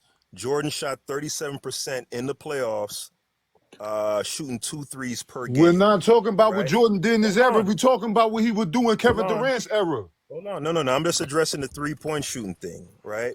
Because we've seen guys like Shea come in, not be great 3-point shooters. I don't think Jordan would be great, but I can absolutely say that. No, but it has to make sense. But it doesn't make sense. He wasn't a great shooter from a shorter line. How is he going to be a better shooter from an extended 3-point line? Just make the hold on. First of all, hold on, Peter. Let's just make the math make sense. So if we go to that 2016-2017 team, nobody on the team took over 20 shots per game. You're telling me that Jordan's going to jump on that team and shoot 27 shots per game? Yeah, because he's just much more intuitive than any of those guys. He never did it. He never did it. There's more possessions to get those shots, and he's not going to have to force anything. Hold on. How is there more possessions? Hold on. Where do you create these magical 90s? possessions? The 90s were 90 possessions. No, I'm the saying 90s were 90 this possessions. is 2016, 2017. Klay Thompson took 17 shots a game. Curry took 18. Durant took 16. Right? Yeah, but he has he's a much better shot creator than any of those. Hold on. That's the shot distribution. Hold on. Wow. Hold on one second, y'all. Again, this is about doing it in much better than Steph. Hold on one second. It's not about being better at shot creating or not. This is like when we put KD on the Bulls triangle system, KD's going to have to capitulate to that particular system. And when we when we know the volume that he get in that system, we can forecast what he'll do. If you put Jordan in the Warriors system, Jordan has to capitulate to the system. That was not a system designed for one player to take 27 shots per game. Where did the shots come from in the system? The triangle wasn't designed for a player to take 24 or 25 Yes, it was. But Jordan did it. But Jordan did. Hold on one second, one boy. Yes, it was. Because Phil Jackson, when he had Kobe and Jordan, designed it in very same way. When he had Shaq as his feature guy, he designed it for Shaq to get the volume. When he had Kobe as the feature guy, he designed it for Kobe to get the volume. When he had Jordan as the feature guy, he designed the triangle for Jordan to get the volume. This is why when Kobe was at the top of his, nobody else was getting theirs. When Shaq and Kobe were at their top of theirs, nobody else on the team was really averaging double-digit points. Same with Jordan. I mean, y'all didn't even really look at Pippen's 20 as a true 20 because y'all really say he got it off cleanup, not really true half-court offense. So at the end of the day, the triangle's designed for a great ISO scorer to get off. How is the Warriors system designed? How is the Warriors? That's false. Okay, how is the Warriors system designed for one player to take 27 shots per game? Yeah, the triangle wasn't designed like that either, but he managed to average 24 shots a game. Okay, then Phil Jackson what is the era. triangle? What is the triangle? The point is, what do you mean? What is it? The triangle is where you set up a triangle on either side of the floor with three players. You have a guy in the post. I didn't say how it was set up. I said what is the triangle, not how it's set up. Everybody knows how it's set up. It's just 4 out, 1 in. It's not nothing special. What do you mean? What is the triangle? I don't get the question. Okay, just like flex, just like Princeton, every offense has its purpose. If you're running Princeton, you're looking for back doors. If you're running flex, right? If you're running flex, you're looking for a multitude of different things, right? Probably ISOs. If you're running 1-4 high, you're trying to empty out the paint, right? To create actions at the rim for guards or backdoor cuts. What is the triangle? What is no? I'm asking you, what is the triangle? I don't get the question, bro. I don't get the question that you're asking. Slow, man. Okay, so I gave you examples. The Princeton is for backdoors. 1-4 high is for empty set actions and to empty out the paint for guard actions or maybe high-low actions with bigs, right? Every offense has a designated intention. What is the intention of the triangle? Yeah, but all those offenses incorporate like backdoors and all of that. That's what is the intention of the triangle? The intention is to get shot distribution equally for everybody. That was the purpose from what I read from Tex Winners. The idea is that you didn't want one player that's dominating the ball, and you wanted to make sure that the role players got shots also. That's what I read from Tex Winners. No, where'd you read this at? Where'd you read this at? I read it online. No. Why do you got to make up stuff on the fly to try to sound right?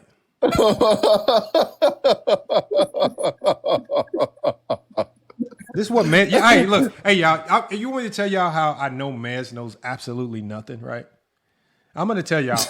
I wish Ochi might have recorded it, right? I ended up going. I went on Superstars Live, and some of y'all were there, right? Y'all remember when I went on Superstars Live, and Mez came up talking to me about Tim Duncan's defense, right? Oh, you did clip this, Ochi, right? Y'all this is how we know they're stupid, right? This is how we know people like Peter Bagjuice and Mez are absolutely dumb. Ochi, do you remember when I was talking to Mez about Tim Duncan's defense, and I said, Tim Duncan as the anchor would call out, plays like fire, like things like that. Yeah. I remember you saying that. Hold on. Think about this, right? Think about this. This is how I know they're dumb. I completely made that up. But Mez was willing to agree to it. He was like, yeah, I remember that too. I can't remember the colors. But he's sitting there saying, yeah, I remember that too. And I'm saying to myself, Mez, you got to be the dumbest person in the world. I just made this shit up. I didn't hear no hot mics of Tim Duncan saying nothing. I just know what their defense is, right? And I know who the anchor is. But I'm just making it up. But because they so thirsty to pretend like they know this information, he just agreed to it. He was like, yeah, I agree. He was like, yeah, I heard it too. It's like, bro, you didn't hear none of this shit. I just made this shit up on the fly. And this is what Peter's doing right now. Just making shit up. I did that to Viz one day. I did that to Viz one day. This is how I know y'all just dumb. ask a random question. Real slow. No, I hit a dude with who was it? Martin Payne. I told him, yo, you want to talk about basketball? What you think about Nick Richards scoring 70 last night? He was like, oh, he cooked. I was like, get out of here. I just made that up. Yeah, you did. Oh, yeah, you did do that to Viz too, man. That's what I'm saying. These dudes he said, yeah, I heard I'm that sorry from to break Tex up y'all circle jerk here, but can you do me a favor, Lamont? What? Could you unblock me in the chat? You're not blocked in the chat. Yo. You're not blocked. Hey, yo. It says I can't comment. This dude right here is a comedian. Oh, damn. He want to reply to people saying he getting cooked and shit. Hold on, y'all. How do you check to see if? Yeah, Hold on, just did one of y'all, say it to him. Hold on, did one of y'all block him? But you on the panel and you want to be unblocked in the comments? Say what you got to say on the panel. Hold on, can y'all check? Because I don't know how to check. I don't know how to check. I don't know how to check. You said you want to check if you blocked they in the comments so much they want to comment in the comments of the panel while they on the panel. It says I'm muted for the live. Yeah, Johnny definitely did that. That's just hilarious. No, he ain't blocked. It don't say he blocked on here. Let me see. No, it says your comment wasn't posted because you're muted for I got you. Yeah. I got you. entire live. You unmuted now. Okay. Yeah, you unmuted now. All right, bet that up, bro. This is gonna be great, guys. Watch what you put in the chat. Watch. Yeah, Lamont. He was muted in the. Why can't he just say it though? He's on the panel. Yeah, but that's what I said. Why would you want to be taken off mute if you could just say what you want to say? No, hold on. First of all, like, see what this is. Y'all got to understand that. By nature, the triangle offense was not an offense in and of itself built for one player to take 30 shots or 27 shots per game, right? Because it's a zone offense. Didn't I just say that? Hold on 1 second. I'm not, but you got to listen to what I'm saying. The triangle offense its intention is a zone offense, right? But now we have to start thinking from this point forward. Now that we understand what the triangle is, now we have to start using our brains. Why would an NBA coach use a zone offense in a league where players are pretty much restricted to playing man to man? Because it is the greatest way to space the floor so my ISO scores can be optimized. Because remember, what do we do all summer? All players are working on what? One-on-one basketball. That's all they do. If you can put the best player in the league, the best athlete in the league, in a whole bunch of one-on-one situations in a shot clock game, where the shot clock typically dictates who shoots the ball, and the best player typically has the ball at the end of the shot clock, if you want to optimize his scoring, you put him in an offense that essentially almost guarantees elite spacing on every possession. That's why they ran a zone offense. It was not the Bulls did not design an offense because they wanted everybody to average 10 points a game. They would never win a game like that. There's a reason why Jordan took most of the shots. There's a reason why Kobe took most of the shots, is because the triangle offense was designed. Even Phil Jackson said we wanted Kobe to take a whole bunch of bad shots. That's what Phil Jackson said. It was designed for Jordan. The bulk of the shots, regardless of what. Hold on. But then why did Klay Thompson on that 2016-17 Warriors lead the Warriors in shots, attempts per game? He's not the best player. He's not better than Steph or Kevin Durant. Hold on. In the year that we were talking about with the Warriors, where you said Jordan would walk in and shoot 27 shots per game, Klay Thompson took the most shots per game, more than Steph. Which year was that? 2017. Stop all the acting, man. Y'all be so dramatic. Bro, on he here. took more shots. Okay, let's just do this. He took more shots than KD that year, 2016, 2017. Again, who was the better player? That offense was more equal opportunity. The split action offense was. The triangle offense of the 90s was not. Bro. No, it's funny you say that because according to Tex Winners, what? I'm going to Google it. According to Tex Winners, what? I'm going to Google it. Right. I'm going to put the YouTube video in the chat. No, just tell me. Bro, you can send it to me right now while you're doing all this stuff. Hold on. According to Tex, I'm going to send it. Tex Winners said what? Just tell us what he said. You can literally just start playing it and put your mic to it or something. He said the triangle was specifically created to be an equal opportunity offensive system, and it was specifically designed so that a guy didn't play hero ball. It's the opposite of what you're saying.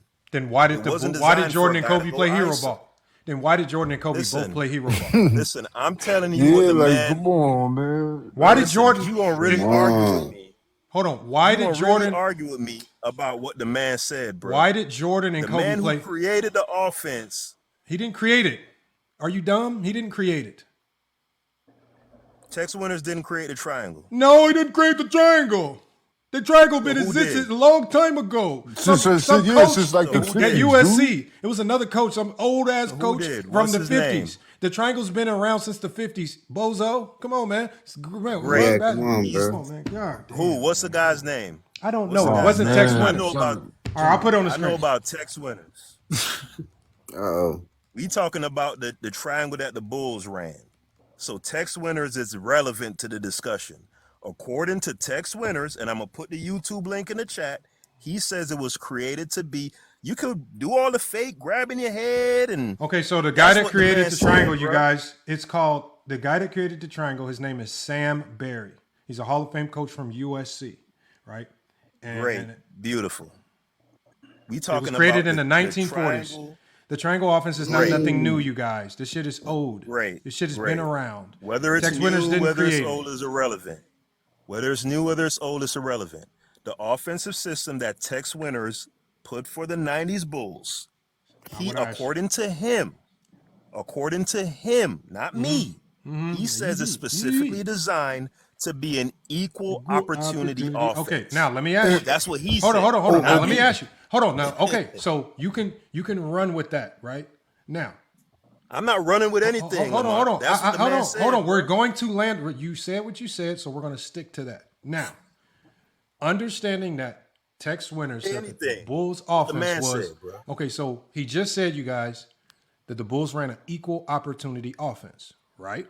I didn't say anything. So, but when we watch the Bulls, Tex Winners said okay, Peter, we got you. You got to frame your argument in an honest way. I didn't say that. Okay, so you guys. We heard what he had to say. Now, when we watch the Bulls play, and remember what I asked him. I said, I didn't ask him what the triangle was designed to do. I said, what's the intention? Because any team, like, so for example, a lot of teams run Princeton, but a lot of teams have a different intention, right? A lot of teams run 4 out, but they have different intentions. For us as viewers, coaches, casuals, whatever, us watching the Chicago Bulls play, was the Chicago Bulls' intention on offense for everybody to score the ball? Hell no. How do we know this even further? Because Scott Williams came on our show and said, if we shot threes, Phil Jackson would fine us. How can an offense literally be equal opportunity if a player shoots an open shot, they get fined? That does not sound like... Peter Backjuice, I'm talking. Please shut up while I'm talking. We had Scott Williams of the Chicago Bulls, not FYF. We had Scott Williams of the Chicago Bulls come. We had Scott Williams come onto the Chicago Bulls and say that if we shot the ball, we would get fined. So, exactly. So it's not an equal opportunity offense. If the offense is designed, life harder for can KD. you please hold 1 second? We're gonna come back to you.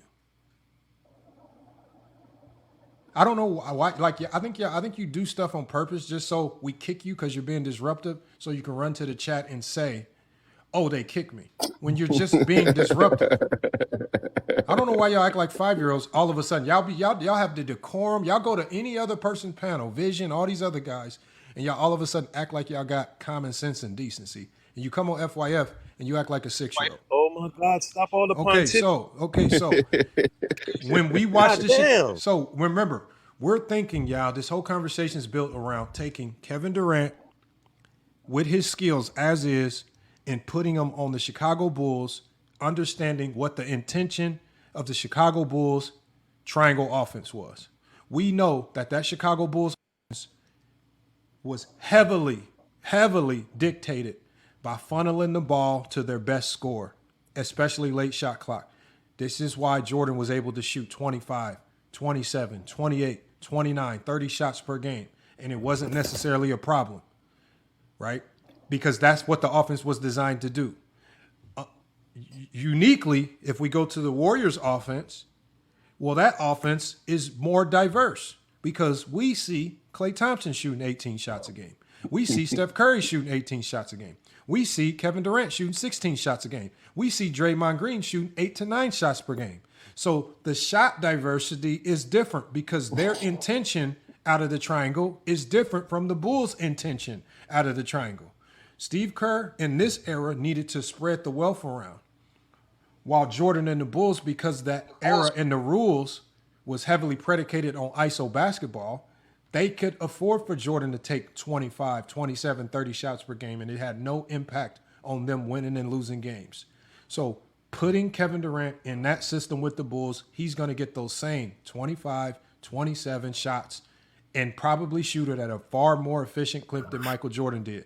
If you take Jordan and put him on the Warriors in that system with a Klay Thompson, with a Steph Curry, yes, they will be successful. But if you think that he's going to be running around shooting 27 shots a game with Steph Curry and Klay Thompson in their prime on the team, you got to be absolutely stupid just to say that, just so you can make the silly claim that he would score 40 points per game. That's where y'all lose credibility when y'all say stupid stuff. Because you have examples of this is what we have examples of what that offense was. Klay Thompson, Kevin Durant, Steph Curry shot equal shots. Nobody shot over 20 shots per game. Playing at some no, point? because I'm talking. No, it's called FYF Sports. It's not called Haskell. It's not called Peter Bagjuice. Right. Peter Pan juice. I told y'all 2026 is the year for y'all to listen and learn, not the year for y'all to use y'all phone as a microwave to spew stupidity. Y'all just be spewing stupidity. Nah, but you yapping though. Okay, I know. Then go to another live if I'm yapping. There's plenty of there's literally millions of people live right now other than FYF Sports. I promise you, there's probably about 3,000 other sports content creators live right now. and they all on Twitter, y'all. They all on Twitter. I look like I'm not hard pressed for your viewership. You know what? But I am hard pressed for Prop GPT's viewership. Make sure, Peter Bagjuice, you do stick around. Make sure you download the Prop GPT app, right? Because it sounds like you don't know much about these players. If you think Jordan's gonna shoot 40 shots per game, your parlays got to be off. That's you picking stupid. the dumbest shit. He probably picked tonight for Paolo Banchero to drop 60. And you probably put $100 on it. because you was too stupid to go to the Prop GPT app and understand that the AI, the people with the common sense, make better decisions than you do. I'm not dumb. So, man, yeah, make he sure, is. again, we're not dumb. We're going to use Prop GPT. Peter Bagjuice is running around saying that Michael Jordan is going to score 40 a game with Steph Curry and Klay Thompson on the team. Who sounds more logical here? Come on, y'all. Make sure you download Prop GPT. It's going to help you out, Peter Bagjuice. You stop you from spewing stupidity, man. Come on, man. Y'all got to level up y'all basketball talk, man. Quit spewing stupidity, man. It's FYF Sports. It's 2026. Man, come on. And then now you're just disrespecting the culture. Wherever you're from, you just disrespecting A. Johnny's culture, man. Y'all from the islands, y'all acting like this, man. Come on, man. I know y'all a little bit more prideful than that. Easy. Come up here and lie. Easy 40. We don't claim him. Me and Inside, we the island niggas. We don't claim them. I don't know why you say silly stuff and expect us to just to co-sign it. Easy 40. Come on, man. Stop it. Clean 40. I know. Clean 40. Yeah. Got you. 3% from the field. Clean 40. Clean 40. How many shots Luka taking right now in this? He's not running the same offense. Oh my gosh. He's not running the same offense. The Lakers run an No, offense. just ask a question. Hey, hold on, y'all. I love that you brought up Luka. Are the Lakers running an offense that's predicated for Luka to be high volume? Yes or no? Yes. This is why Luka has 20 points in the first quarter, damn near every game, because that offense thrives on Luka taking a lot of shots. Make or miss. He just Luka's running half screen and roll. it doesn't matter what they're doing. That offense is No, predicated. he's not. It doesn't matter what He they're got doing. a post game too. Look, y'all, he's trying to look. The Lakers run an offense that's predicated on Luka being high volume. Austin Reeves next and LeBron third. That's what the offense looks like. It is not predicated on Rui Hachimura getting the same amount of shots as Austin Reeves or Luka Doncic or LeBron James. Bro, see, that's the thing. The thing is, when we talk to Lakers, all of a sudden your brain cells can start working again. Now you understand, right? But then when we talk to Warriors, where there was shot diversity in split actions, right, where Steph Curry didn't care about his points per game, where KD was selfless and didn't care about his points per game. The only person that was truly and honestly selfish in that offense was Klay Thompson, because when KD came, what's the first thing Klay said? He had more shot opportunities. What the first thing Klay said was, "I'm still taking my 20 shots a game." Oh, yeah, he here. I'm still getting mine up. So, but they was cool with it, right? They was all cool with it. And he did sacrifice to a certain degree, but at the end of the day, none of those stars shot over 20 shots per game. That's why we knew it was going to be hard for KD or Steph to win league MVP as teammates. That's why we knew that it was going to be hard for one of those to be MVP on the same team, because they would not have the volume to get to the individual stats.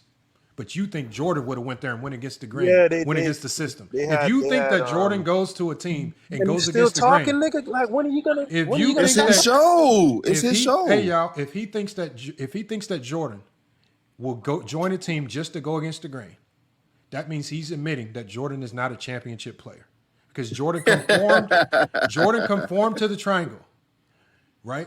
Jordan conformed to the triangle to win championships. If Jordan wanted to win championships with the Warriors, he would conform to the system to win championships. But he thinks Jordan's a loser. Yes, losers like Cam Thomas, that's why his wave will go chuck shots at reckless abandon to find himself waved in 2 months. Come on, man. I told y'all, these dudes are losers, man. All right, Loser mentality. You done preaching, brother? Loser mentality. That's what it is. Let's see if he says something, brother. Let's see if he says something that's actually productive. All right. So I'm actually glad that you said that Jordan conformed to the triangle, because he did. The point of the triangle was to give players equal opportunity. Equal opportunity.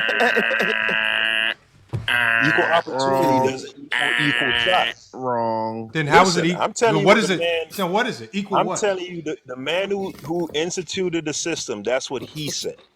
So y'all could do the little goof troop shit y'all. So what was equal? No, hold on, y'all. Hold on. But you. Hold on, my boy. Hold on. You just keep lying, man. Tell us what was equal about the offense. Finish making my point. No, tell us what was equal. No, please answer this question. What was equal about that offense? The touches.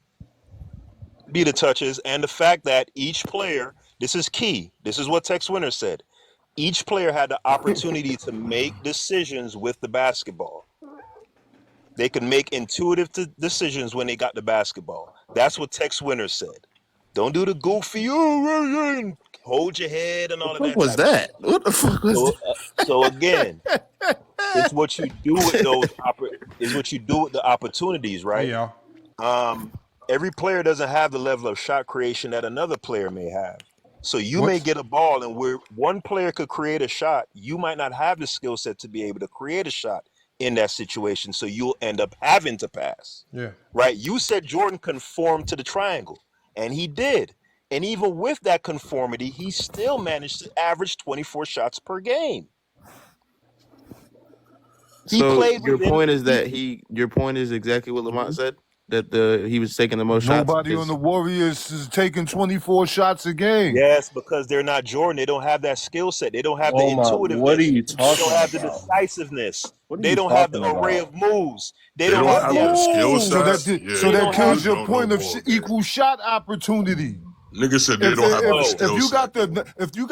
If you got the top guy one boy taking 17 shots and the third guy's taking 16 shots, that's more shot distribution. You don't Not the dude taking 24 and the next dude is taking 16. Lamont asked me what I meant by opportunities, and I said touches. No, I never said anything about equal shot opportunities. You're a poor listener. You want to know what you did I say? also heard Hold you on, say hold on, that y'all. Tex Hold on, Winter y'all. could Hold on, y'all. invented the triangle. Hold You on, were hold on. wrong Don't about start that. just Hold on one bleed second, our y'all. Hold on. opportunity, Let me though. go to let me tell it. Like this is again, this just takes us back to how little he's even studied the triangle.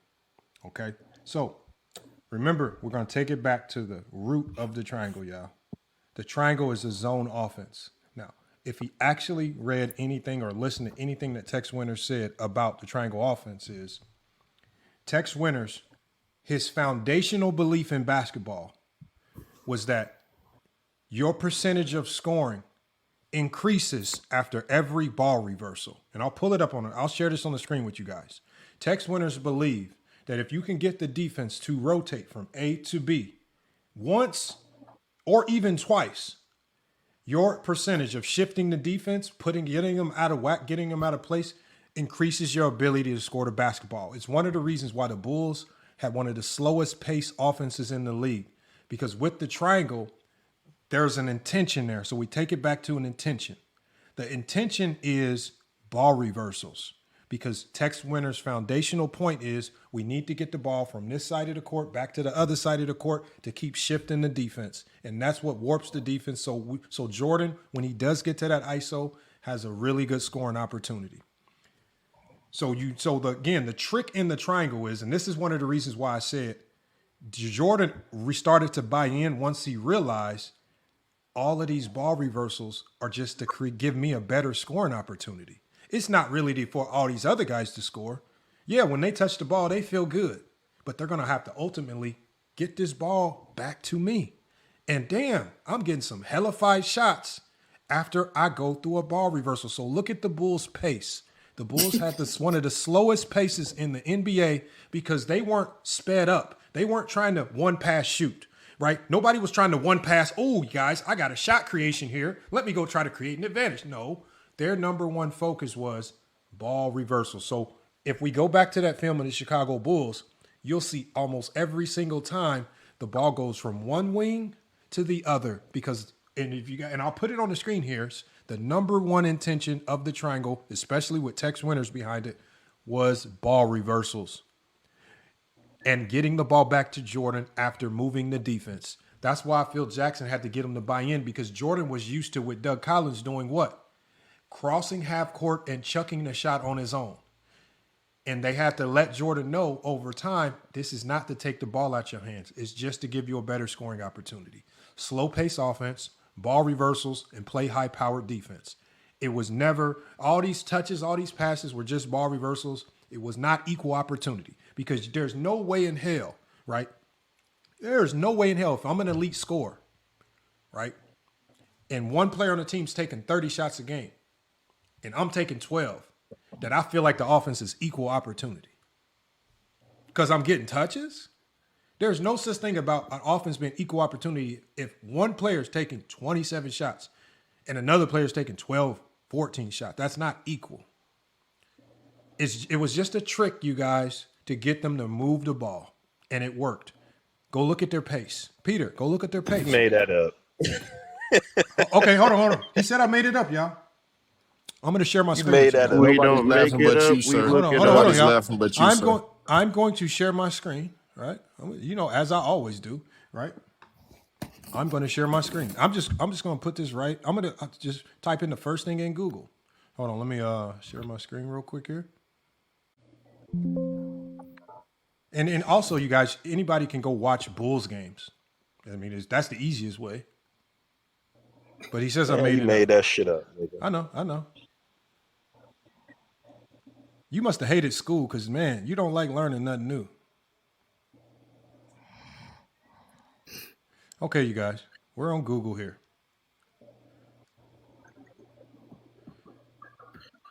It says, triangle offense is a system built on sideline spacing and a weak side two-man game. What does it say next? Frequently forces a ball reversal to break down defenses, particularly when the initial post-entry pass is denied. The offense is designed to create read and react scenario. If the initial side is clogged, The ball, it says the ball is reversed to the opposite side immediately to reestablish a new triangle, right? That's according to Breakthrough Basketball. The next session here shows how ball reversal is what? Forced in the triangle. When it said forced for a reason. Remember what I said, y'all? I said that the triangle offense was a smooth and slick way to trick people into moving the basketball. How do you trick You're NBA doing players? some Hold slick on, trickery right now. hold on, Peter. Listen and learn. How do you force NBA players who are all elite at what they do to move the basketball? Right? You got to get. That's why Phil Jackson was there. Jackson was there to get them to believe in it. Tex Winters was there to teach it. Phil Jackson got Jordan to believe in it. So it talks about it. Wing to top to wing corner reversals. The triangle offense does not work if you cannot reverse the ball. The triangle offense does not work if you cannot reverse the ball. If Jordan was allowed to do what he did with Doug Collins and just chuck shot, there is no triangle offense. There is no efficiency. It is now just helter-skelter, which is what it was with Doug Collins. That's why Jordan with Doug Collins was able to run the numbers up because he had free reign to do a whole bunch of bullshit. So again, as y'all can see He here, had the same. as y'all can see he had the here, same Peter amount- Back Juice, please hold, because you don't know what the triangle is. You don't know what its intention was. You don't know what a ball reversal is. You don't know why the Bulls were trying to reverse the ball. Same field goal attempts under. Absolutely nothing about illegal defenses. You know absolutely nothing about the triangle. And then you have to lie and make up stuff about what Tex Winters said Same or amount of didn't say. shots. Because I guarantee you guys, what did he say that Tex Winters said? Let's just Google it right now. Let's just even find out, right? Yeah, let's just Google that. What did he say? What did he say Tex Winters said? We just want to see. Tex Winters Now, Lamont, says, where is the part about they were reversing it specifically? please, we just read what it is in its true essence. Bro, No, can you where's not the Jordan read? part that you? Can you not read? No, Where's he the can't Jordan part read. you? No, he can't Hold read. on, you guys. What is the first thing that it says in here? It says the triangle. Where is the opposition- Jordan part Hold on, that you made up? hold on, y'all. What does it say right here, y'all? Frequently forces ball reversals to break down defenses. That shit up, nigga. Where's the Jordan part? What do you mean Jordan part? What did the Bulls do? You said the reversals were Yes, that's what the Bulls did.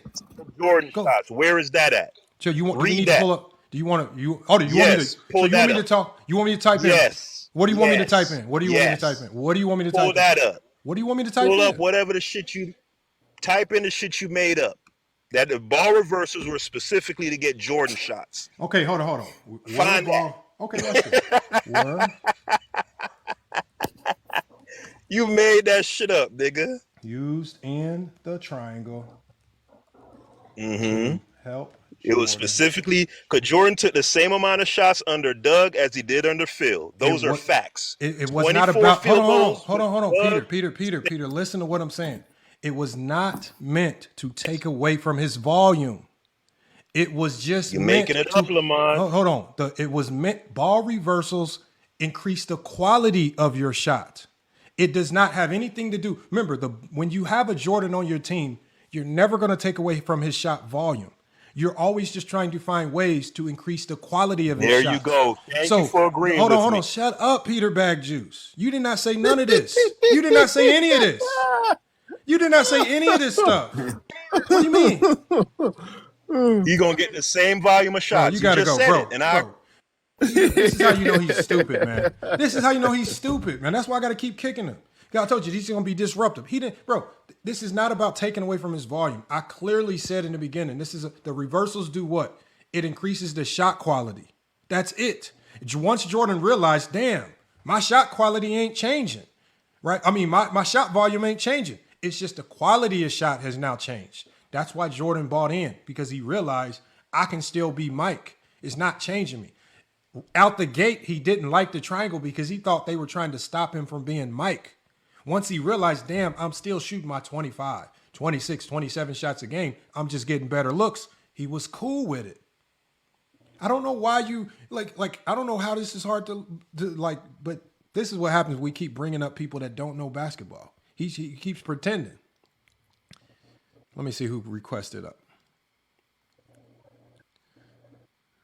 Please don't be Peter Bagjuice trying to come up for more, man. Jesus Christ. Oh, that's King Shy. What up, King Shy? Yo, what up, man? Hey, man, this Peter Bagjuice don't know shit, man. No, we have to make the whole show boring just to teach him simple elements of the game of basketball, man. Like, cause he comes up here pretending like he knows this stuff. I don't know what's wrong with him, man. Hold on, we didn't even get Mike Hales. We didn't even get Mike Hales solo, man. We got Mike. Yeah, we didn't even get Play that song. Play that nostalgia song.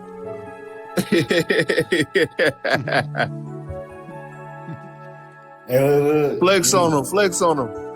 Yeah. Hit the jump shot. My muscles got bigger. Look.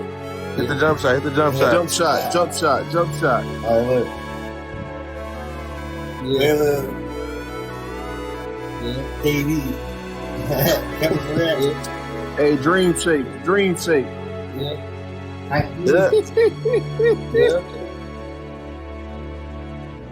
Hakeem. Hey, do the AI crossover. Do the Allen Iverson crossover. Yeah, do the AI. Hold on, y'all. He said that. Look at him. Oh yeah. Hold on. We got Peter in the comments, y'all. Peter in the comments. He says that. He says you said that reversals were just a distraction to get Jordan better shots. How did I make that up? That's exactly what a ball reversal is for in basketball. You reverse the ball to increase your shot quality. No coach wants you coming down and just chucking up shots as soon as you cross half court. Literally, it's been studied. Your percentage in Tex Winter's, even if you read Tex Winter's book, is that off every ball reversal, your percentage of scoring goes up. Every team trying to reverse the ball. What are you talking about? Hold on, we can look that up for him. He's not talking about the volume again. LOL, man. Salute to Peter Pan, man. Peter Pan, man. Peter Pan juice, like man. Peter Pan in the sense Watch this, y'all. Watch this. like Now, look, I typed a very general question in, right? It's very general. Hold on, let me share my screen. Okay? No, now remember, I said that ball reversals increase shot quality. Does anybody disagree with that? I said that. That was said. Okay, I'm going to share my screen. Because now Peter said I made it up, y'all. Now, I'm going to make this big for Peter Bagjuice to read. Now, look, I typed in, do ball reversals increase shot quality in basketball? Very general. I didn't add any layers onto it, right? I just said, do ball reversals increase your shot quality? It clearly says, yes, ball reversals significantly increase shot quality in basketball by forcing defense to shift, move, and recover, which creates open shots, driving lanes, and better offensive efficiency. It literally says analytics show that possessions with one or more ball reversals, which is exactly what I said before, right? Reversals score roughly 0.935 points per possession. That means you're almost scoring 1 point per possession, right? And it says compared to 0.706 points per possession with no ball reversal, right? When we go to more, it even gives you more reasons. Key reasons why ball reversal increases shot quality. Defensive shifting. I said that before. The ball reversals move the defense. You soften up the defense for Jordan. Defense is shifting. Weak side vulnerability. Remember, there was no weak side vulnerability in the 90s. Why? Because the legal defense rule existed. Right? Create efficient offense. Disrupts defensive loading. Better rhythm and flow. Right? Everybody's touching the ball. That is what it is. That's why you want ball reversals. That's why they ran the triangle. It forced ball reversals. When I pulled up the definition of the triangle, it literally said the triangle forces ball reversals because you always have to move the triangle from one side of the court to the other side of the court. You have to keep moving the triangle. And Jordan's going to keep moving with that triangle because Jordan is trying to score. These dudes are absolute idiots. Easy ass concept that you gotta explain to these dumb idiots, niggas. man. Idiots. You gotta explain the same shit to this nigga over and over again. He really don't watch basketball. He said, now, y'all. He said I made it up. It's the first thing that pops up in Google when you talk about ball reversal. Exactly. It didn't say it increased. It said it significantly increases shot quality. That's why I said once Jordan realized the ball reversals are giving him better shots, he was all in on the triangle, so much so that he said he didn't want to play for nobody but Phil. Because he knew as soon as Phil left, the triangle was leaving with it. No more winning. Exactly. Yeah. No more Phil, no more Pippen to cover up your flaws and make you look better than you actually are. Because he's the one guarding the best player. At the end of the day, he's the one facilitating in the triangle, not you, nigga. Hold on. So at the end of the day, hold on. I'm going to tell Peter to come back up here to explain this. Why when we type it in, it says ball reversals significantly increase shot quality. Come on back up, Peter. It says it right here. You want to use AI, nigga? Here it is. Peter, you said, AI summary. Come back. Peter, you said I made it up, Peter. Adrian, you glazing another grown ass man. Adrian at your is crazy. grown ass age. You too, bro. So that's why. No, Peter said I made it up, y'all. He said I made it up. Yeah, Adrian keeps stay crying in the chat, man. You're never gonna pull up. Bro, I don't Adrian think only glazes Adrian's the not a men real that person, disagree y'all. with He's us. not real. He's not a real person, bro. Yeah, he's he's not just real. gonna become a bandwagon fan for whoever up here getting cooked. Yeah. I mean, it does not surprise me that Adrian Knight agrees with Peter, bro. He agrees with anybody that doesn't agree with us. Bro. Exactly, yeah. Come on, man. Stop it.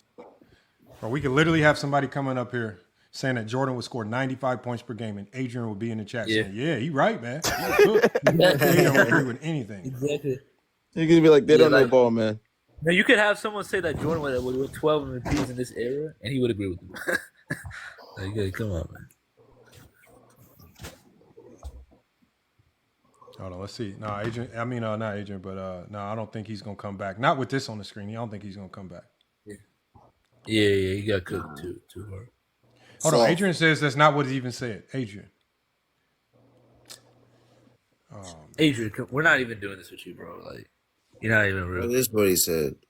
Bro, this is exactly what I said. I said the Bulls ran the triangle to influence ball reversals to increase Jordan's shot quality. I never said it was about. There's no coach with a brain that's going to say, I want to take shots away from Michael Jordan.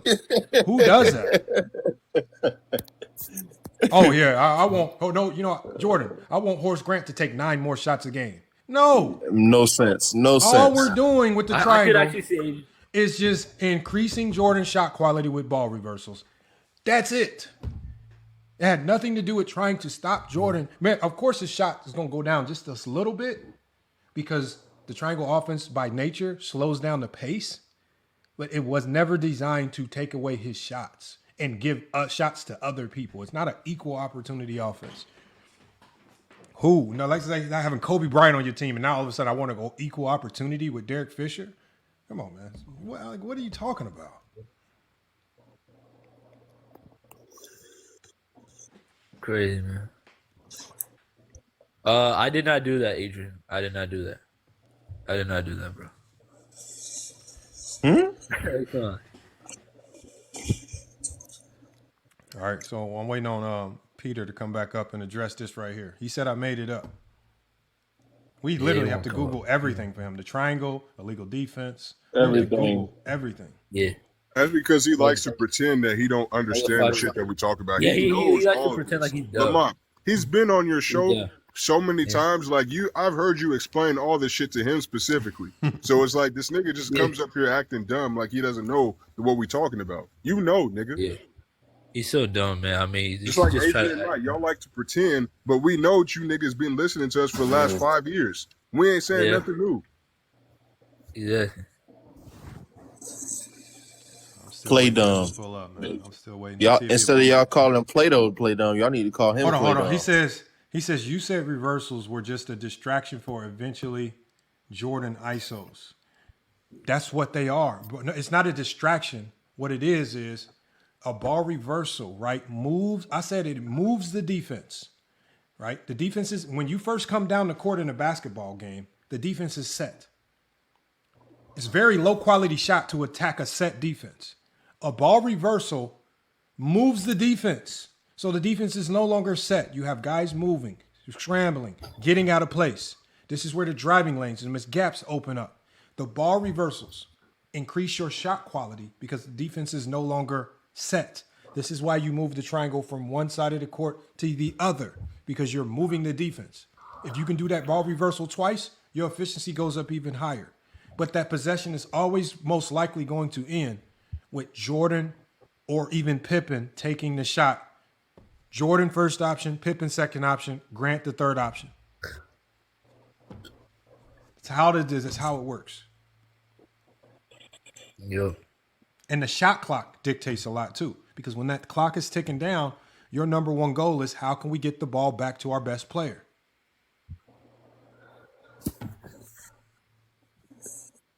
Adrian said he's not going to give you a fair shot. I gave him a fair shot, man.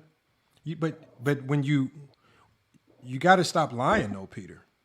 Just admit that you don't know what the triangle is. You don't know what Tex Winter said about it. Otherwise, you would have known about ball reversals.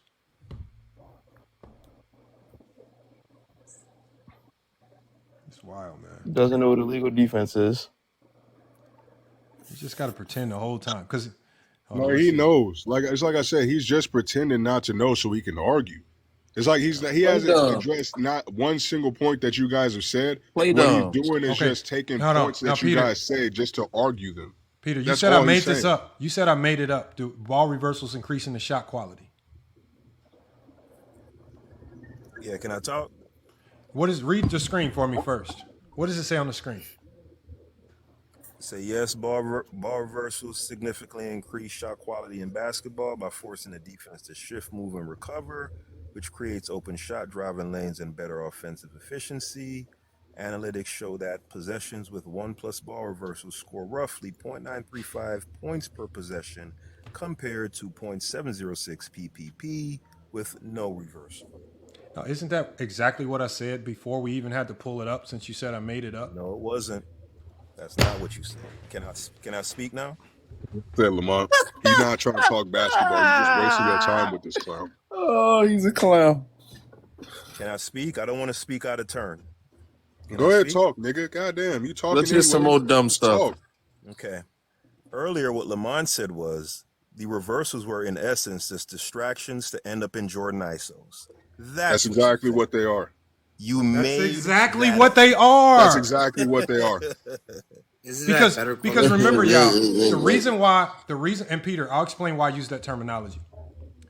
Because when you said equal opportunity offense, right, you're making it sound as if it's designed for everybody to get equal amount of shots. Because when you say equal amount, I've never heard a coach say we need everybody to have equal touches. Right. So you said but the one thing we know is that Jordan took a large volume of the shots. But the Bulls did have one of the slowest pace offenses in the league in an already slow pace NBA. So you have to ask yourself, what was there? Remember I asked you before, I said, what was the Bulls' intention with the triangle? Their number one intention with the triangle, as I gave you the intention for multiple offenses, was to create ball reversals, because Tex Winters was an avid believer in the more you reverse the ball, the percentage of you scoring goes up. And as we see from the data right here, even the analytics show that with 1+ ball reversals, you score more points, which is exactly what Tex Winters was an avid believer in. He was never trying to take away from Jordan's shot volume. Jordan's shot volume only slightly decreased because their pace decreased, but his shot quality with Phil Jackson went way up. And his shot quality with Doug Collins was in the garbage can, and he was having to score on 3, 4, 5 people because he was bringing the ball up the court and just chucking shots with little to no ball movement or ball reversals.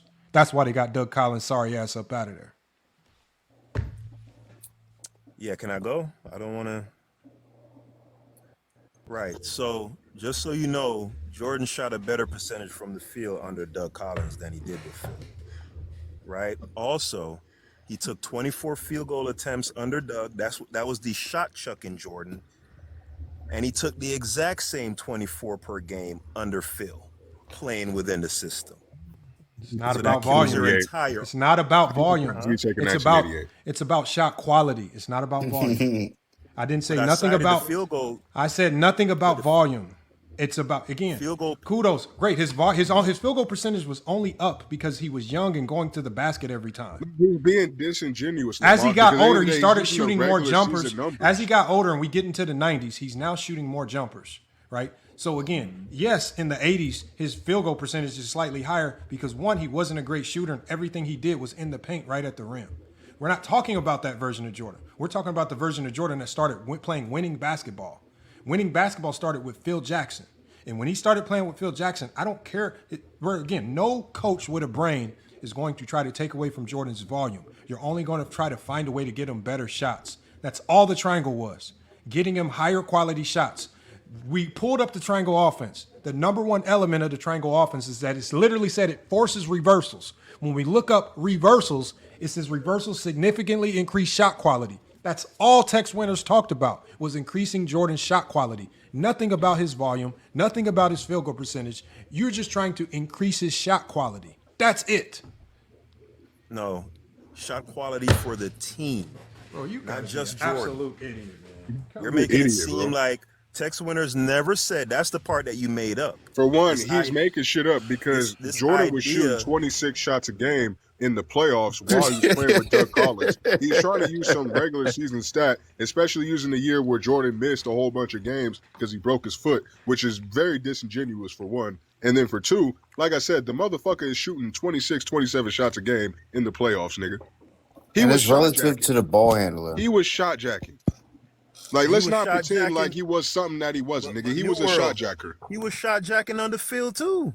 Yes. That's But with nothing higher wrong with quality that. shots. Like he wasn't That's doing that's that. their higher quality shot chucks. Look, again, There's we're not still better knocking. shots. Hold on, Peter. That's the Peter. We're not knocking Jordan for being a shot chucker. That's not a bad thing. That's just a role. The only thing Tex Winters being a did, shot chucker is a only bad thing, the only thing that Tex Winters did is said, we're just going to make you a higher quality shot chucker, where you're going to take the same amount of shots, but we're going to give you better shots to take. That's it. That's the purpose of the triangle, to get you high quality shots. And the majority of those shots were going to be for Michael Jordan. They did not run the triangle for Horace Grant to take higher quality shots.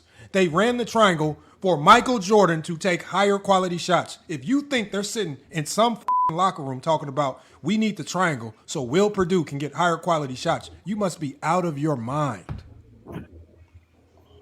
It's for Jordan. Doing the ball. Well, that's the part where we have a nuanced disagreement. It's not nuanced. You're just dumb. There ain't no nuanced disagreement. Ain't nobody else on that team shooting more than 15 shots a game, except for Scottie.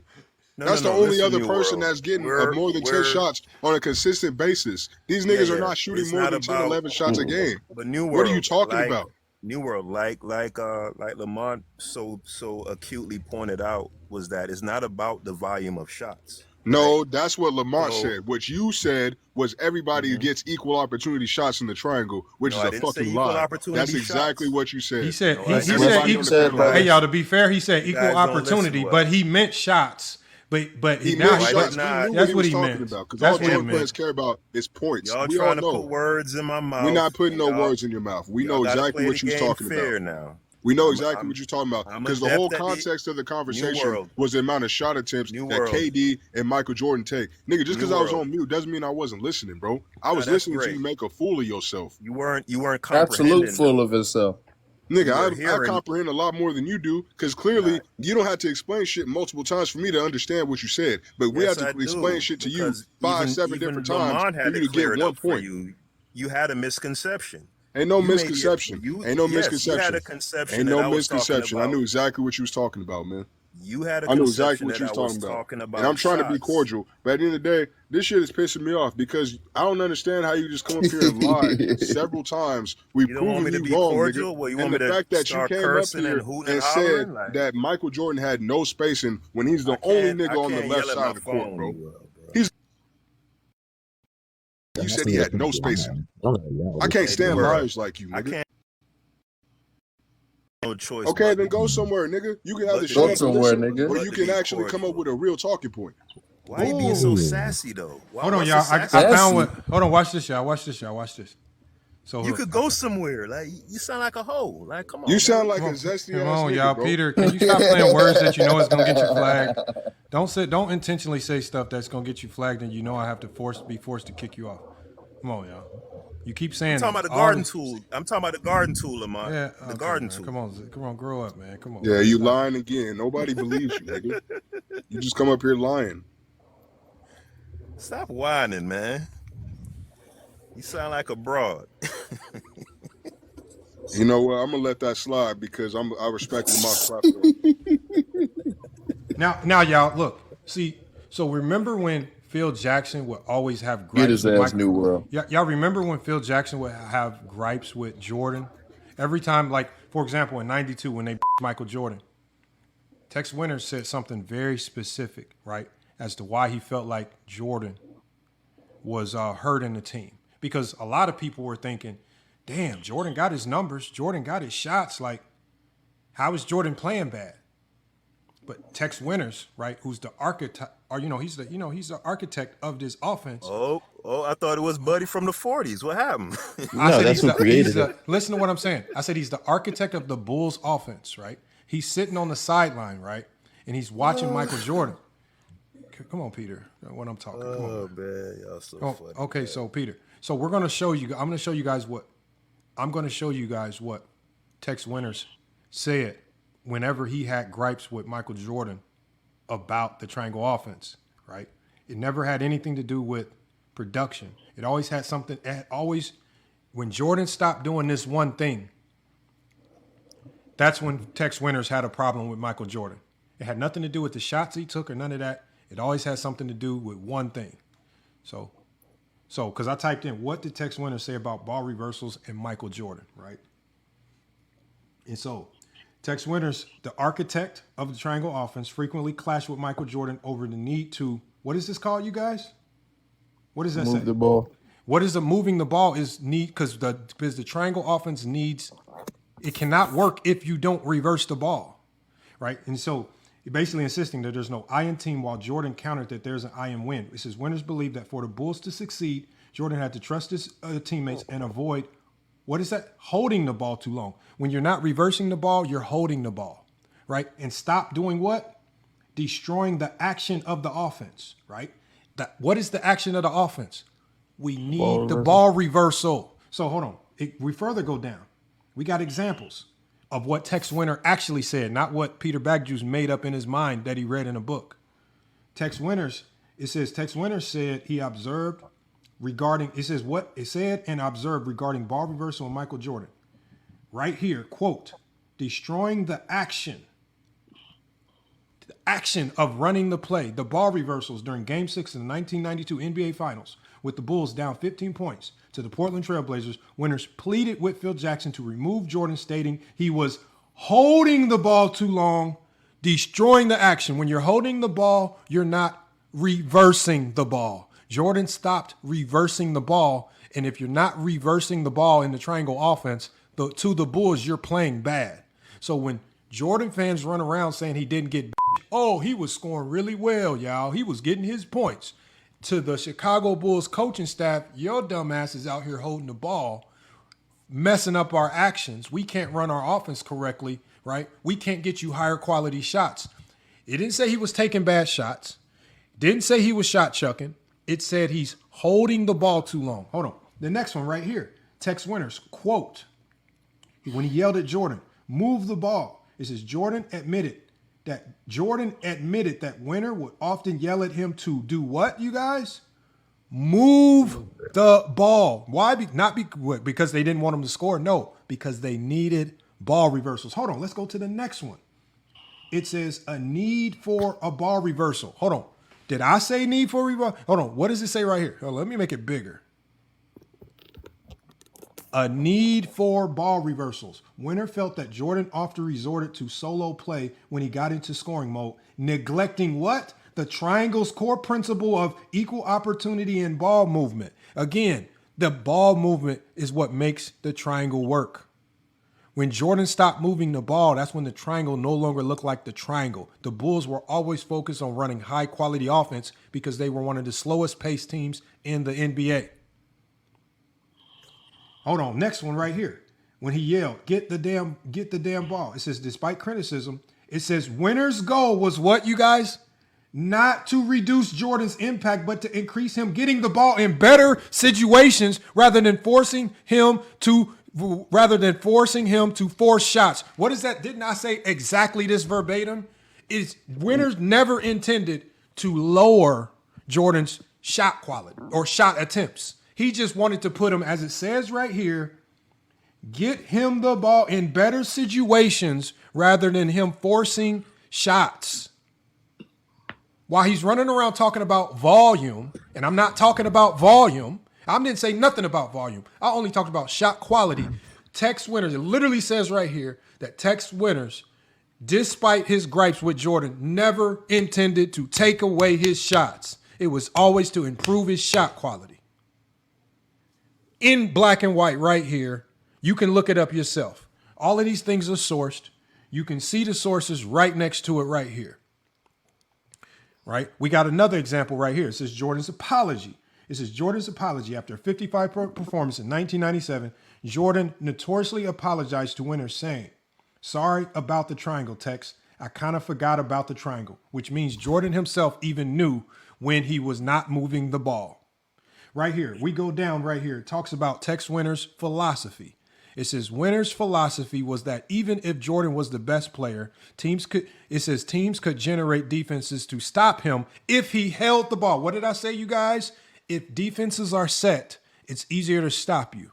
Because when you're holding the ball and not reversing the ball, you're easier to defend. It says, whereas proper ball reversal and spacing force defenses to break down. Peter Bagjuice. Yeah, so I don't hear anything. I don't hear where we're having any disagreement at all. What I'm hearing is He just said we're having a nuanced disagreement, by the way. Yeah, that's why I said there's some nuanced little minor details. Hold on, Peter Bagjuice. Didn't I say everything on this list? Bro, you just went on a whole soliloquy. Can I get like 10 words out, bro? Go. Don't lie. Right. So this all started with you getting, kind of annoyed at me suggesting that Jordan could get off 27 shots playing on the. Can you please just address what Tex Winters said? No, I'm framing the argument correctly. So this argument is about volume. You're saying it's not about volume, but it is about volume. I thought you just said that you weren't having any disagreements. Now you're saying that you are? Yeah, it's a nuanced disagreement. See, this is why I say we agree, though. This is why I say we agree, because according to Lamont, he's saying regardless of whether he played under Doug or he played under Phil, whether he was playing the shot chucking style or playing within the offense, the idea was never to reduce the amount of shots that he would take. And I agree with that. Right? Now, where we have a divergence is the idea that he could play within the Warriors offense and get off 27 shots. Because he thinks, oh, well, you have Steph, you have this guy, you have this guy. No, that's not what I said. Okay, what did you say? I said that offenses are predicated on an intention. I said there is no intent in the Warriors offense that caters to one player taking almost 30 shots per game. This is why when KD joined the Warriors, the world stopped. We knew it was a foregone conclusion that they would win. KD and Steph, 2 top 5 players in the league. Even with 2 top 5 MVP caliber players in the league, none of them in that system took over 20 shots per game. In fact, I think it was Klay at times that took the majority of the shots per game, because that offense's intention was about, it was about the diversity of shots amongst the stars. Not one player was going to do it because that's the offense's intention. The Chicago Bulls' offensive intention was designed, as we just read, for Jordan to shoot high volume. Phil Jackson even admitted this when he said, Kobe, y'all keep crying about Kobe's inefficiency, but this offense is designed for him to take those shots. So again, when you have different systems and different intentions, and you think that one player is just going to step into a system and just screw the system and just do willy-nilly whatever he wants, chuck 30 shots a game, you are absolutely nuts. Because if Jordan, who you guys say is the greatest player in the world, couldn't even go into the Bulls offense and have his own way, what makes you think he's going to be able to step into the Warriors system and have his own way? And that's ultimately the point. The fact that he wasn't just doing what he wanted to do under Phil and Tex, but he was still getting his 24 shots. That's my argument. My argument is that he could still play within the offense if he was on the 17 Warriors and still get 27 shots while that's not within the offense. Why? Just because of the value? The offense was not designed for one player to take that many shots. Right, and that's what you're saying. You're saying simply because he takes 27 shots, that's evidence that he's not playing within the offense. That's what you're saying. And I'm saying I disagree. No one said that, brother. Yes. He just said yes. Y'all are not listening. Bro, if who you're just playing, disagreed? Hold on. That? Peter, who cares? If you're playing with Steph and Clay in their prime, they did not, just like KD, who arguably was the second best player in the world, KD couldn't even walk in and take high volume shots. You think Jordan, who's not even as gifted of an offensive player as KD, is going to walk in and just start chucking up close to 25 mid-range jumpers when you got Steph and Clay on your team? You must be absolutely stupid to think that, man. First off, when we talk about what was the coach on Cleveland again? Ty Lue. But you keep quoting coaches, said his man. game Stop plan. quoting. Listen, can I get this off? And by the way, inside, I need a concession from you, by the way. I just want you to say that you were wrong. You heard Lamont just say yes. So you had a misconception inside. You were wrong. Can I get that out of you, brother? I was not wrong because that's not what was said. He just said that's what he was saying. You did. Oh, so you're going to gaslight me. All right, no problem. It's not gaslighting, sir. Yes, but since you you are. want a Don't worry concession, about it. no, it's Don't worry fine. about it. You conceded Don't your worry time about it. for a little bit, so I got you. I can answer your question. Don't worry Perfect. about it. Actually, what I was talking about is you saying that the offense was predicated for Michael Jordan, was not predicated for Michael Jordan to have those shots. And the Warriors offense was predicated for multiple people to have those shots. The Bulls offense was not. There are two different offenses, sir. Facts. So again, I am not wrong. Do not lie. That is a fact. No. Service, I'm talking about what Lamont said. Right, but again, Lamont what you're said, saying is still not true. Hold on. Continue your point, brother. Inside. I said that do you want to debate me, bro? Because if not, you can just. No, continue I'm your not point. trying to debate you. Okay, then shut up and continue your point, bro. I'm gonna shut up and continue. How am I gonna shut up and continue my point? Are you shut slow? Up talking to me and continue your point with Lamont. I'm not talking to you, goofball. Then so shut you up. didn't say inside, or you did say inside? Stop talking. You didn't say inside, sir. No, I'm not saying inside no more. Mute out inside. Perfect. So, like I said, shut up. Right.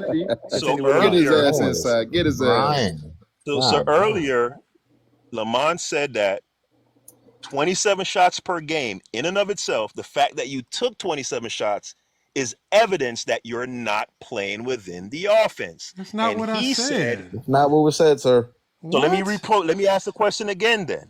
Oh. Could Michael Jordan take 27 shots per game? My contention is this. Let me know if you disagree.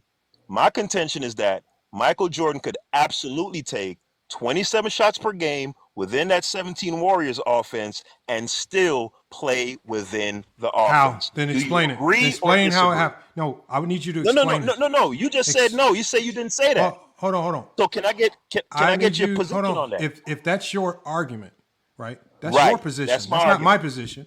Then explain how that happens. Explain what an offense with Jordan, Steph Curry, and Clay looks like. With Jordan taking, I'll be glad to do that. With Jordan averaging 40 a game and taking 27 to 30 shots per game. Explain how that offense looks. Not 30, 27. But can I get some clarity here? You can't average 27 shots per game if you don't have some 30 shot attempt nights.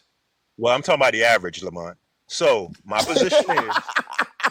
position is you can Michael Jordan could absolutely average 27 shots per game.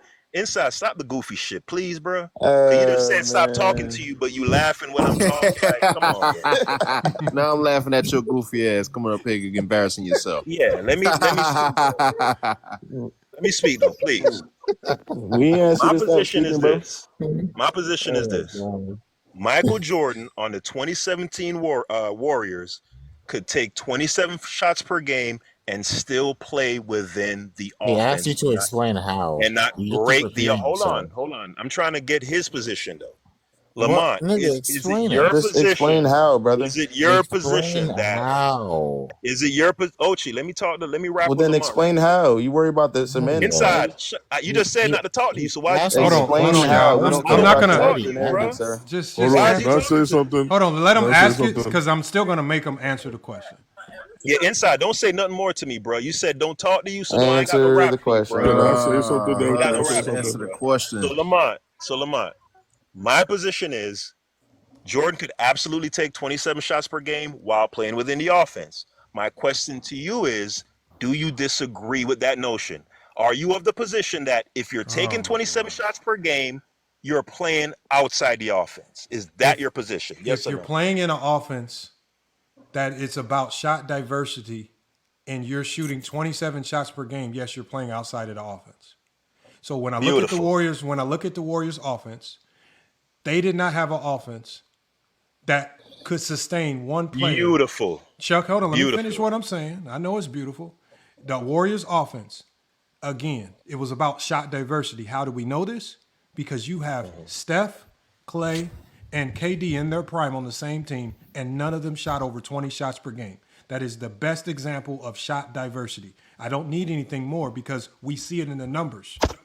So again, if all of a sudden that next year, if the same core is together, and all of a sudden KD is now taking 27 shots per game, everybody's shot attempts go down, I'm going to know something is off. And it's probably it's either going to be that Steve Kerr completely changed his offensive system, which is not very likely, or that one player is going AWOL, is doing their own thing, not conducive to winning.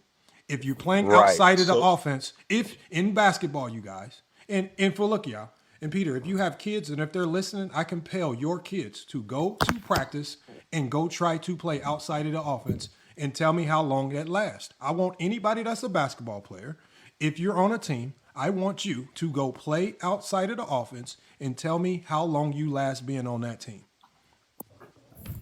Right. So I'm glad we're getting somewhere. At least we were able to identify where we fundamentally Now tell disagree me at. how Jordan. Right. So now tell me how Jordan shoots 27 shots per game in the Warriors system with Klay Thompson, Steph Curry, Draymond Green, all in their primes.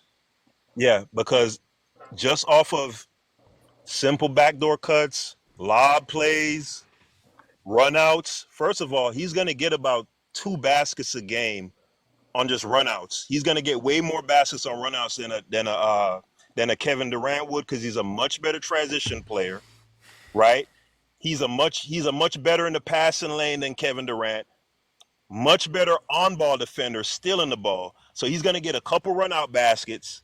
He's going to get a couple easy layups like Kevin Durant did in the finals because 2 men are running to Steph. So you get a wide-open dunk down the lane. Same thing with Iguodala in 2015. So the 27 shots ain't just going to be chucked 15 to 18 footers. He's going to get about 5 to 6 easy baskets just playing next to Steph and being a much more dynamic athlete than a KD. That's 5-6 shots just off that alone. Does anybody disagree with that? You sound like a clown. That's fine. Do you disagree though? You sound like a clown. That should be my answer. Is Jordan better in the passing lanes than KD New World? Okay, yes hold or no? on, y'all. Look, when we run into a conundrum, right? When we run into conundrums where we don't understand, we always go to ChatGPT. So I asked ChatGPT, I said, if we drop Michael Jordan on the 2016-17 Warriors in place of Kevin Durant, right? What do you think his shot attempts will be? So it gives an extensive breakdown. Because look, we can't figure it out. Obviously, Peter Bagjuice don't know the offense well enough to figure it out. So we're going to now go to ChatGPT. It says if you drop Michael Jordan onto the 2016-2017 Golden State Warriors in place of Kevin Durant, his shot attempts are not staying at his Chicago volume. But they're also not dropping to role player levels. I think we can all agree to that. It says, let's just start with the context. Jordan's peak usage, 22 to 27 field goal attempts per game. Jordan in the triangle, late 90s, right? Because this is a different version of Jordan, right? Getting older, 18 to 23 field goal attempts per game. Now, it does use Kevin Durant in 2017 as a baseline. Kevin Durant, 2017, he shot 16 shots per game, 16 and a half field goal attempts per game, being a top 3 player in the world. Now, what does it say? It says the key variables to this are what? It's the Warriors' system. What did I tell Peter? I said it has more to do with the system than anything. It says this isn't just plug MJ in and scale down. It says this offense is fundamentally different from anything Jordan ever played in. It says ball movement. With Steph and Clay, gravity is off ball, not isolation based. You need quicker decisions, less holding the ball. Hockey assists matter as much as primary scoring. Jordan would have to buy into quicker reads, not prolonged post-ups or ISO chains. It says efficiency and pressure, right? It talks about the team prioritize shot quality, right? What shot quality did they prioritize? That version of the Warriors prioritized either getting to the rim or shots. They did not prioritize mid-range jumpers. I want you guys to remember that because it's about what the offense prioritizes. Secondly, it prioritizes ball reversals. And then it says passing up is good. Passing up good for great shots is what the offense loves. So if you've ever been to a basketball practice, they always talk about turning a good shot into a great shot, usually with the next pass. It says Jordan's natural instinct equals take the good shot immediately. The Warriors system equals hunt the best shot collectively. This is why the shot diversity was different, but we'll continue down. So it talks about talent saturation. It says you're not replacing Harrison Barnes. You're replacing a fully integrated KD. So you got Curry, Clay, and Draymond. It says, Jordan, you can't just walk in and command 25 shots per game. Hold on. Somebody has some background noise. That's Peter. Peter, you still using vibrate on your text, man? Come on, man. Turn that vibrate. Save some battery power. Turn that vibration off, man. All right, so it says realistic shot attempt range for Michael Jordan. It says the realistic shot attempt range for Michael Jordan. Most realistic outcome is 18 to 21 field goal attempts per game. It says the low end 18, if Jordan fully buys into motion offense, cuts, as Peter Bagju said, post splits, and plays within flow. On the high end, 21, if Kerr leans into Jordan and a whole bunch of late clock creations and mid-post isolations. It maxes them out at 18 to 21 because, again, ChatGPT uses logic, reason, and not absolute fanboyism and stupidity to come up with some of these takes. Come on, man. I don't know where y'all get this from, man. I don't know where y'all get this silliness, man. 27 shots per game. This is not NBA 2K, man. Exactly. 27. Hey, we not giving Jordan 27 shots on 2K either. Play trash. Jump shots garbage. I just don't look, man. Like I don't get people like garbage. I don't get it, man. What are y'all thoughts on Peter Bagjuice, y'all, man? What are y'all trash? THA Funeral Services LLC. Trash. Yes. Monday at 3 p.m. Every Monday at 3 p.m. What is that? Your funeral is next. Hardwood Authority. Oh, he said. Is this new account King Shy? Yeah, that's King Shy's new account. Oh, King Shy. All right, hold on. I'll let you. Your funeral is next, Peter Pan.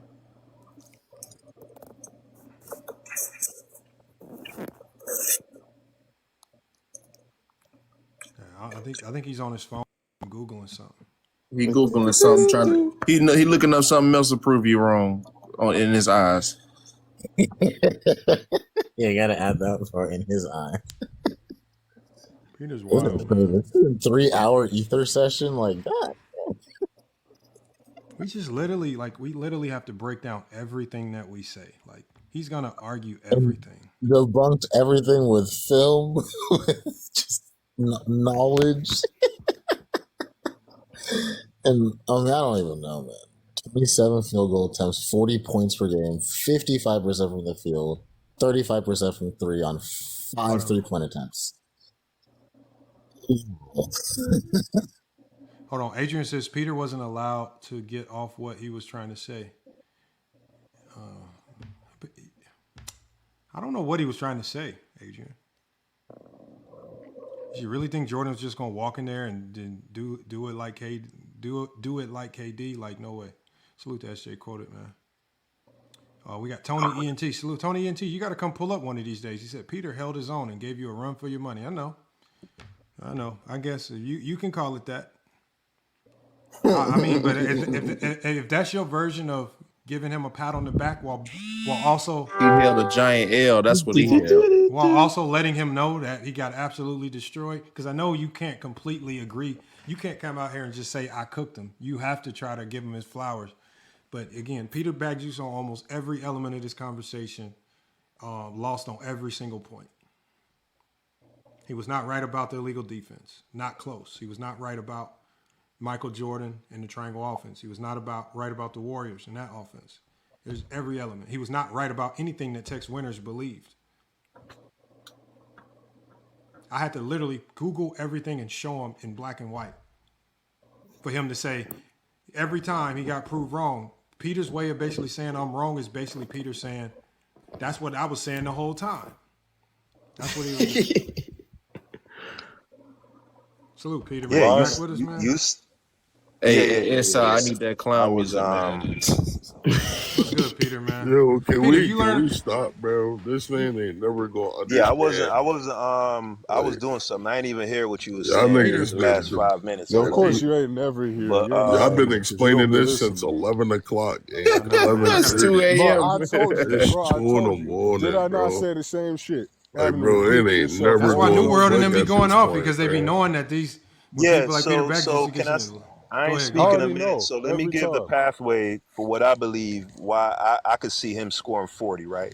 Okay. Olo. Hold on, y'all. I need to hear all his points. I gotta hear this. Tell us each point. Yeah, what's up? So the pathway would be his 87 volume on his 88 efficiency, right? So he shot 54% in 88.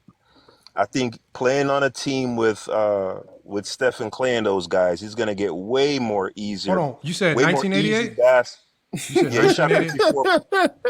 Hold on, he shot 54% in 88. Hold on, you said that Jordan would score 40 points per game due to his volume in 1988? No. I said I believe if I were to put him on the 17 Warriors, he could have his 87 volume, which is 27 shots per game, right? You following, Lamont? He shot 27 Hold on, field so goal I'm hearing attempts. noise. Hold on, I keep hearing noise from your phone. That's not me. That's somebody else. Okay, so hold on. What makes you think he would have his 87 volume?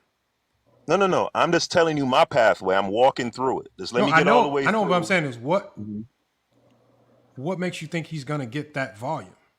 Because he'll get a lot more easier baskets playing with the way superior spacing in this 2017 league than what they had in 87 and 88.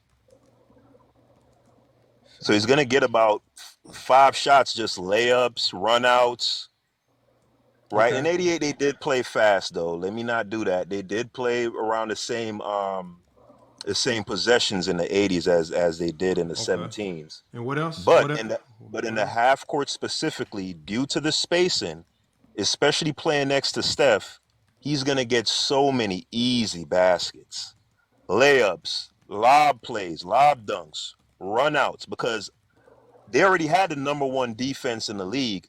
You add a Michael Jordan to that with his ball hawking ability and his open court ability in transition, he gonna get two 3 runouts a game, bro. Their Just defense on runouts. And then in the half court, he gonna get like 2-3 buckets just off back doors, lobs, little layups. That's 6 buckets right there. Hey man, Hold on. Hold on. I'm trying to get all his reasons because I'm trying to write them down. So you said 2 to 3 runouts. Yeah. So let me just get all the way through it. So 27. I think he shoots 27 shots per game. He shoots 54 to 55% from the field. He's going to take 5 threes per game. He'll make 35% of his threes. He'll take 11 free throws per game, and he'll shoot his career average of 84.5%. Okay, so you said he's going to shoot five threes, 11 free throws. At 35%. Okay, so he's going to shoot 5 threes, 11 free throws, and what else? Mm-hmm. And what else? Yeah, that's it. 27 shots overall at 55% overall from the field, 35% from 3 on 5 attempts, 5 3-point attempts per game, and 84.5% from the line on 11 free throws per game.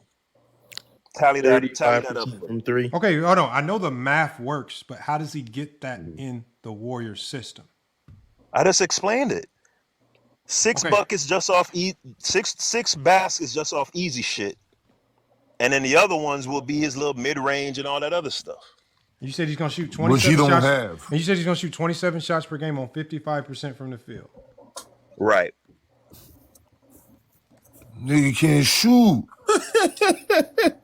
You can't shoot. All right, hold on. That means he's making hold on, y'all. No, shots I typed. per game. Look, y'all, look. I typed what he said because look, I don't know how to make sense of Peter Bagjuice.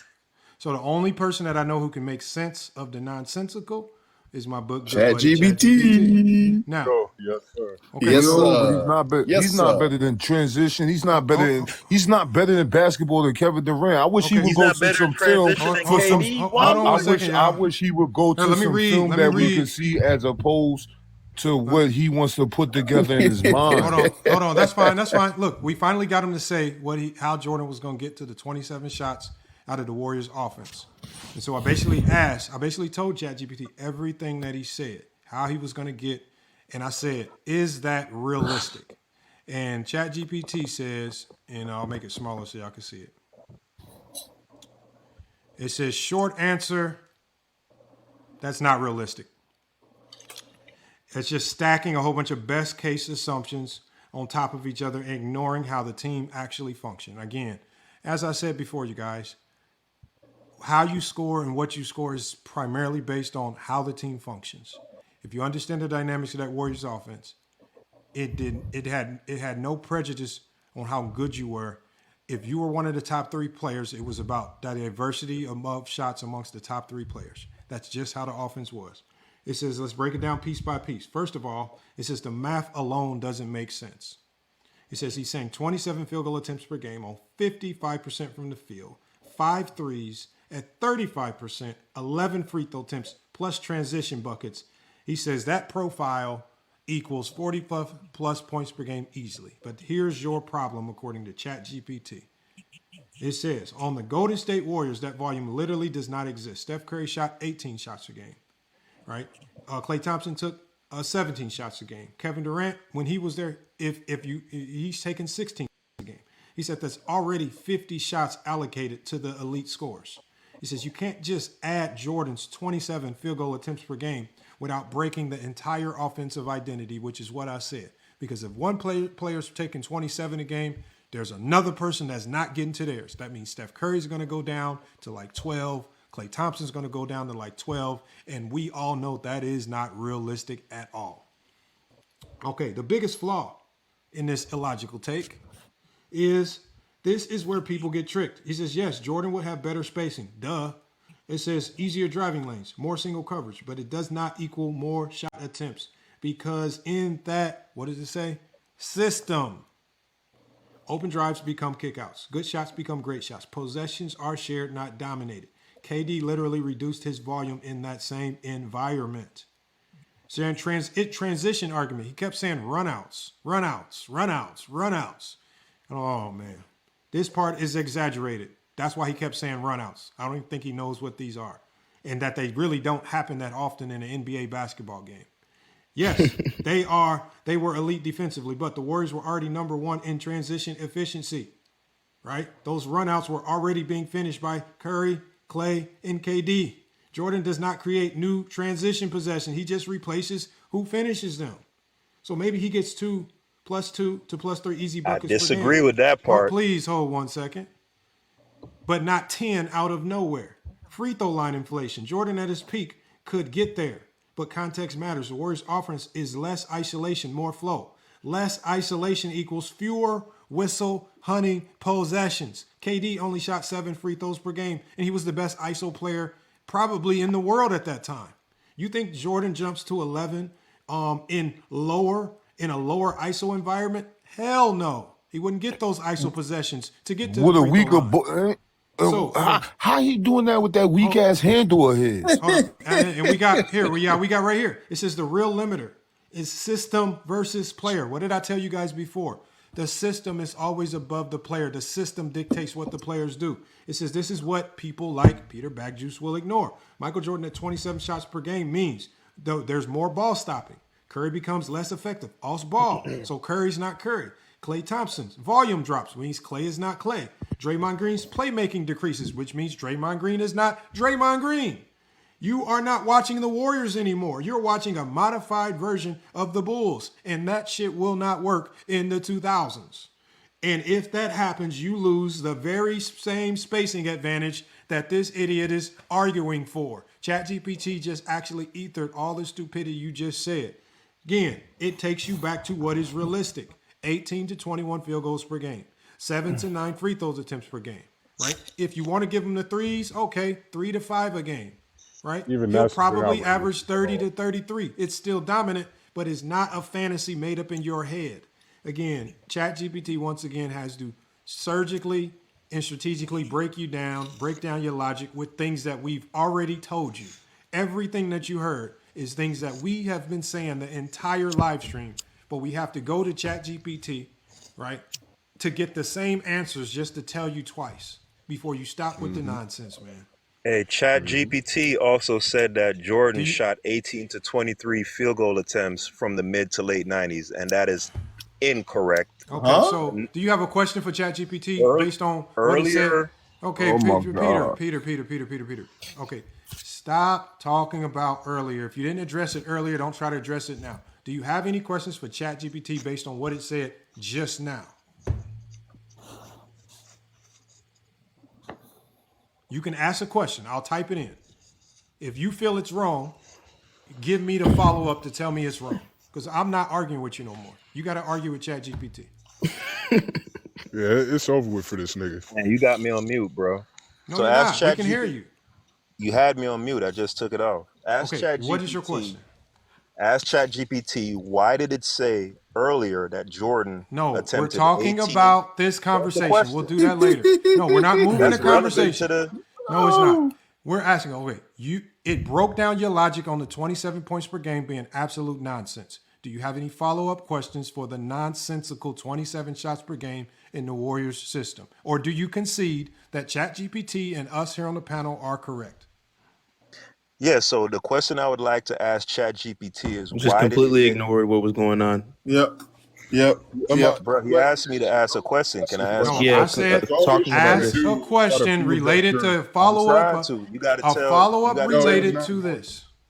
You got to tell Buddy them to stop. It's because he's just gonna fucking try to use this as an excuse to discredit ChatGPT. Lamar. I already know exactly what this nigga's gonna say.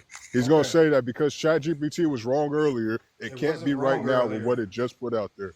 It wasn't nigga, wrong. I can see the future. I can see exactly what you niggas gonna say before you fucking say it. It said Jordan attempted between 18 to 23 shots per game from the That's mid to what late you 90s. said. That's what you said. Hold on. No,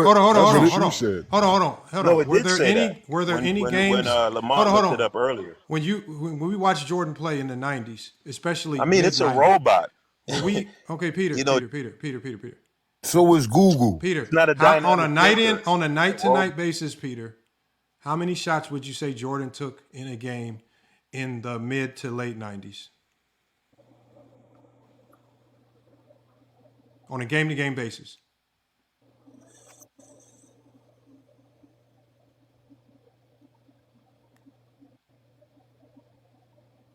He already answered this question. Thank you, Adrian, for being honest. 18 to 26. Thank you, Adrian, for being honest. Even Adrian was honest. Thank you for being honest.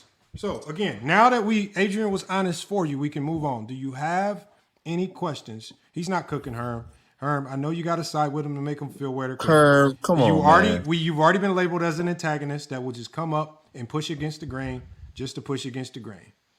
All right, again. There is no season 93 or after where Jordan shot less than 24 shots. Peter, you're right. Do you have a question for ChatGPT? You're right, Peter. Now, in regards to the 27 points shots per game not working in the Warriors system, and ChatGPT literally breaking it down, regurgitating the fact that because of the Warriors system, it would be damn near impossible for that to happen. Do you have any follow-up questions for that topic? Sure.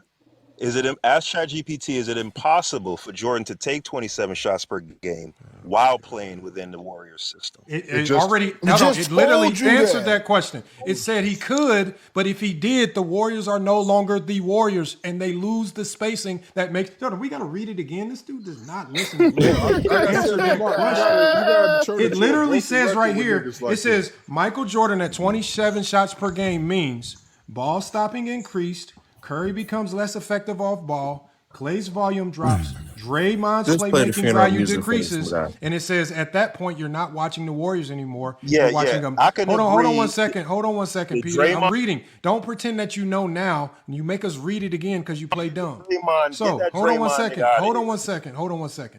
So again, it says you're no longer watching the Warriors anymore. You're watching a modified version of the Bulls offense. And if that happens, you lose the very spacing advantage that you yourself were arguing for. Draymond's playmaking will shut up, Peter Backjuice, and listen.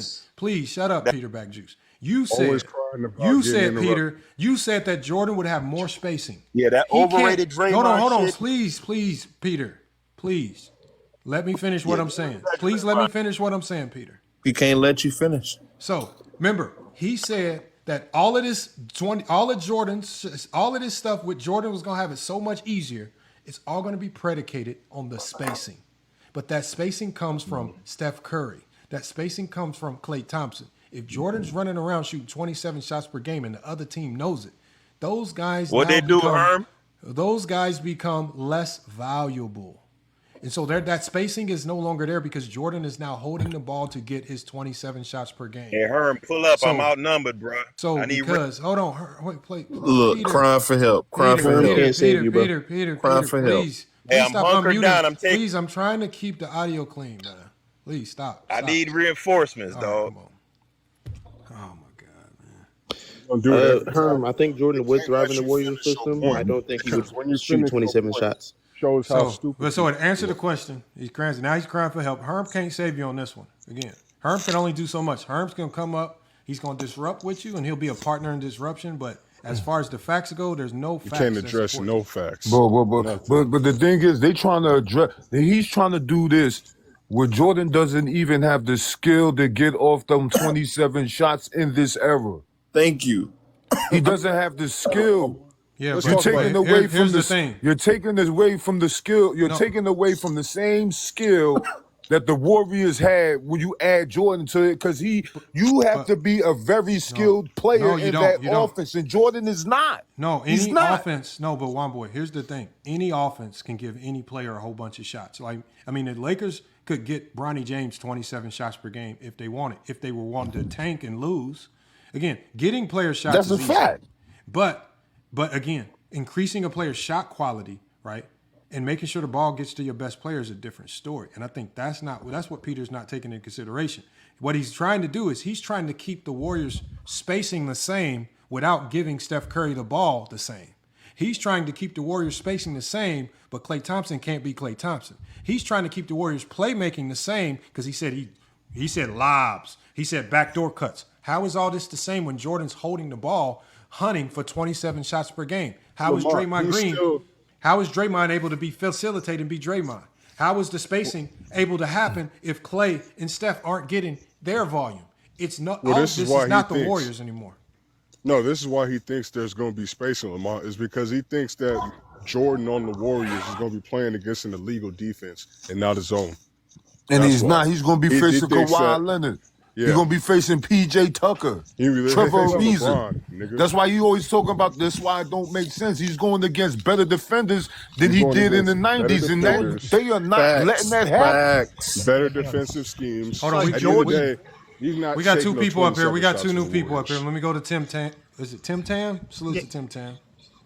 So And, Jordan wouldn't take 27 shots in that offense because he wouldn't be the primary ball handler. Mm-hmm. And that's the difference. So Jordan would be more effective if he took 18 to 19 and probably high field goal percentage, because these guys would space the floor. He'd get to the basket easy. But if he's taking 27, it would destroy the Warriors' offense. It wouldn't work.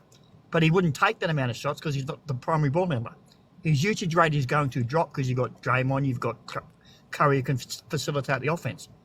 Jordan would not have the ball in his hands all the time. So, if he was taking 27 shots a game in the Warriors' offense, it'd be a shit show. There would be no spacing, nothing. But if he was to take 18 and let Curry and Draymond facilitate, yes, he would be more effective. That's the way I would. Just like Kevin Durant was. And you don't team up with great players just to shot chuck even more. Makes no sense. Exactly. Yeah. Who does that?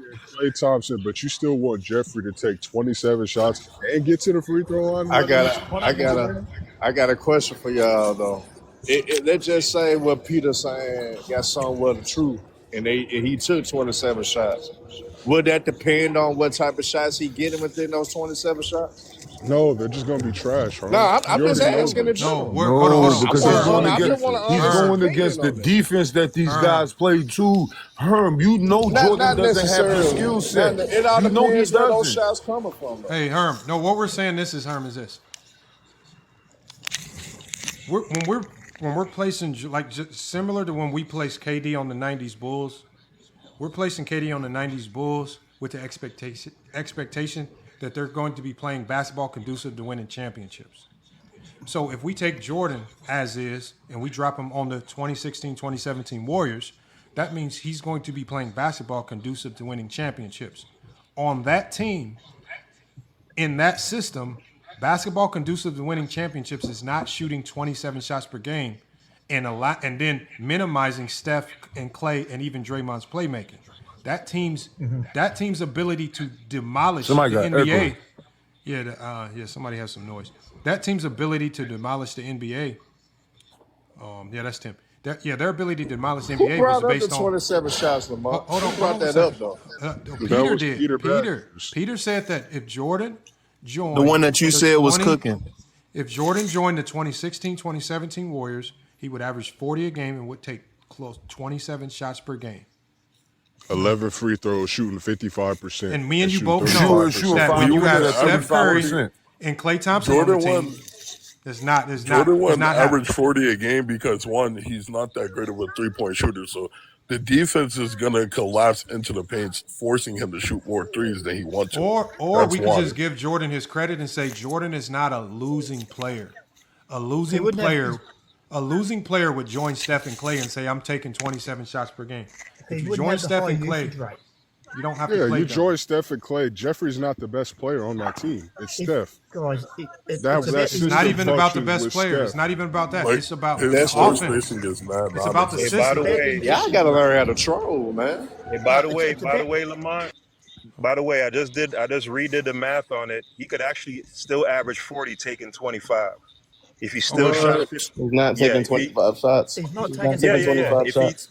If he still shot, because at 27, it's actually at like 43, 44. He's not taking 25 shots. I guarantee you, he will average 8 points a game. But I'm going to be honest, though. I think his shot attempts would be between 18 to 22. That's exactly what we said. That's exactly what we said. He'd probably average around 27, 28. He wasn't even able to average 40 in an easier I wish I would leave Jordan in his era. No, leave Jordan in his era. He is not going to be productive taking 18 shots in the Warriors offense because he doesn't have the skill set. He doesn't have the skill set, Herm. Not taking a lot of dribbles. What you mean by skill set? You don't have the skill set. Klay Thompson don't have the best skill set in the world. You see him score 6. And he's getting guarded by better defenders. He don't have the best skill set. You want a better three-point shooter than Jordan? You can't If you use want a better him. three-point shooter than Jordan, you have to put him up against the defenses that Durant seeing. He's Jordan not going to be conducive to it. He can't dribble the ball. He cannot shoot. Can't dribble the ball. Man, all you need is 1 or 2 or 3 dribbles anyway. He's not going to get that off of He's not going to get that off of him. Why you think when niggas play one-on-one, it's 3 or 4 dribbles? One mic, Why gentlemen. you think it's drills, 1, 2 dribble One mic, gentlemen. And we saw, KD don't dribble a lot, and we nigga. saw with the Kevin result. Durant don't dribble a One lot, mic, gentlemen. so One what you mic. talking He's about? scoring. He don't dribble. He's missing One 20 mic. shots. One mic. 1, 2 dribble pullers. That's what he One do, microphone. And he's missing 26 shots. One microphone. One microphone. He's missing 20 shots. He's missing 26 shots. No. One microphone.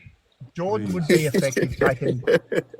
If Jordan was in the Warriors offense and he took 17, 18 Can't shots a game, dribble. All you need is 1, 2 dribbles anyway. Yes, and you know what the result of that is?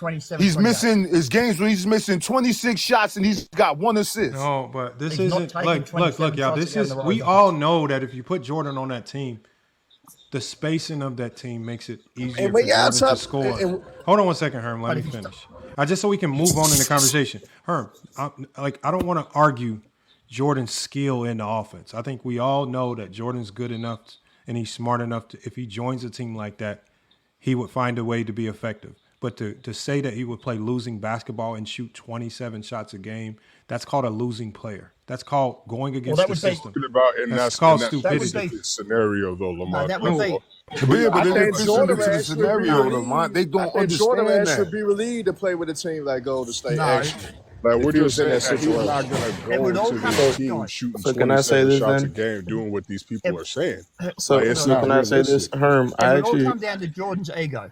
It would be I about actually Jordan's agree ego. with Whether he you. wanted to, if Jordan wanted to take less shots and not be the high volume shooter, would be about Jordan's ego. I It actually- really is up to Jordan. I actually agree Well, with the Herm's problem, point that- Tim, is It's this. about him Problem, the dropping Tim, with that is this. Look, in the NBA today, don't give a damn about ego because if you do not buy in, they have a very efficient method of trading you and getting you the hell up out of there. This is not It's like the like Russell 90s. Westbrook. Or It's like cutting you Russell like they Westbrook. did Russell Westbrook. Cam Thomas. I actually It's like agree with Russell. Herm's point that Michael Jordan would thrive in the Warriors' offensive system, but that doesn't mean he's taking 27 shots. He would. He'd be He would taking do pretty 18 well. to 19 and averaging 26. But that is 27. driving for Jordan in that system. That's thriving. Exactly. Okay, Exactly. But Yeah, if, he wouldn't. but He if- wouldn't need to take 27 shots. It would be no need to do that. but if You know Jordan's what I'm saying? He don't ego have to wouldn't force take that. 27, it's going to hurt the He wouldn't Warriors. have to force 27 shots. It just goes to He show be you Harrison Barnes. how powered that team is. You can put anybody on that team that's at least adequate offensively, and they're going to be way better than if they were on any other team. That team is just too elite on both sides of the court. He If I definitely gotta would take focus away on- from them defensively. Well, yeah, he Boy, you don't know what the hell You don't want to They talk don't want to about hear that. They don't want to hear that. They don't want to hear that. They don't want to hear that. He can't defend. They don't want to hear that. You No, don't, he you don't can't. hear that. No, he we didn't cannot. took the film on for dude KD's with a defense. He can bro. play defense. KD's defense is They said he can. They said he can. One boy. Yeah, can't. he's been He dealing did with play more. defense. He's been dealing with more Jeff Hornacek than James Harden. Tell us how it's going He to can play translate. defense, man. They said he James want to play Harden, Kevin Durant he defensively. doesn't want to chase. Hey, shooters. hold on. He goes under screen. Here's You the ain't only gotta way. worry Look, the only way, y'all. If we want to argue player stuff like that, if you think Jordan would be trash in it, y'all need to debate that. Otherwise, y'all never gonna come to a common ground. If you feel like you can convince the world that Jordan will be trash and will suck, you got to debate that with Herm. Doing it live sounds horrible, y'all, because it's just everybody yelling. I'm just being honest. That's why I had to mute both of y'all. When you do it live, it doesn't sound. If y'all want to debate it, Yeah. I'm sure a lot of people will want to tune in to hear this one because I mean, Hey, again, y'all put the debate up. If you want to argue that, now I would advise That's a you. walk That would in be. the park, man. Hold on, Herm. I'm again at my This- under advisement. this- you- I would tell you one This boy to is not take this that is debate. not going to be a good. You know what? I wouldn't. You know why? If I I'm your wouldn't lawyer, debate I'm this? gonna tell you to don't do that. If I'm a lawyer, I'm gonna say don't do that. But again, if you feel like you can argue that one, y'all can debate it right now for all I care. Look, It needs you to know be why? done, but Let's we can do it hear today. y'all Let's out. do it tonight. You know why? Let's do it tonight. I know Herm is I'm ready not to gonna debate it. because there is no film that Herm can use to support my. It's to plenty of support his film. claim. It's plenty of film that can counter all the dumb Okay, how about shit you this? say. One boy. How about this? Let's just so we can get it out of our system. We just do one round, not a real debate. We just do one round. Let's see what it sounds like. Now, Get him, one boy, because you The already debate know is- exactly what you Cook his ass, one boy. Now, one Come boy. on, I don't even want to. I don't even want to do this. I want to talk basketball. We I are, don't want to we go are, back. but I wanna make does sure y'all nothing get for my Herm. reputation going to back again. I just want to make sure I get hurt. With Herm, it dulls my intellect. No, Herm used to be number one in the rankings. I can Nigga, see you don't have Herm, intellect. he can Nigga, have you don't the have- win. You He just can an have the ignorant win. son of a bitch. He Do can what you have mean? the win. You can have. You can have it. You don't Herm. know shit about basketball. You can man. have it. You one of the You can worst have fans it. that You happen to can have it. basketball, man. You one You of the can worst have it. motherfuckers that happen to basketball, man. One boy, you got to do I one wanna round, talk the man. game No, properly, I'm not man. doing no one rounder with Herm. Because No, honestly, I'm not. I won't. You only really need I one won't. point to shut down that Jeffrey. Herm, Wood we're not going to hear the beat end of Gasol this if you don't debate against, it. Herm is going to use this like he won if you do not debate it. Go ahead and debate him, man. You got to. Please, one boy. Well, boy, you only need to say one thing to cook this nigga, bro. Or you let already New know what World it is. do it. I Let don't New want to World say do it. Nah, because one boy got it, bro. Because I know he don't like this nigga Herm, bro. I Go still ahead got and some try his sympathy. ass right quick. I You know it's still easy got work. some sympathy for this nigga Herm. Because Herm is still a Hey, down language south Herm, nigga. language Herm, But language other than Herm. that, Hey, y'all, we got to watch the language, y'all. We got to watch other the than that, I language. don't agree with this nigga Herm. on damn near anything he says. Mute him. Come on, y'all. You We got gotta your watch mama the- ways, boy. Herm, please. What's the debate? No, they're just debating about We just Jeffrey. doing a one round, like just so we get it out the way. Yeah, just do one round, Just one, but one just round. fry Just his 1 ass minute. right 1 quick. minute. Just fry this nigga. I'm gonna let Herm. I'm gonna let All Herm right, go go first, ahead, man. and if one boy wants to do it, we get one boy the second round. So we got Herm. So the debate is just to be It's clear, over for you, Herm. it's about if Jordan would be trash in this era in the Warrior system versus competition today. Am I right, or can y'all clarify it for me? I thought it was a defense. So it's strictly about defense. Yeah, that's what the point was. It's about the defense. So it's about if Jordan could be a good defender in this era. Yeah, on the Warriors okay. team. Oh well, then Herm, that's a Because different conversation. You might be in trouble. One boy's point was No. You can't say nothing. Don't tip it off. Don't tip it off. I'm gonna let him. Okay, you got it. Herm, stop looking stuff up, Herm. You got to go first, man. Come on, Herm. He looking stuff up. Nah, you let that bitch go first, nigga. No, Herm, you got to go, man. You got to go first. I ain't gotta do shit. Let that bitch go first. I'm putting you on the screen, Herm. This is your 1 minute. This is your 2 minutes, man. Come on, Herm. Come on, Herm. It's on you. It's on you. As soon as he starts talking, y'all, I'm gonna start the timer.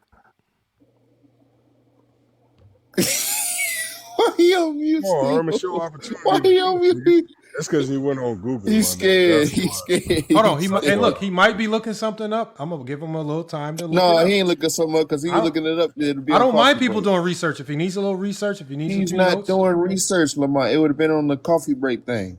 Oh yeah, that's right. Damn. Let that bitch go first, Lamar. See, I told you. He's No, scared. Herm. Juan Boy is a member over here. You don't have the powers of a GJK over here, man. You're not a member on a TikTok channel. Hey, I do what I want to do, Lamar. I know your game, son. Oh my I know God! your game, kid. Now I'm running. Look, now it's on me. I set the debate up. Yeah, but I don't got to go first every time.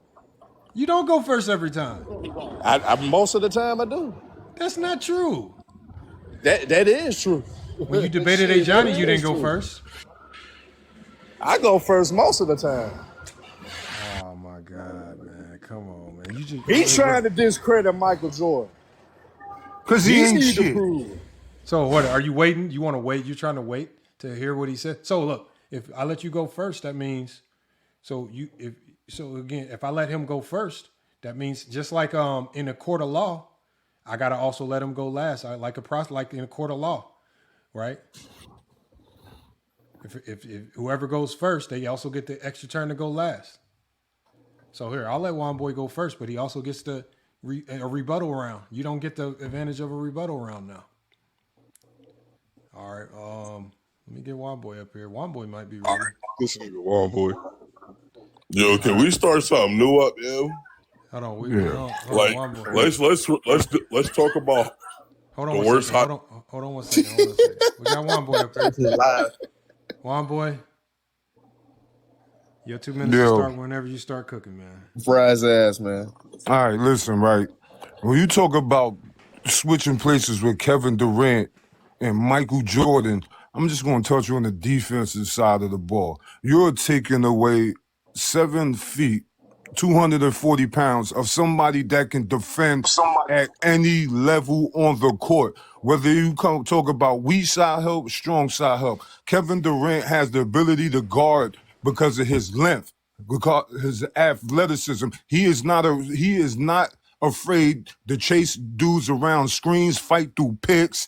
He is going to sit in his chair and guard one of the best players on the team. He's going to sit in his chair and be able to get strips in the post because what he has is some of the size and the strength at 240 to bump dudes off their spots to get strips. Also, you're taking away one of the greatest feats from the Golden State Warriors. What was with their rim protection? I think they led the league in average like 7 blocks a game. You are not getting that because Jordan is not an elite rim protector, especially not guarding one-on-one. You won't see Jordan running around screens. That's not his game. He has to guard more on-ball defenders who are capable of scoring off the dribble. That was not his game. Y'all talking passing lanes. Y'all are never going to talk about what Michael Jordan ever sat down in the chair and locked somebody up because he was incapable of doing that. He is going to be guarding people that are better than the players he was guarding. So if he's guarding somebody like Chris Mullin, who's sitting in the corner, that person is now going to be a Eric Gordon, somebody who can also hit spot up threes or catch and shoots coming off the screens. He can also put the ball on the floor. Jordan's not good in staying people in front of players that are dribbling the ball. We saw what happened to dudes that was operating off the mid-range and in the paint like Rod Strickland when he had to guard him. These guys can step out and hit three-pointers off of their dribble. Jordan never seen nothing like that. And when he did, he got barbecued.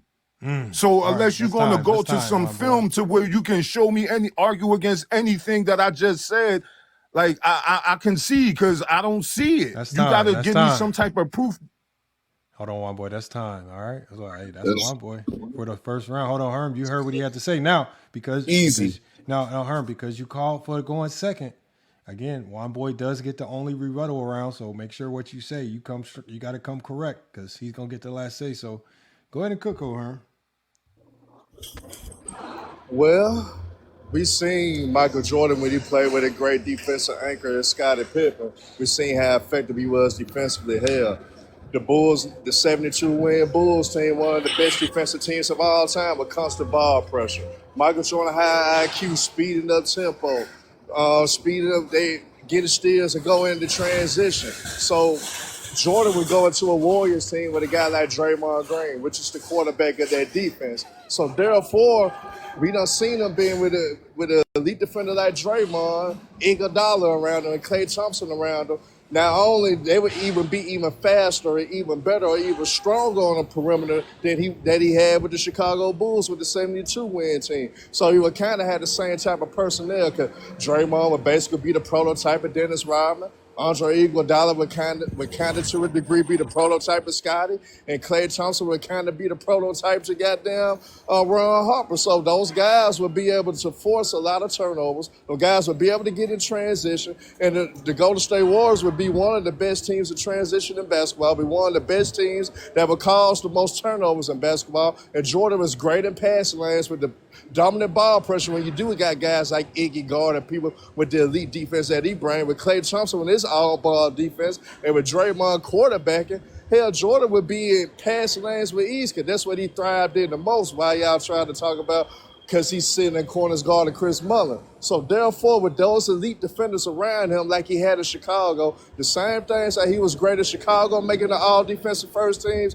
he would essentially do the same thing with the Warriors because he had nothing but high IQ character guys around him like he did in Chicago to the point where that he's not going to have the immense pressure of trying to guard the best nigga night in and night out. So he would thrive with the Warriors just like he thrived with the Bulls when he had the Scotties, the Horses, the first go-round, and like he had with the Scotties, the Rodmans, and Ron Harper's the second go-round. So it'd be essentially the same thing, same type of personnel, same type of great high IQ defensive guys, and they would be just as good, if not better, than that 96 Bulls team defensively.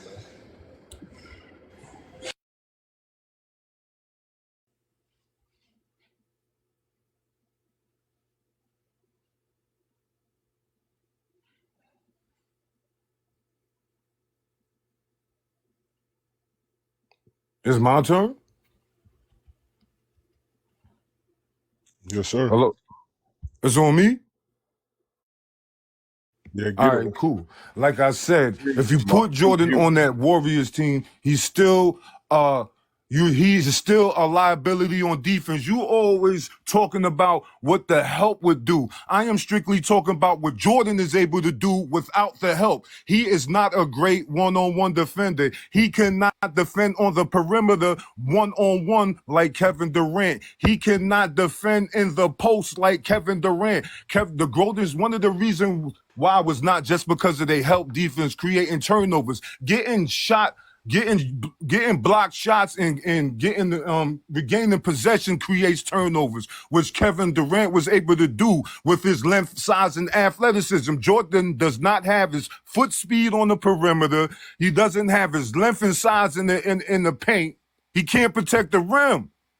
The Warriors thrive off of their rim protection as well as their help defense. So if you take away the help, if you take away one of their best rim protectors, which Draymond is also, stop putting Draymond in the same sentence as Dennis Rodman, because Dennis Rodman was in no rim protector. Draymond is a better rim protector than Dennis Rodman. He's also a better perimeter defender because he's more adept and grounding players on the perimeter, like a James Harden or Chris Paul. Dennis Rodman cannot guard those kind of players. And when he's got a guy like KD heading at the rim as opposed to Jordan, nobody's going to be deterred from just seeing Jordan at the paint.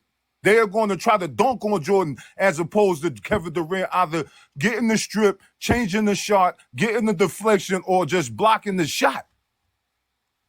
I could talk about what Kevin Durant does by himself. You're talking about what Jordan does as far as the help. He's not a good one-on-one defender. You don't have no proof of him being a one-on-one defender. You're talking about what he's going to try to help to contribute to the team with the stuff that he's not contributing like Kevin Durant, which is the size, speed, and the athleticism on the defensive end. Jordan doesn't have what Kevin Durant added to that team. All right, that's one boy. We're going to let him end it there. All right, y'all. Like I said, we're doing a weird style today. We're doing it like the court of law. Juan Boy's the prosecutor, so he got the last say so. Did Herm say enough? Did Herm say enough in his only round to win this?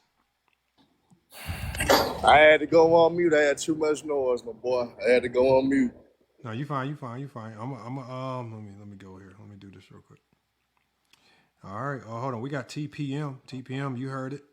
You heard what Herm and Juan Boy had to say. Who you got winning that one? Wait, what? The debate they just had? Yeah. I ain't gonna lie. I was here for like half of it. I was going for like half. Okay, that's all right. That's cool. If you didn't hear it, you don't have to vote. We got Olo. I know he heard it. You already know who I got. One boy. Who you got winning and why? I got one boy because Herm said absolutely nothing. I feel like one boy, when he was breaking down his points, you could actually like see it on the court. And no, I'm not being biased. Like if you actually heard what one boy said, especially when he alluded to Kevin Durant's defense, his strengths and superpowers on defense, everything was based on film, no emotions, no feelings. He didn't have to use any stats or anything. He just said he talked real basketball. He broke everything down, the weaknesses of Jordan and the strengths of Kevin Durant. So I got one boy. We got one vote for one boy. We got Ochi. Did you hear the debate? Did I mostly agree with Ola because we be on Juan Boy's lives. Like y'all try to play Jordan games for these dudes, and they'll just be crying in the comments about LeBron. But we're watching that trash, so I definitely got Juan Boy. All right, Juan Boy it is. We got Peter Backjuice, man. Who you got winning? Is he still here? I know he's up here. Yeah. Herm in a landslide, man. That was some horrible. Of course. Who you have winning and why? Who you have winning and why? Yeah, mainly because of Brother Wombo is this horrible argumentation and just Inside, what are you doing, bro? complete misstating of the facts. KD being 240 pounds, where? KD being strong, can't even bench press Pull it up, 130. Lamont. Put it on the big screen. Go ahead. Keep going. Keep going, Peter. What did you just say? My fault. I'm going. Listen, I'm giving my review. Can y'all please be courteous? KD being strong. Can't bench press 135 pounds. KD, strong, right? Where that funeral music at? Brother, I'm speaking, man. Have some discipline, bro. Also, he brought up, hey, could you mute out, bro? I'm talking, man. Little fake laughter, goofball. Mute out, goofy. Also, he brought up strips and deflections and blocks and steals. All of that overwhelmingly goes to Jordan. So for those reasons, yeah, he got washed up, man. All right, okay, we got one vote for her. You lied. By the way, Peter Backjuice, KD does weigh 240. It's on the screen. All right, but let's go to New World. Who you got winning and why? Dumbass. And he's also 6'9", like he's It ain't your turn to Hey, speak, sir. You're done. Can we go to New to World. New World? Talking, so I get to talk too. Who you got winning and why, New World? All right, so I got my nigga Womboy winning, and simple reason is because Womboy actually broke down why Jeffrey would not be as good of a defender as Kevin Durant within that Warrior system. Herm didn't really explain why Jeffrey would be a better defender than Kevin Durant in that same system. A lot of the things that he was saying, Kevin Durant can also do, but at a more elite level. And none of these people have yet to explain or even give an example as to who Jeffrey, who he guarded in his era that would be comparable to anybody that Kevin Durant guarded in his era. And, they also don't take into account for he's going to be in the zone. There's just a lot of stuff Herm left on the table. I felt like if he had fleshed it out, if he had a little bit more time, he probably could have handled the debate a little bit better. I think he still would have lost, but I don't think he would have been as sad as he was just now. Okay, and we got Inside, man. Who you got winning and why?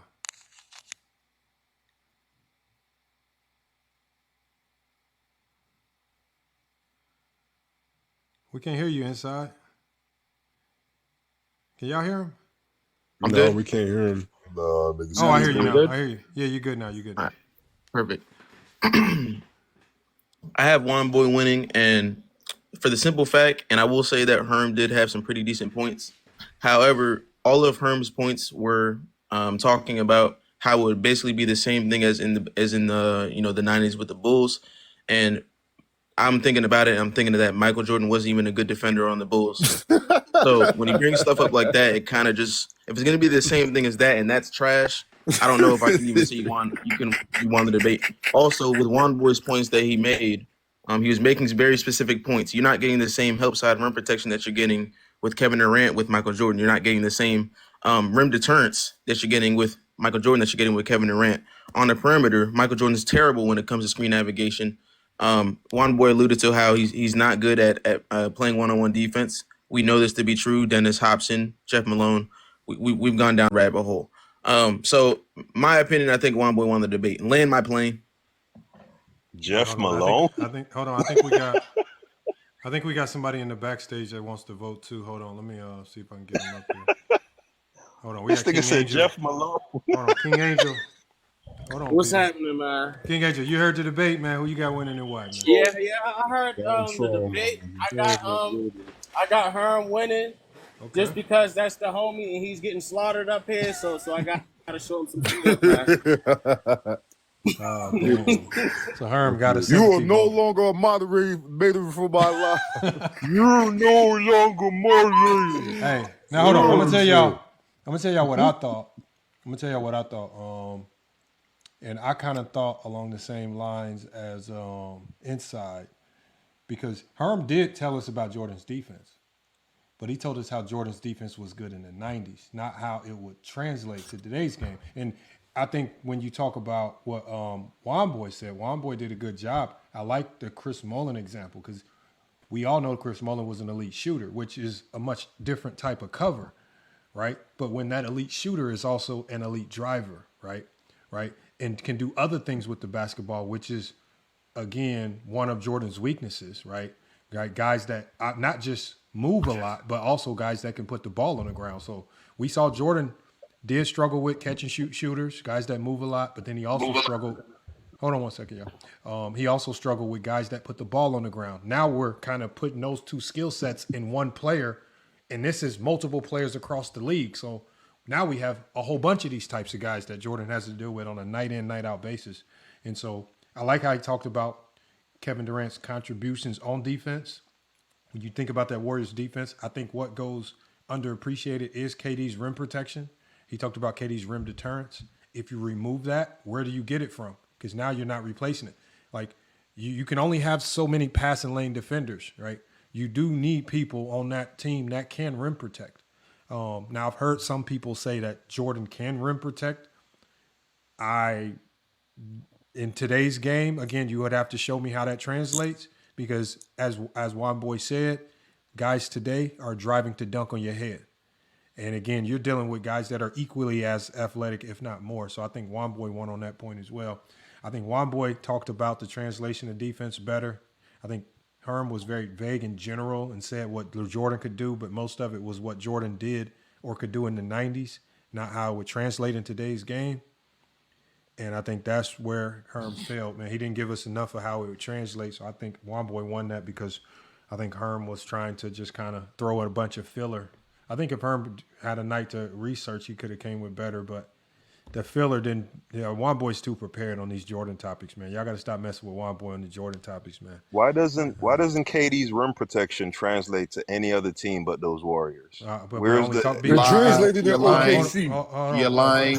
Hold on, but it started in OKC. Again, at the end of the day, it's not about if it translated to other teams. It's about what he did with the Warriors, and with the Warriors is because remember, defense is team based. It's not individual based. What the Warriors needed him to do on defense was to be. I mean, that's what I explained pretty well. I don't think you did, Herm. I mean, you had a chance, but you said a lot of, and I hope that you listened to this back. But you said a lot of generalities. Most of it was about Jordan's defense in the 90s.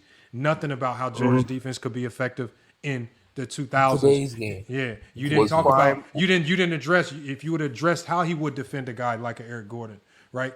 How would he compensate for his lack of defensive awareness? Man, we done seen teams in this era win with team defense with not great individual defenders. We didn't talk about. We didn't say. This is not a team defense. It's a prime example. This has nothing to do if they would win or lose. We know that They they didn't can even still. have great individual. Hold on one second, Herm. Like you're trying to change the conversation to something that was not debated. I'm just saying though. This has nothing to do.